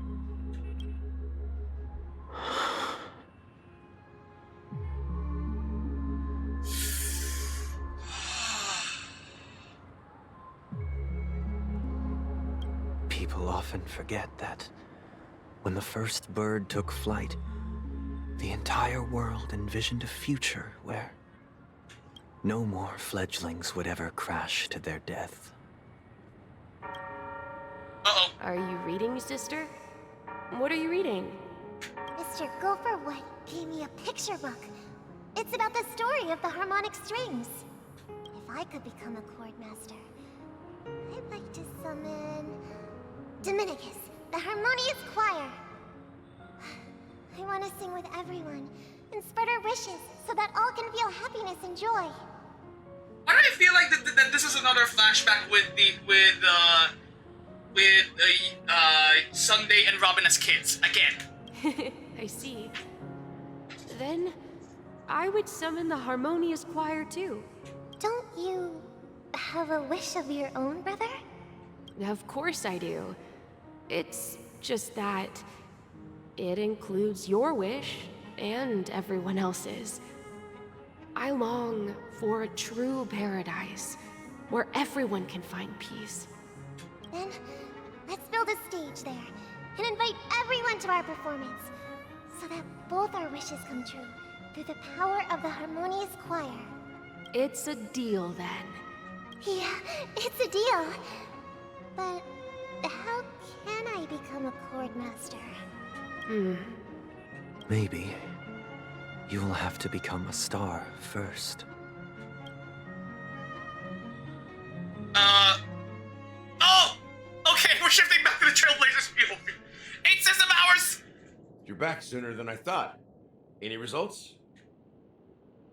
Yes. And now, it's up to us to forge ahead. Since he's already carried out his last wish, my final mission is complete. But pardon me if I sound curt. It's good to have determination. The path Mikhail left for you is not an easy one to tread. Why else would he have chosen to sleep in solitude, staking everything on some nameless in the future? But you have the numbers, and in numbers comes strength. So that might just delay your inevitable a little more. Got any more encouraging words? As I see it, relying on Welt's negotiations alone is far from enough. Regardless of whether the other party will be compliant, negotiating simply allows us to meet them as equals and won't grant us an upper hand. Penacony is our rival's home turf, and we already have very few chips left to play with. Rather than idly sit around while the family's got us blocked off, an offensive approach might be a wiser course of action. So we have to take matters into our own hands. We're more familiar with the Stellaron's properties than most, and since it's the key to stabilizing the sweet dream, it's vital to the family's interests. By attacking their core interests, they're bound to retaliate hastily. And as the saying goes, haste makes waste. That's right. As long as we pose a threat to the Stellaron, either with words or otherwise, we have a chance at gaining the upper hand. Hold on, I'm just taking screenshots of Firefly. I love her. But the problem is, on the eve of the Charmony Festival opening, how exactly are we going to get close to the theater? Family security will be airtight, and if we brute force it, even if we succeed, it's too risky. Ah!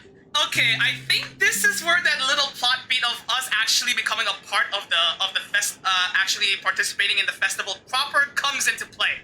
Cause I do remember this being mentioned in the 2.2 live stream. Also, wow. So, no one's gonna say anything? Then I'll raise my hand. I know the answer to this question. Alright.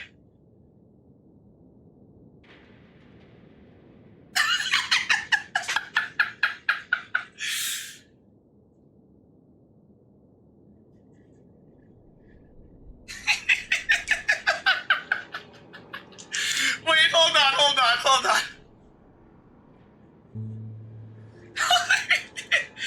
Okay, do I want to go encouraging or sarcastic? You know what? No. I'm gonna go for the sarcastic option. I love portraying main characters as snarky little shits. You of all people. What's that supposed to mean? You'd better believe it.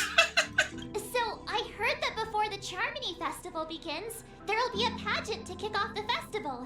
It's called the Soulglad TM Festivity Audition, or something. And it's going to be held in the moment of Scorch Theater. She actually said the TM. I can't with March. As long as we clinch the top spot, we'll be able to attain the title of Festive Superstar and be able to personally bask in the graces of Miss Robin. that that's important. What's crucial is that we can enter the Grand Theater before the audience arrives. Also, more importantly, Robin isn't going to be performing on stage anymore. Have you completely forgotten that much? So, how do we go about participating in these festivity auditions? I've already procured special invite tickets from Miss Robin's fan club. Wait, seriously? To tell you the truth, I had been preparing to join the auditions all along. But now it looks like even if I scrape through, I probably still won't have the chance to shake Miss Robin's hand. So they're still running this thing, huh? It was originally just a publicity stunt, set up by Mikhail to drum up attention. But it looks like it might be worth a shot. We'll follow March's plan. Mr. Gallagher, will you be joining us? I'm afraid I won't have the time. As a virtual character, I've already completed my final mission. Whether Penacony can awaken from this dream is all down to you. Should we ever cross paths again? I'd love for you to visit the Express. All right. I'll have to add to that databank of yours you've got on the Express. And Miss Firefly, we thank you for all your support. We're faced with a formidable enemy. As long as the Astral Express and Stellaron Hunter's objectives are aligned, we're willing to cooperate with you. We've already come this far together. I'd like to join you for the rest of your journey on Penacony. I'm pleased that we can finally fight shoulder to shoulder. I couldn't ask for a better ending. Hell yeah! This is also the spirit of the Trailblaze. Now, everyone, let's prepare to move out. All right. Oh. Ladies and gentlemen, welcome to Scorched Sand Hall. This is where challengers thrive and dream chasers shine, all under the watchful eye of the entire universe. If you have ambition, dreams, and the drive, dear friend, the next superstar of Penacony's Charmony Festival could be you. Oh, wow, they've really outdone themselves. Oh, I'm starting to get excited. Wait, hold on. Okay. Hang on a moment. I need to confirm something with, real quick. Also, this fucking music!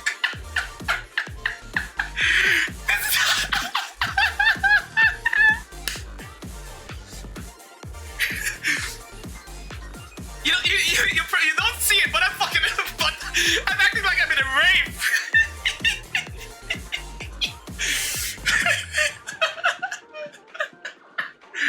Okay, but no. Okay, actually, hold on. I say that I need to confirm it with my friends, but if anyone here in chat if for all of y'all in chat that can hear me right now, if it's okay, can I ask y'all, how far am I into the Trailblaze mission? Because we've been at this for nearly actually no, we technically only been here for like 4.5 hours already. Cause oh man, cause like on one hand I feel like we're already past the halfway point, but on the other hand it also feels like we're only barely getting there. I don't know.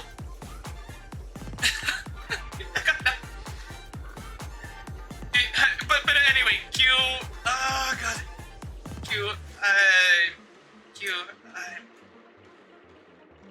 oh wait, hold on. Teka lang.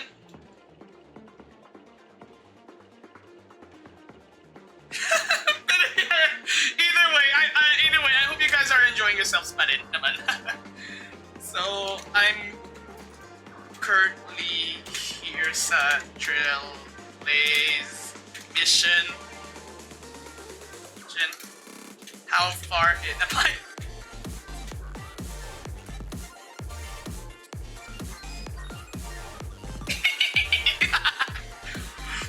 like this is the exact, this shit is the exact kind of this sounds like something out of my Stream Beats playlist. God damn. Behold, here come 4 friends with the spirit of time and soul of steel.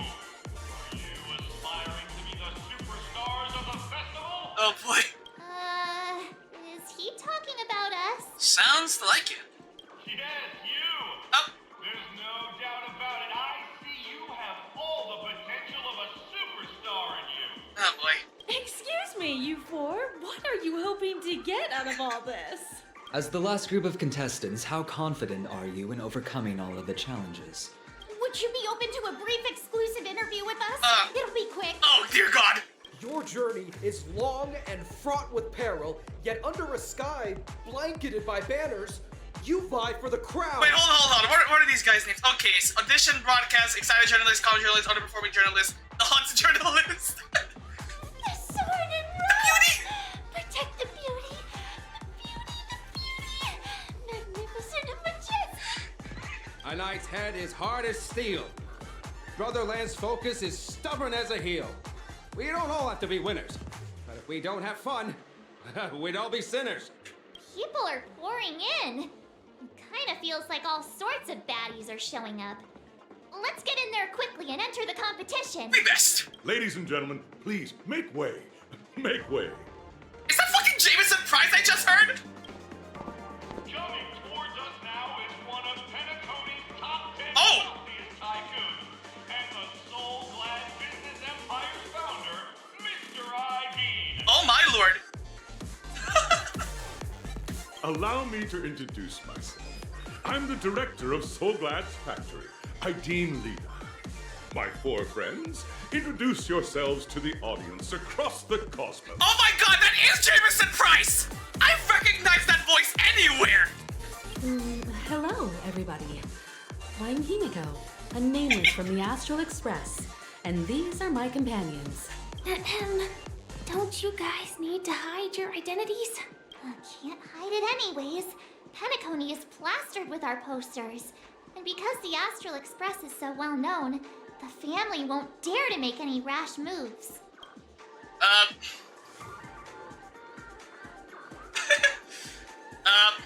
Hi, guys. Name's Crimson, and my friend over there, that's March 7th. Hello, everyone. I'm March 7th. I'm an ordinary girl who loves adventures. Hello, everyone. I'm Firefly. I am also an ordinary girl who enjoys adventures. That's right. Firefly can't reveal too much of herself because she's actually a stellar. So it's a bunch of nameless guests. This final face-off is bound to be spectacular. Time is precious. My four friends, come with me. Grab a bottle of Soulglad and make your dreams a blast. Oh boy. Oh boy. This is so dumb. Okay. Sea Biscuit. Pass through the audition plaza and prepare to make your entrance. To seal the ceremony, you decided that you would need to enter the Penacony Grand Theater in advance. Unfortunately, with the Charmony Festival soon at hand, the theater is temporarily closed down for rehearsals. Just when you thought your plans were thwarted, the wise March 7th proposed an unexpected plan that turned the situation on its head. Turns out that before the Charmony Festival begins, the family will be opening up the theater to the pre-ceremony warm-up talent competition, the Soulglad Festivity Auditions. If you can take first place, you will be able to enter the Grand Theater before the regular audience members. There's no time to lose. You hurry straight to the moment of scorch tag to participate in the competition. On the way there, you repeatedly mull over the lesson that this event has taught you. From now on, make sure you have a strategy firmly in place before traveling. Oh my god, this is so dumb, but I'm enjoying myself. This is the type of stupid that I enjoy. This place is buzzing. You tell me. That's right. This venue is a miniature representation of that time known as the era filled with boundless possibilities. Oh boy. Oh my god, what is this? Grab a bottle of Soulglad and make your dreams a blast. Nameless, your arrival reminds me of the grand occasion when Penacony was first established. I was still a young, bright-eyed lad back then, lured here by the watchmaker's ads, full of zeal and ready to make my first fortune in life. Once, during a particularly grueling day, I passed out and was resuscitated by a drink from Mr. Sousa. That sweet taste has since been etched in my mind, And that was what drove me to create the Soul Glad that we all know and love today. The dream-chasing era was truly a wondrous time. Oh, I miss those days, and the Watchmaker. Scorched Sand Hall is my homage to that time of boundless possibilities. I wholeheartedly hope you make it to the finish and emerge as the next superstars of Penacony. Now then, is there anything you'd like to say before the competition officially begins? Oh, shit.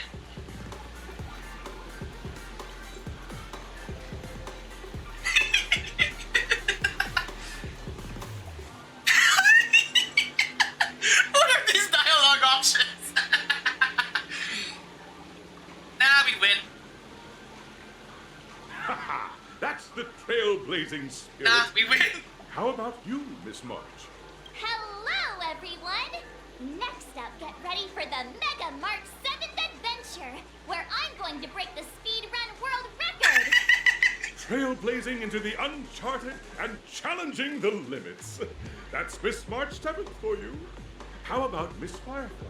I hope that by the end of this journey, everyone will have achieved the outcome that they hoped for. Wait, hold on, screenshot. Ah, a wonderful wish. Miss Himiko, what are you expecting from your team? Safety first, everyone. Simple words, but full of warmth. Somebody, yes, mother. Waiting for you are 3 stages, each connected to that era. The first 2 stages offer 2 distinct paths to choose from, with unique challenges on each route. Ooh! And in the last stage, you will face off against a champion who has defended the title to this very day. A beloved contender whose noble virtues are unrivaled. Why do I have a feeling that this might be referring to the weekly boss? Those are the rules. Simple. Everyone clear? Now, I hereby announce that the 33rd Scorched Sand Festival of the 20th season, sponsored by Soul Glad Enterprises, has started.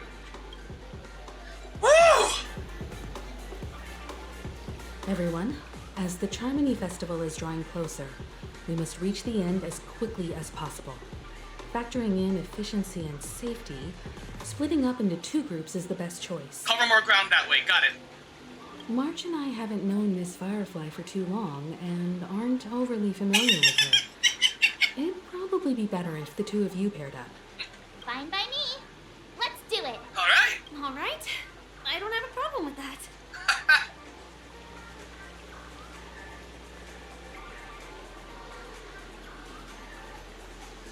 All right, let's get going. We'll split into the assigned groups then. Let's not waste time.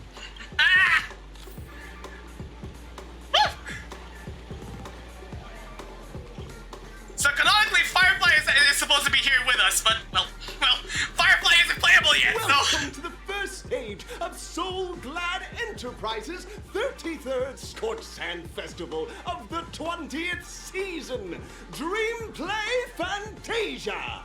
In this stage, you can choose between 2 challenges, the School of Acting or School of Action. In the School of Acting challenge, you have to complete 3 performances from 3 scripts and move the panel judges. In the School of Action challenge, you have to defeat 3 groups of enemies convincingly and reach the end. Now, make your choice. Oh, wait, we have to choose here? Oh, wait, no. Okay.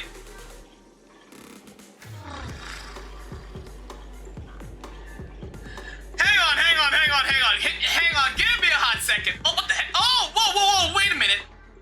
Oh, shit. Wait, okay, we got an update in our Dreamscape pass. Hold on, let me go over this real quick. Beneath the moonlight, an old man falls asleep. He's given his entire life to the land he loved, his old friends, and the Trailblaze. Now he has reached the end of Trailblaze and falls into the longest dream of his life, leaving only his empty shell in the mortal plane, like the dream bubble once infused with someone's treasures.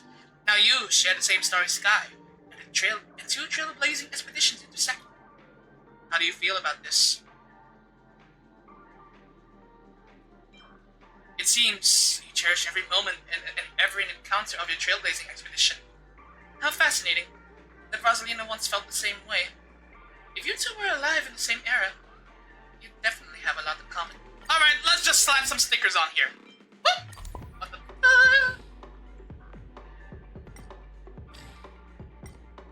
Okay, some clocky graffiti, and then this. This. Then we have that.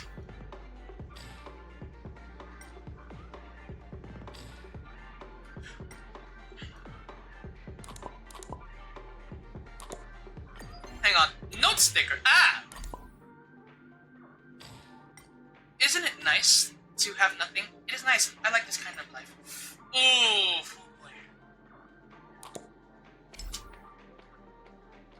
Oh boy. Okay, anyway, has Q no, she has not, damn it, okay. Damn it, no, seriously, guys, if anyone in chat can tell me how far along I am into the Trailblaze mission, I'd love to know. Cause god damn it, Q was right, I can't stop! I can't stop! But anyway, yeah, let's, oh boy.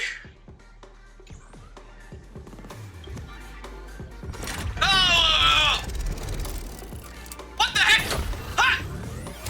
Ha! Ah! What the heck? What the heck? What the shit is this pre-rendered animation? Oh wait, hold on.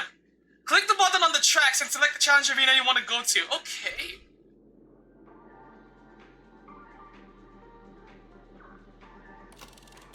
Dream acting challenge. Oh wait, hold on.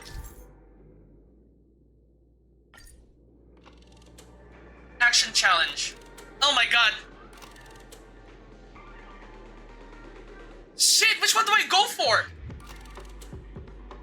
Because on the one hand, I kind of just want to beat some bitches up, but on the other hand, I'm a little curious about the acting challenge. Hold on. Okay. I'm actually gonna go ahead and look up. Hold on. Dream, play, Fantasia, acting challenge. Shit. Okay, yeah, this is probably the one. Yeah. Seabiscuit.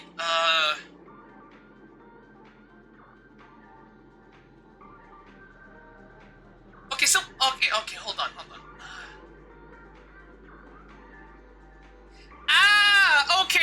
Okay, so the acting challenge is basically choose a direct dialogue option, and the action challenge is and the action challenge is indeed just a straight up fight.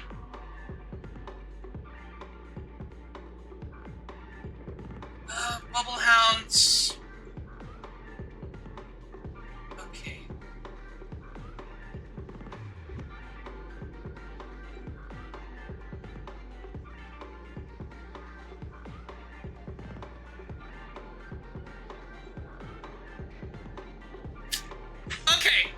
Okay.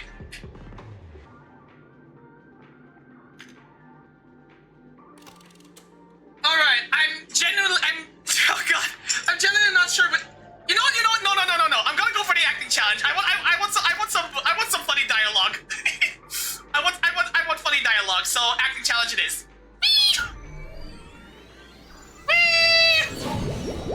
The stage of dreams for those who dare to dream. Welcome to the School of Acting Stage. Companions, allow me to introduce the rules of this challenge to you. There are 3 stages up ahead. On each, you will find an outline of a script. These scripts were written by the legendary filmmaker, The Watchmaker, and depict various stories from Penacony's era of pioneering. Oh wait, so if we already pick the acting stage, like that means both of the first 2 stages are going to be acting. Oh fuck. Your task is to bring those those moments to life. Find the right words and act convincingly to make the judges feel the script's intended emotions. Oh, I wish you a successful performance. Oh boy, okay. Also, a bit of trivia. The record score for this stage is held by a participant with fiery red hair. His exceptional performance brought even the strictest judge to tears. Fiery red hair? Huh. Wasn't even acting at all. Interesting. We are running out of time, so let's get this over with quickly. Let's do it. Alright. That's the first School of Acting test. Okay. Oh, just take a look at this pair. Such stark quality. Since you come as a pair, I'll prep a two-person scene for you. You two, are you ready? Alright, let's do it! Envision that you both, driven by the spirit of exploration, are arriving at the land of dreams that is Penacony for the first time. But instead of lush lands, you find yourselves amidst swirling sands and desolation, far from the paradise the watchmaker described. You're driving an old clunker through the wilderness of the dreamscape, braving the cold wind, choking on the dust, and suddenly, a fierce memory zone meme blocks your path. Now, Mr. Greyhair, what line would you deliver to express your disappointment in Penacony?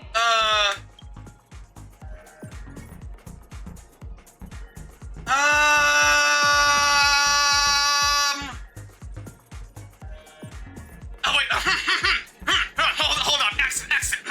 What tarnation is this hellhole? The watchmaker's a big fat liar. Very good. Now, though you're disappointed, your screen partner is conversely very enthusiastic. Now, young lady, you will say... This is great! I love living on the wild side! Very good, very intense! And then we cut to the story's next scene. You find a job mending the rails, but the days are long and your endurance can't keep up, and you finally collapse in the endless expanse of desert. Suddenly, sweet rain falls from the sky, wetting your lips and rousing your spirits. Now, Mr. Greyhair, what line will best express your surprise at this moment? Shit. Holy Penacony, my Penacony, you're truly abound with opportunities. But at this moment, your partner yet gazes into the sky, both her eyes closed. The raindrops fall, blurring her vision, and she tragically says, Perhaps we were never meant to succeed. Right? Fantastic! Both of you have an incredibly solid foundation in dialogue delivery. However, lines aren't everything in a performance. Please continue this story on the second stage. All right. Up next, you'll be challenged with a body language test. Oh boy. I hope these tests won't take too long. All right, cool. Moving on to stage 2. Let's go, baby.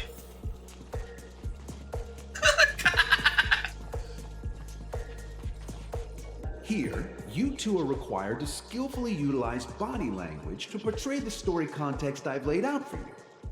Picking up from where we left off, a heavy downpour saves you both stranded in the desert. This rain quenches the anger in your heart. You look to your companion, now completely devoid of fighting spirit, wanting to comfort her. At this moment, what should you do to make her laugh? Okay.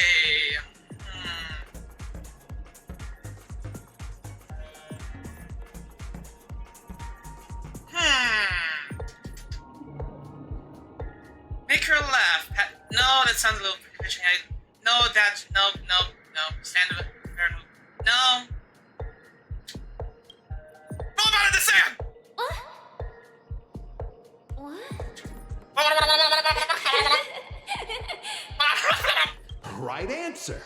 Your companion sees you rolling about in the sand and thinks about the arduous obstacles along this journey. She can't help but let loose a laugh, rekindling hope in her heart. And so this girl... I'm gonna get back on my feet and keep moving forward. A tug at the heartstrings. The story continues to develop. The heavy rain leads you both to sense a business opportunity. So you start venturing into the umbrella industry. But just as the business begins to pick up, competitors start flooding the market with low-priced goods, squeezing your market share. You have no choice.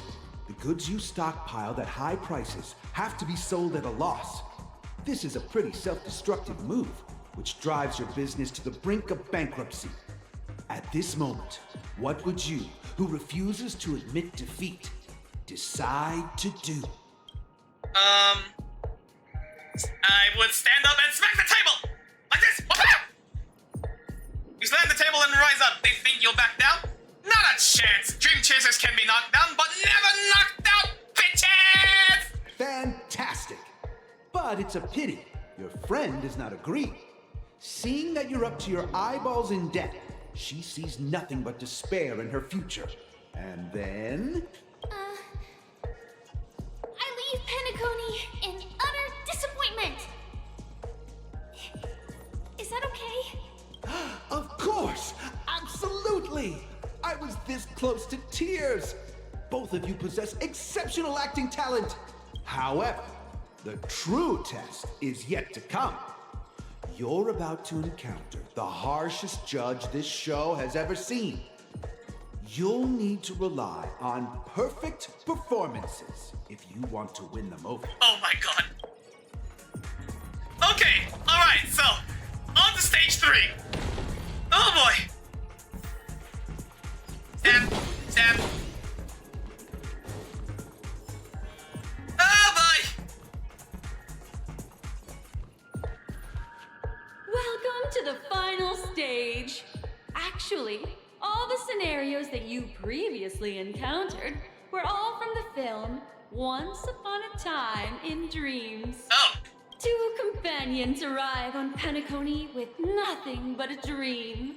Their desire for achievement is met with continuous setbacks.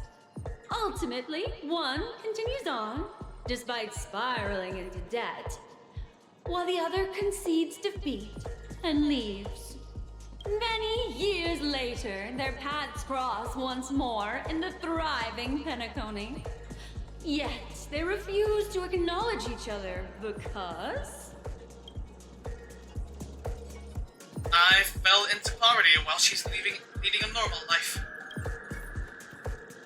Against the backdrop of a revitalized Penacony, the joy of reunion mixes with the sorrow of past separation, the awkwardness of being strangers, and the shyness of a long-awaited encounter, all converging at this very moment. Give it a shot. Try and convey this bittersweet scene to me. Bring it to life with precise and emotive acting. Oh, dear God! Is this ever going to end? I know! Why don't you try that clockwork thing you used before? What?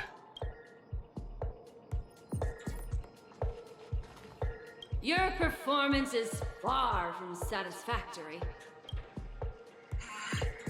Oh man, I really hate it. I really hate to do this, but...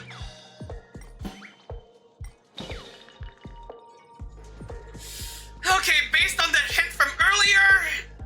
Oh my god.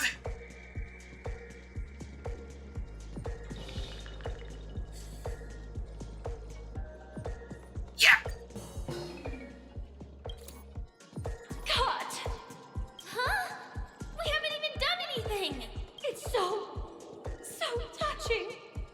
Your portrayal outdoes the original. It's simply beautiful. We have passed the test. We ought to hurry up. Stellaron is at stake. Yeah. Okay. Congrats to both of you for clearing the stage, but more importantly, are you having fun? Fun is more important than success. Look at the time! You finished much faster than that red-haired contestant did. That red-haired contestant. Who is that exactly? You'll find out eventually, but only if you clear the next test first. Welcome to the second stage of the 33rd Sports Festival in the 20th season, sponsored by Soul Glad Enterprises. Gunfire time! Wait, what? You have the option to choose gunfire and undergo Brother Hanu's trial, or time, where you'll face Clucky's trial. Oh my fucking god! And now, make your choice. Okay. Oh my god, alright. I already have a feeling what the gunfire trial is going to consist of, but I don't know about the time trial. Oh wait. Oh my god. Yep.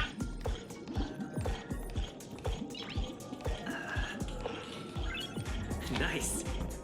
Okay, yeah, I think, okay, I took a peek at what the time trial is, and yeah, I think I might actually I might be able to do it faster if I go for the gunfire trial.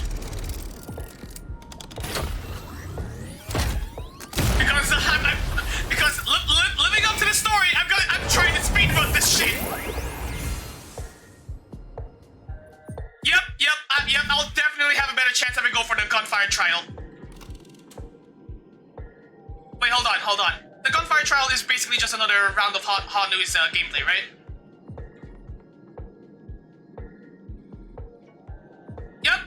Yep, it's just another round of Hanu's gameplay. Yeah, I'll have a much better chance with this. Gunfire! Also, time check, it's almost 8. Oh god! It's already 7:50! I really should be wrapping this up! Friends, welcome to the enchanting universe created by the Watchmaker. Awaiting you is the morally dubious yet ever charming character from the animated Clucky series, Hanu! Help! Help, I can't stop! Stop! Oh god! Dear Lord! Dear Lord, help me. It is said that these cartoon characters were inspired by the Watchmaker's own experiences. According to research by Clucky scholars, the original Hanu of reality shared a deep friendship with the Watchmaker, akin to comrades in arms. Enter into the world of Hanu via the TV by the entrance and partake in an enchanting and suspenseful story with him. Good luck in there. If it's a gunfire trial, we should be able to settle this with a fight, right? I hope this won't waste too much of our time. Unfortunately, Firefly, I don't think it's gonna be that simple. Okay, we gotta, okay, cool. We have another space anchor here. Alright. Ready? 1, 2, 3.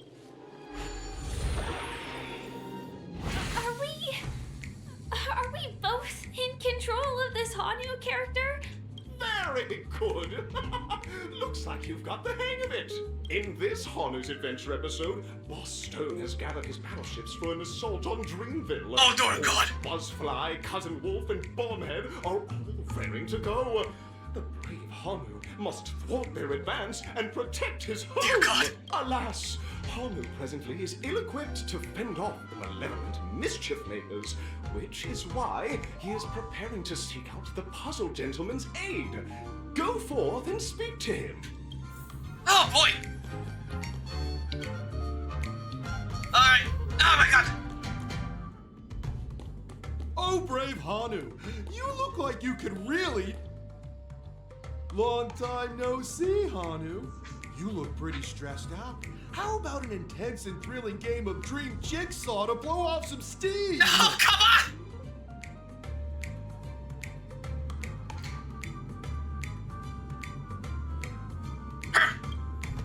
Cool. It might just be the coolest home in history. Oh my! Are you telling me that Boss Stone has rallied the villains to seize Dreamville? What a dreadful twist of fate! Listen closely, Hanu. I'm aware you're in need of a suitable weapon. And I also know there's one just upstairs. But you know what? You'll have to play an exhilarating round of Dream Jigsaw first. No jigsaw, no moving forward. Oh my fucking god! Puzzle gentleman, my ass! Also, hang on. I need to plug my phone. Battery dead. Dying.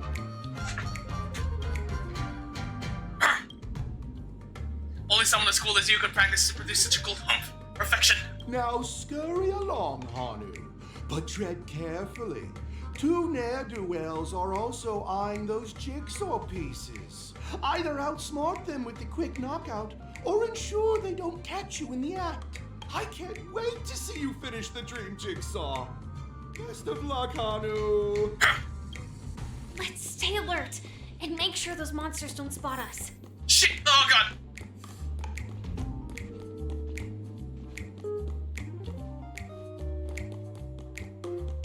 Look up there!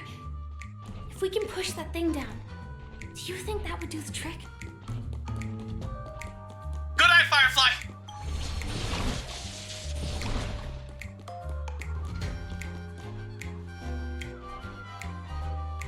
Push! Haha! Get fucked! Awesome! Treasure! Oh, wait!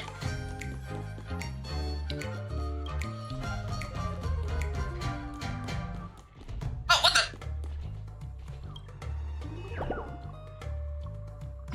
Bird! Yeah, protection bird.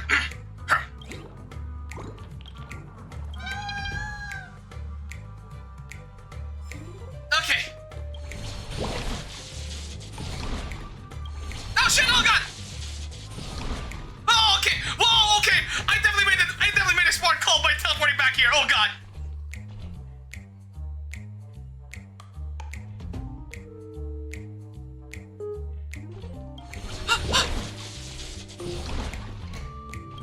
Yeah, go!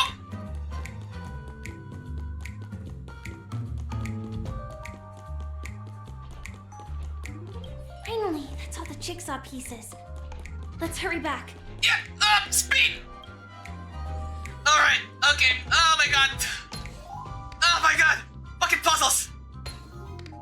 Fucking puzzles! Shit! Ah! Okay, no, yeah, that was it. Okay. Oh my god! Ah! Yeah! Oh my! The exquisite sensation of perfect alignment! My organizational itch has been quite thoroughly scratched. Hurry now, Hanu! Touch that TV set and transform back into your old self. Then head upstairs. Your weapon awaits you there. Alright! Are such haphazard instructions really okay? I suppose we're gonna have to find out the hard way. Ah, god. Disconnecting from that thing so suddenly has left me feeling slightly disoriented. Oh god. Okay. So, weapon. Is that Hanu? What the fuck?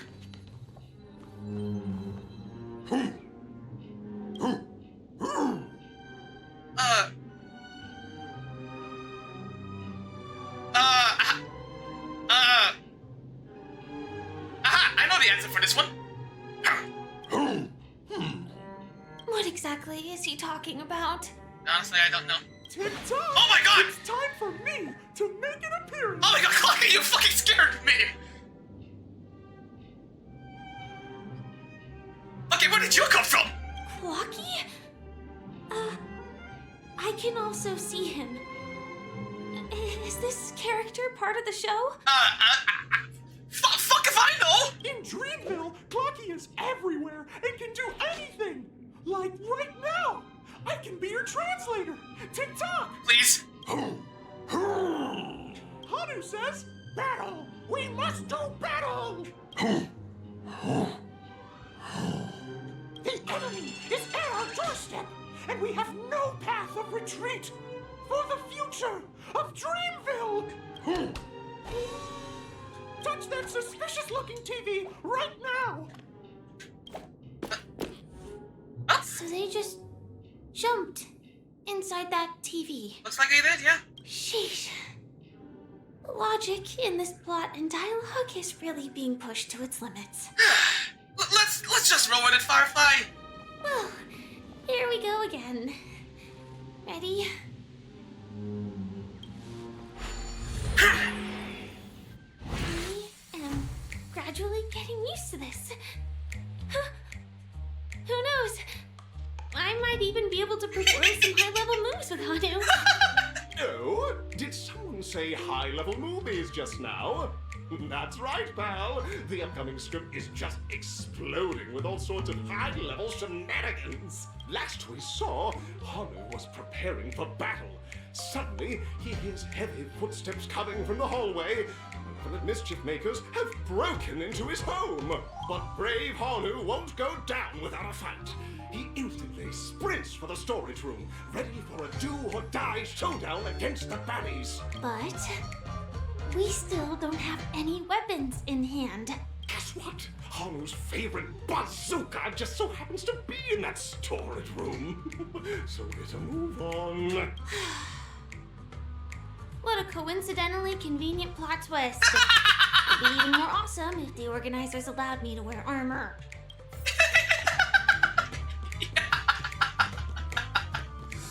Treasure!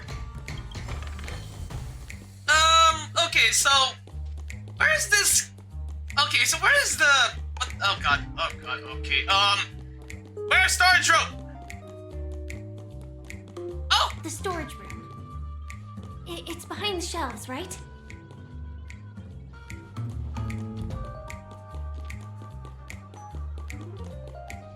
Wait, hold on. I need Hanu vision.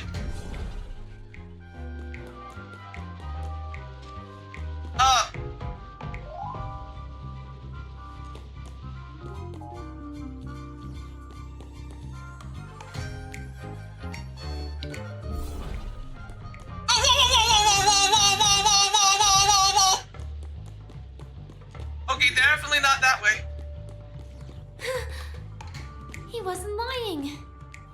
There's actually a bazooka here.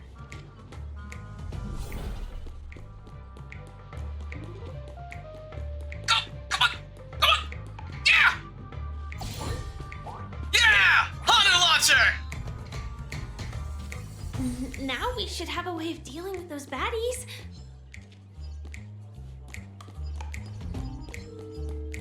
This thing feels just like the Soaring Locust too. Alright!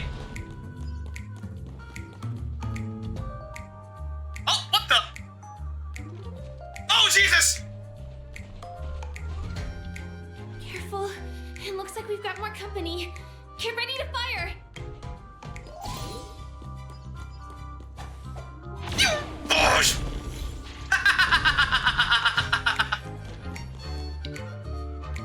Oh, dear Lord!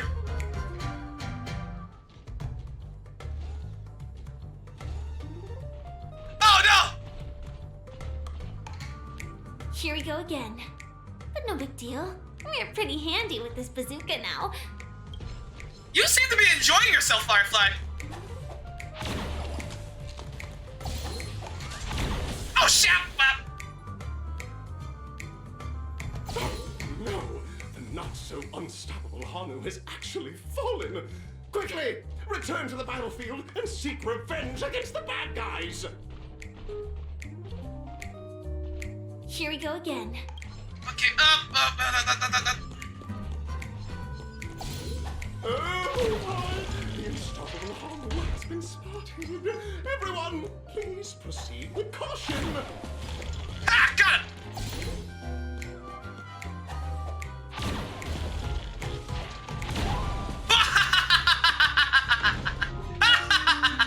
That should be all of them, right?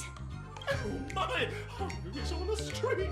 Everyone, the stage is complete! Quickly, head through the TV to the next stage! Hold on. Ammo!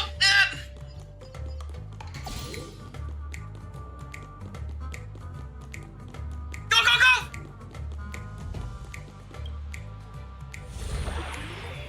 Oh my god, I'm having way too... Well, that's that.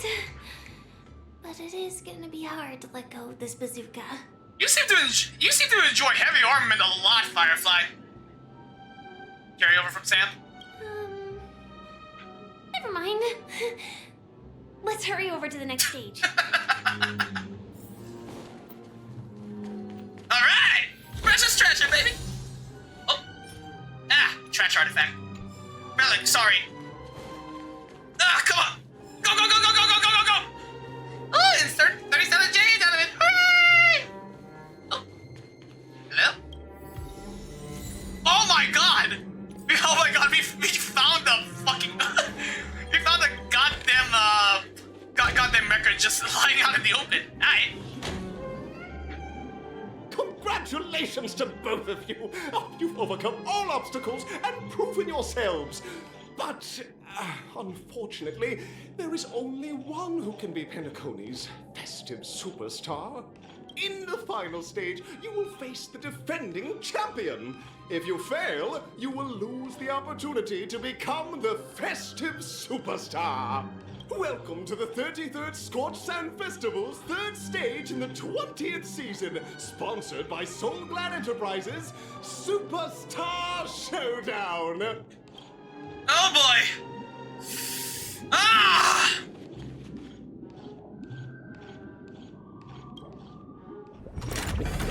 Okay, so this one is the final stage for whatever this is. What's in store, I wonder?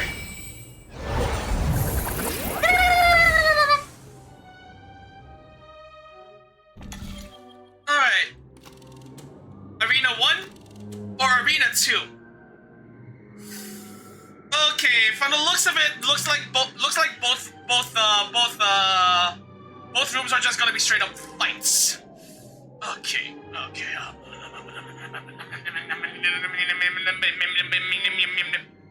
Wait, what?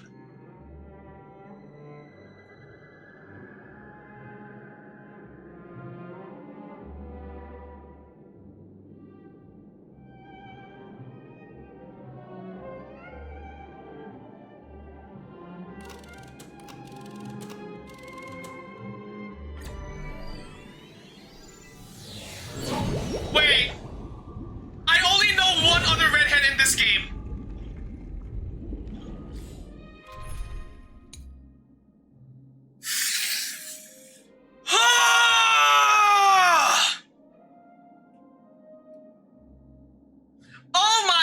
Oh god, okay.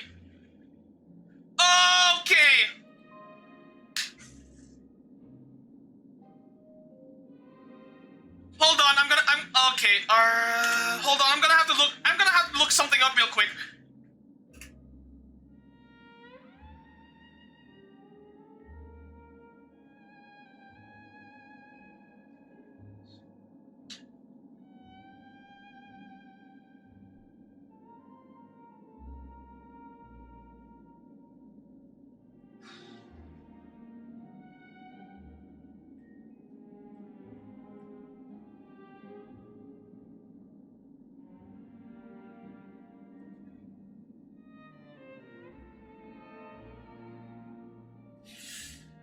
Okay, this is going to be really fucking silly. But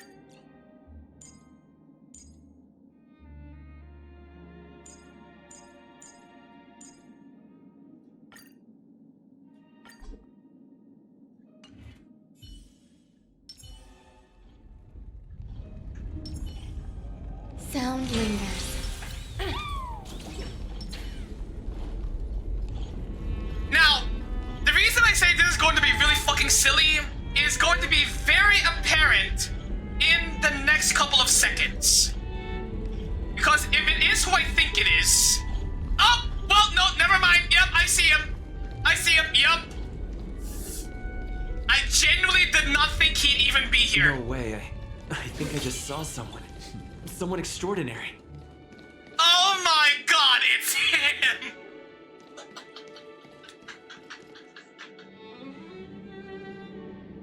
Oh wait, what the? Oh wait, oh no! Did the audio bug? Oh no, did the cutscene audio bug out? Hold on, sorry guys, hold on. I'm gonna have reset of the game. Hang on, sorry.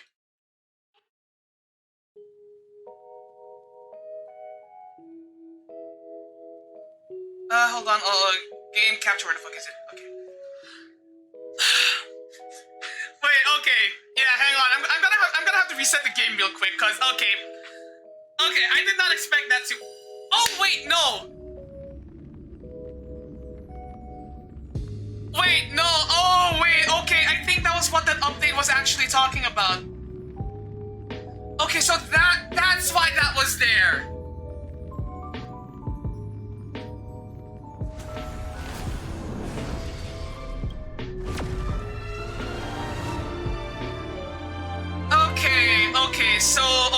Okay, so it's not like a bug that I can easily fix. Okay,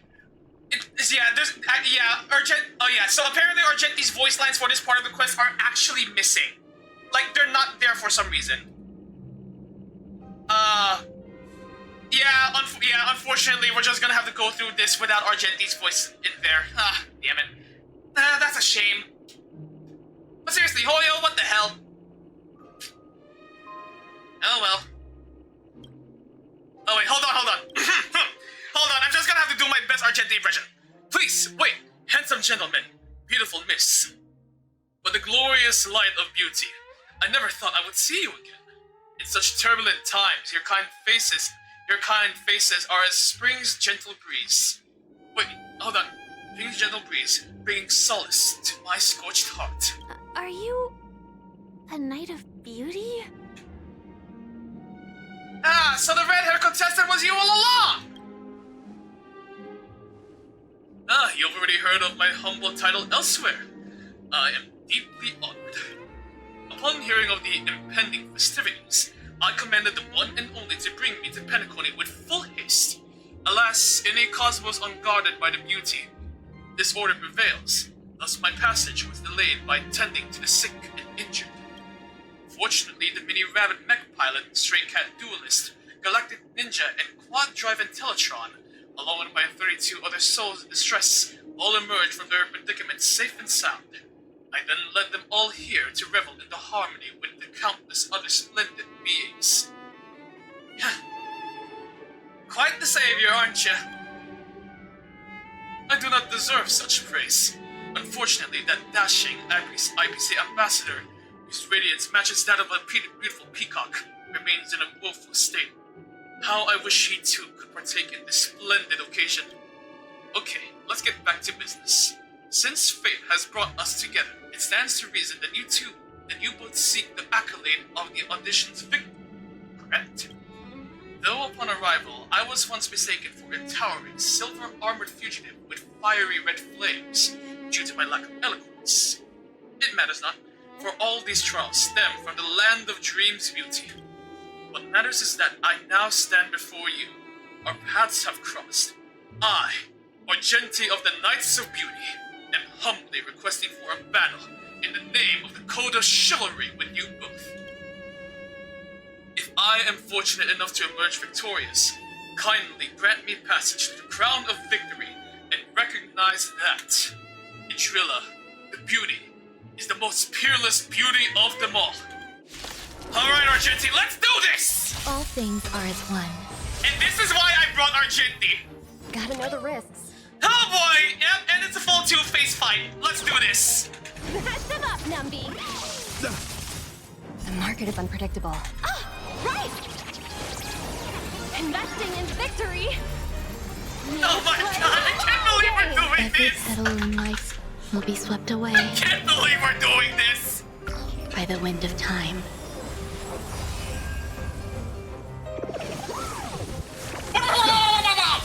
Behold, this symbol of pure beauty. Nice like a good brew. My friends, indulge yourself.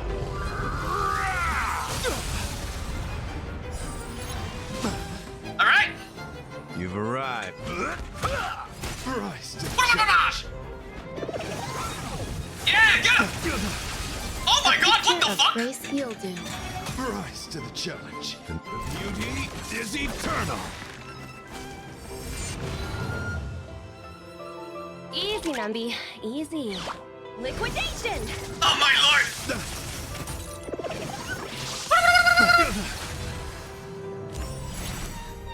Bear with Your convictions, my friends, are indeed awe-inspiring. It's pity the laurels of victory belong to Vedrula! Oh wait, shit, oh god. You in the mood for another beating? Argentine! Till I see that light once more. I will protect all beauty in the universe. This is so stupid! Vedrula. Oh my god! Oh my god! Oh my god! Oh my god! Pay attention. Rise to the challenge. Oh my god! This is so dumb! Nambi. Oh my god! We really wiped the floor with him! Rise to the challenge. Okay, that was easy. That's enough. I have come to grasp the sincerity of your cause. I yield.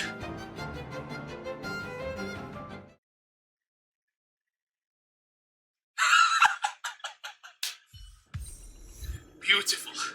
Beautiful. Truly a captivating contest. It is through you that I realize, to uphold the honor of Vedrula, I must further hone my skills. What a beautiful lesson indeed. Go forth, my dear friend, beautiful miss. The audition's crown is yours to claim. I shall remain here, gazing from afar as you bask in the limelight, joining the audience and offering you the most heartfelt cheers and applause. We don't have much time. May fate allow us to meet again, Knight of Beauty. In that case, let's make our way to the end. Yeah. Penacony's really thronging with talent. I hope we make it in time.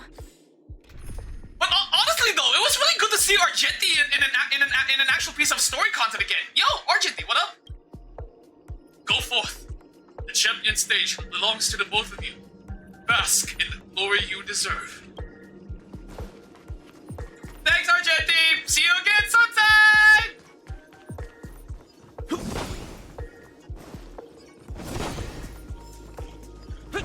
Alright! We're close to the finish! On the stretch, boys! Oh, so we are already... It's already past 18! I need to eat!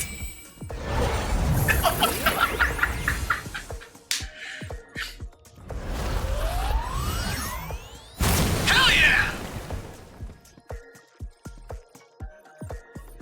Oh my god! Congratulations to the Galactic Baseballer and Firefly on becoming this Scorched Sand Festival's champions! Looks like we got here. Oh! We look forward to their amazing entrance in the Charmony Festival! Wait a minute. Oh wow, this really is the end of the line. Oh! Let's give a round of applause to our aspiring young guests!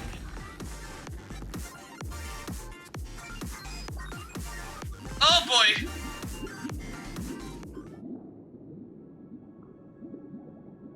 Congratulations to the both of you on becoming the festive superstars of this year's Charmony Festival. Before entering the Grand Theater, I reckon, yep, it's Sunday. I, on behalf of the organizers, extend my sincere congratulations to Sunday. you, wishing you joy under their radiance.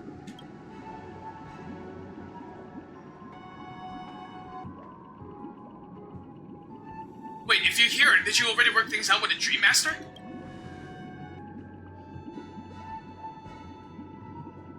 As previously promised, my sister, Mr. Yang, and I have met with the Dream Master.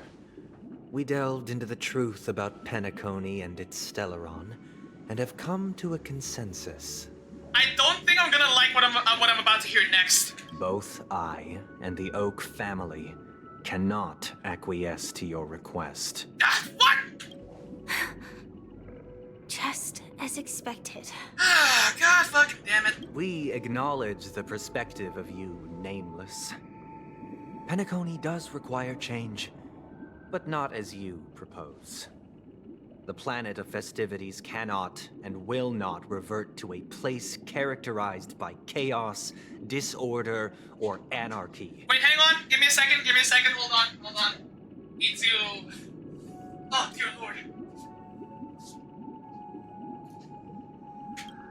Through your journey of overcoming obstacles, you must have glimpsed the essence of that era.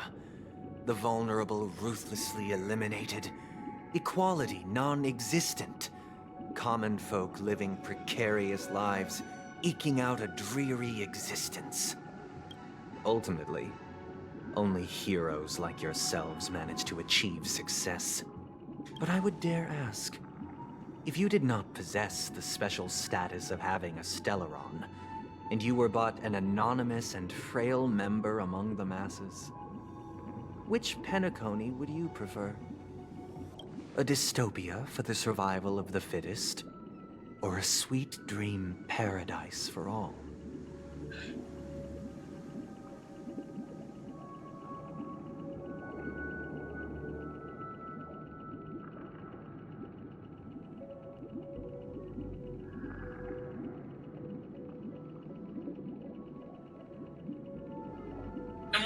And what makes you think I know the answer to that question?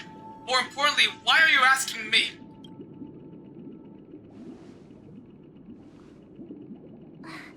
That's not the point. Don't let him mislead you. Mr. Sunday, even if the members of the Oak family can't fully agree on what to do about the Stellaron, now's not exactly the time to be holding an extensive discourse about Penacony's past and future, is it? The Stellaron issue concerns the life and death of everyone on Penacony. If anyone has a better suggestion, the crew is more than willing to listen. Also, it'd be best to tell us the ins and outs of that meeting.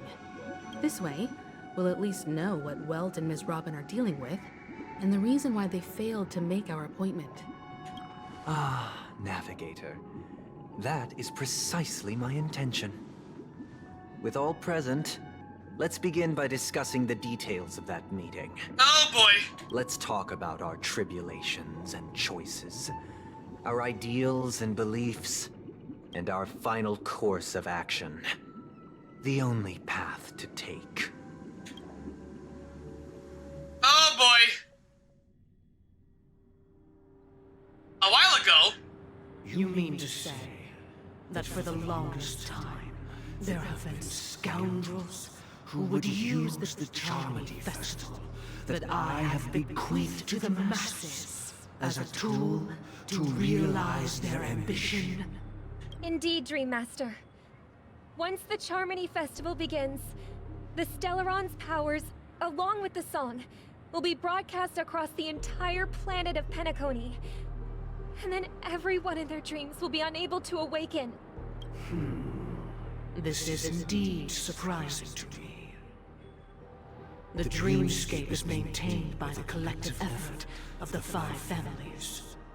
If someone were to use the Charmony Festival to recklessly disseminate the power of the Stellaron, this individual must hold a position of great authority.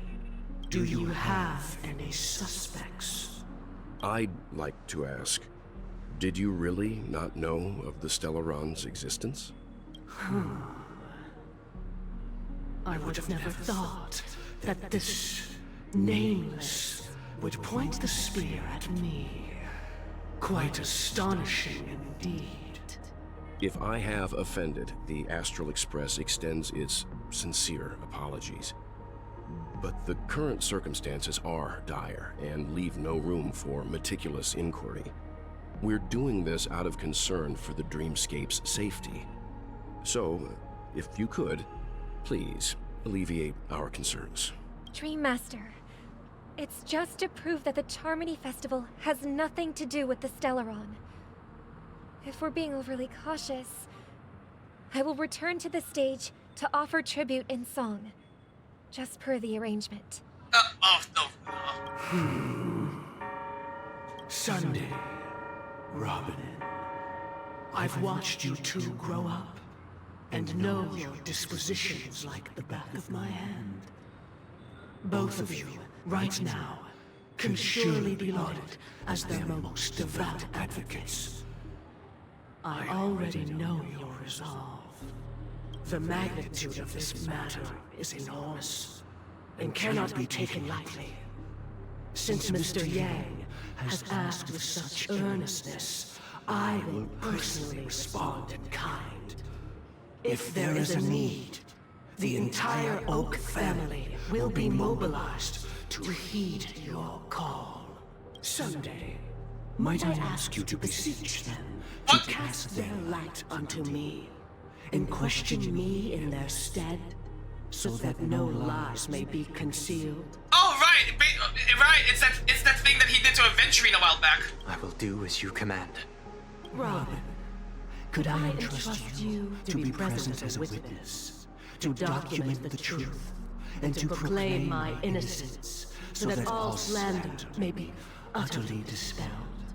I will do as you command. May thy will be carried out on earth, just as it is in the heavens. Oh, triple-faced soul, please sear his tongue and palms with a hot iron, so that he will not be able to fabricate lies and make false vows. Let us begin. There is nothing else to prepare. Oh boy, here we go again! Understood. Question. Have you devoted your life to your god, never worshipping other gods? Naturally. Do you love your god as you do yourself, always heeding their admonishments? Naturally. Have you strayed from the path expected by your god, betraying their name? Never. Have you ever been inordinate with your asks of your god, coveting more than the foundation of the creation itself? Never. Then, a final question. Do you swear to fulfill all vows, past, present, and future? With the Eon as my witness, if I do not deliver on my words, or if I renege on my vows, may I be cursed in accordance with divine law. They have seen your faith, and have endorsed your faith. With this, it can be evidenced... Just a moment. What is it, Mr. Yang? I have another question I hope to have answered. To my understanding, the family's harmony and prosperity have never relied on so-called divine laws. Well, at the very least, I don't recall it being explicitly mentioned, at the very least, so... The god you both mentioned, are they truly Shipe? Ooh, good question, Welt. Mr. Yang should know that those belonging to the family toil together as if they were kin, embracing solidarity and unity under their light. All duplicity is laid bare before the harmony. Such a delicate and complex symphony. Which other god could perfectly harmonize this, if not for the Great One? Shipe. Perfectly harmonize. Therein lies the problem. It isn't an outsider lurking in the shadows who changed the harmony, but a dissonance that has surreptitiously emerged from within this very symphony itself. In the distant past, there existed an Eon. With one flick of the wrist, they crafted the laws of the cosmos.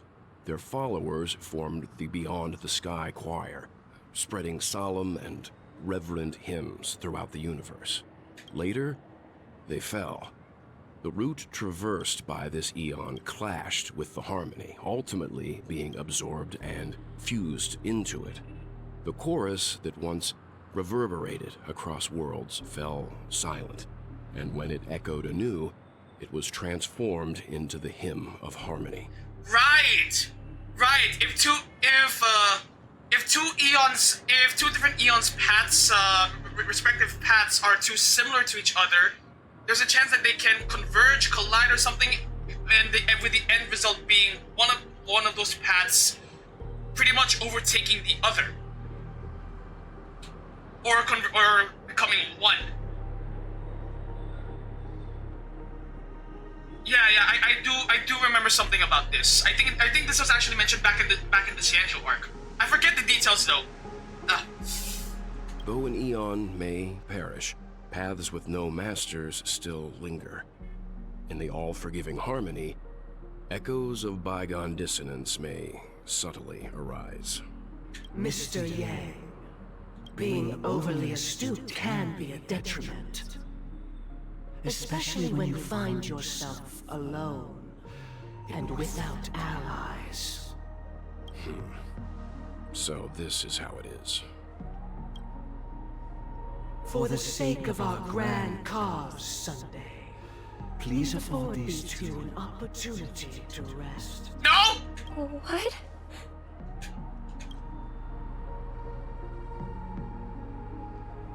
Something, no! Sorry, Robin. It's just you. I did not wish for you to know this. It's a pity that things have turned out this way. Son of a bitch! So, this is the true reason I can't sing? The shadow that envelops Penacony is actually... We were never children of the harmony. Our ideal paradise could not have been crafted by Xipe.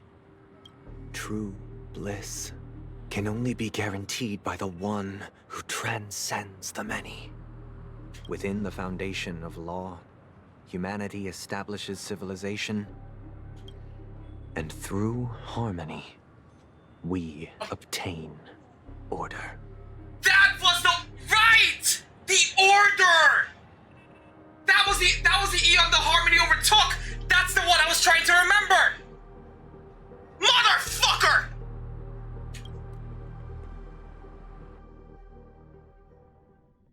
Unbelievable. To think that there would be remnants of the Order on Penacony. What have you done with Mr. Yang and Miss Robin? Don't worry. I just gave them some time alone to ponder their fates. But you left them to die? You should know that these actions make you an enemy of the Astral Express. Should we need to stand against the Nameless, it would only be myself and the Oak family involved. But we haven't reached that point yet, have we? Your efforts for the justice of Penacony are evident to everyone, and have been widely observed.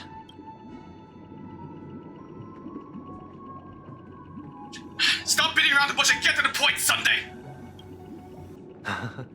Patience is a virtue. However, I won't hold it against you. On the contrary, I'm here to make my intentions clear. If it is the Order that drove you to imprison Welt and Robin, and you're using them to coerce our compliance, then there'll be no point in entertaining any type of discussion. You're mistaken, Miss Himiko. They are in very safe hands, and just as the family has always proclaimed, no one can be harmed in the dreamscape, least of all in the beautiful new world belonging to the Order. Okay, honestly, I will take this twist over it being another Antimatter Legion plot. I will honestly take that. Penacony and the entire universe have witnessed far too much innocent bloodshed. The strong wield their blades against the weak, and the victors push the vanquished to the brink of life. Natural selection. The world abides by this principle, establishing the well-being of humanity atop the corpses of the downtrodden. Only we, or rather, I, possess the power to put an end to this farce. So you've decided to resurrect a dead Eon?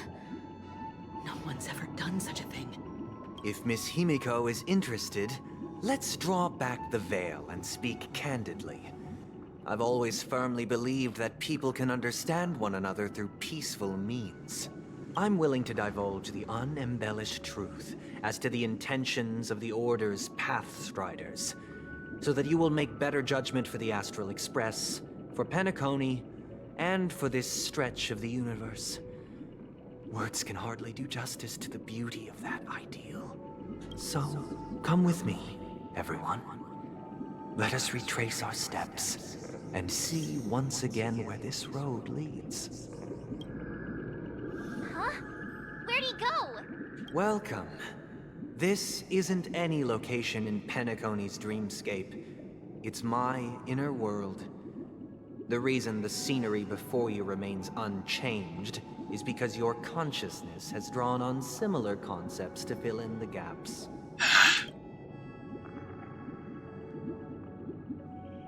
So what, you've imprisoned us? So what, you just so what, you imprisoned us in your own head, is that it? Did you do the same to Welt? It's a tuning process. Stronger in effect and more draining on the mind.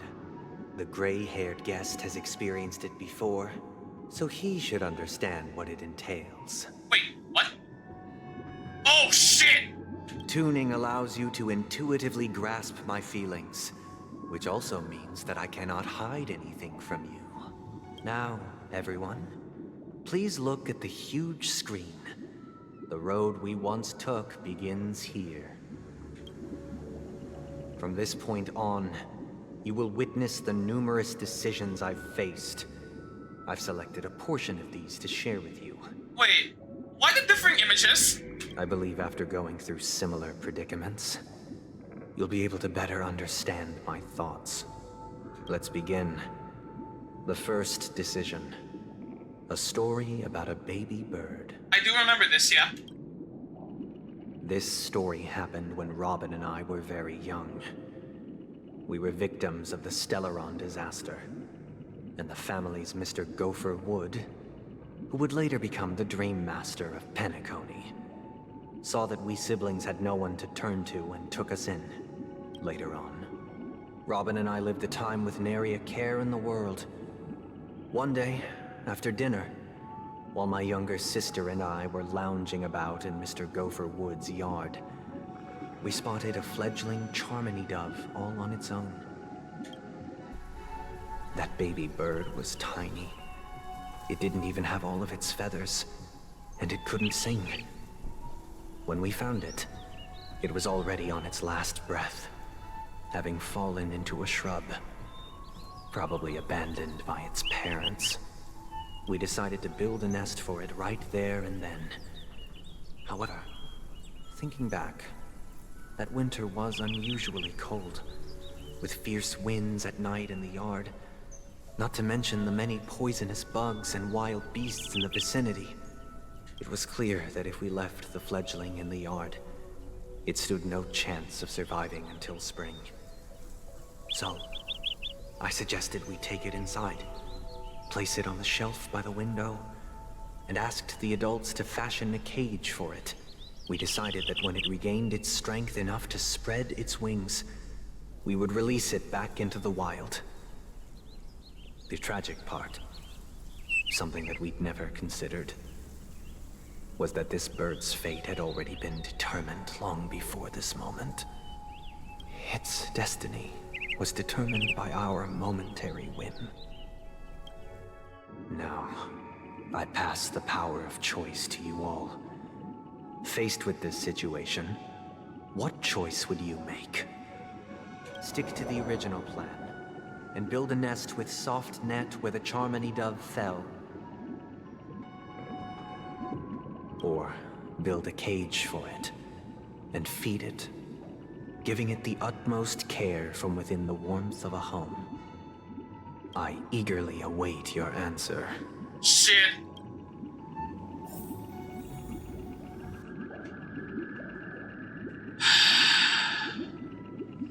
Okay.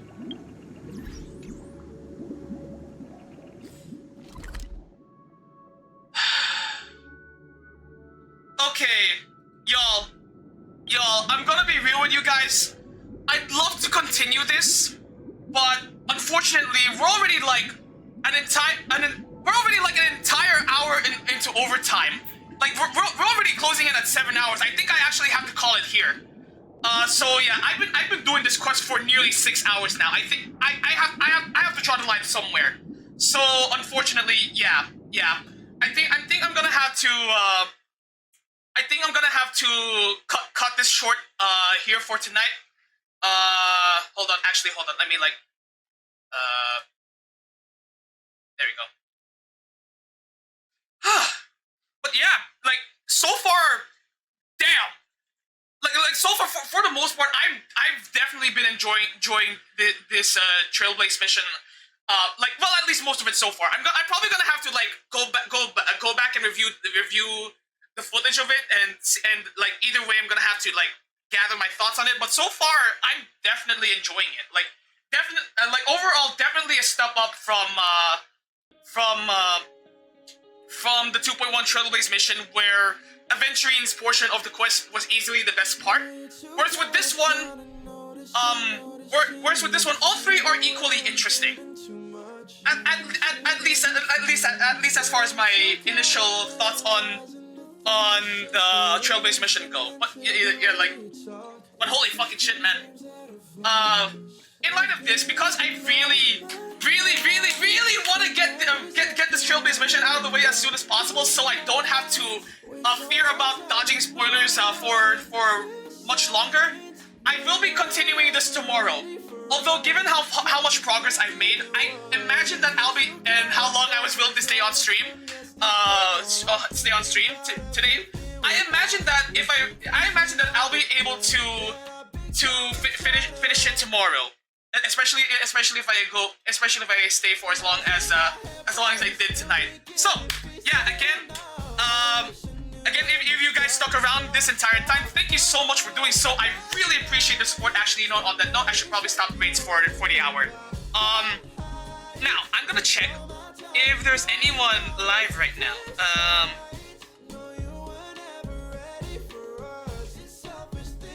Okay, you know what? Yeah. Alright. I'm gonna see if... Hold on. I'll go ahead and leave the raid message here. So yeah, if you're still here, feel free to copy and paste that on whoever I decide to raid. And as it happens, another VTuber that I follow named ShayVT is currently live right now with Honkai Star Rail as well. I'm gonna see if I can actually raid her. Oh, whoa! Hang on a moment.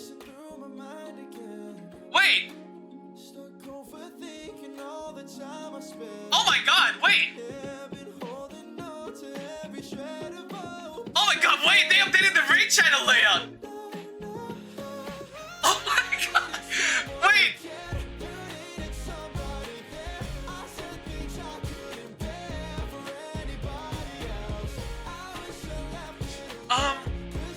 Same category.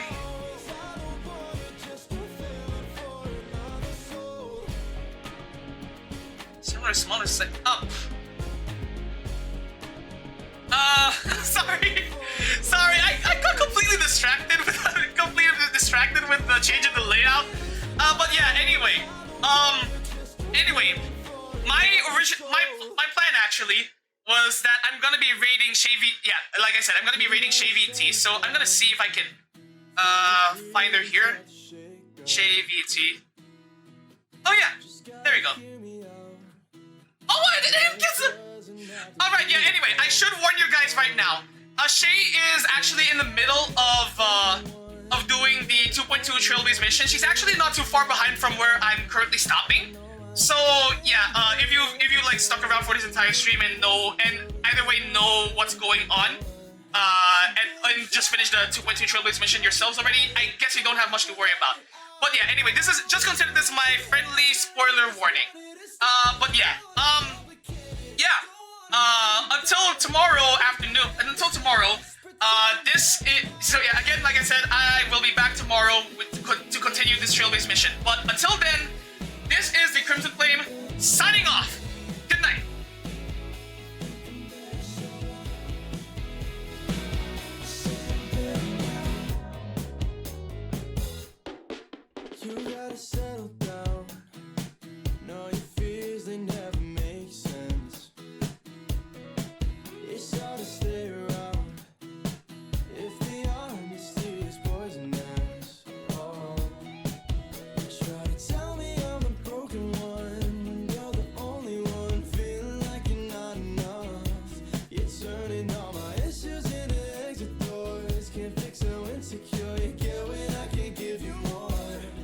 So baby, shut up. Don't wanna talk about it. Don't wanna let it out. I know it's so much to handle. No, you just want it to stop. Don't wanna complicate it. Don't wanna let you down. You think I'm better, so I'll just pretend I'm better now.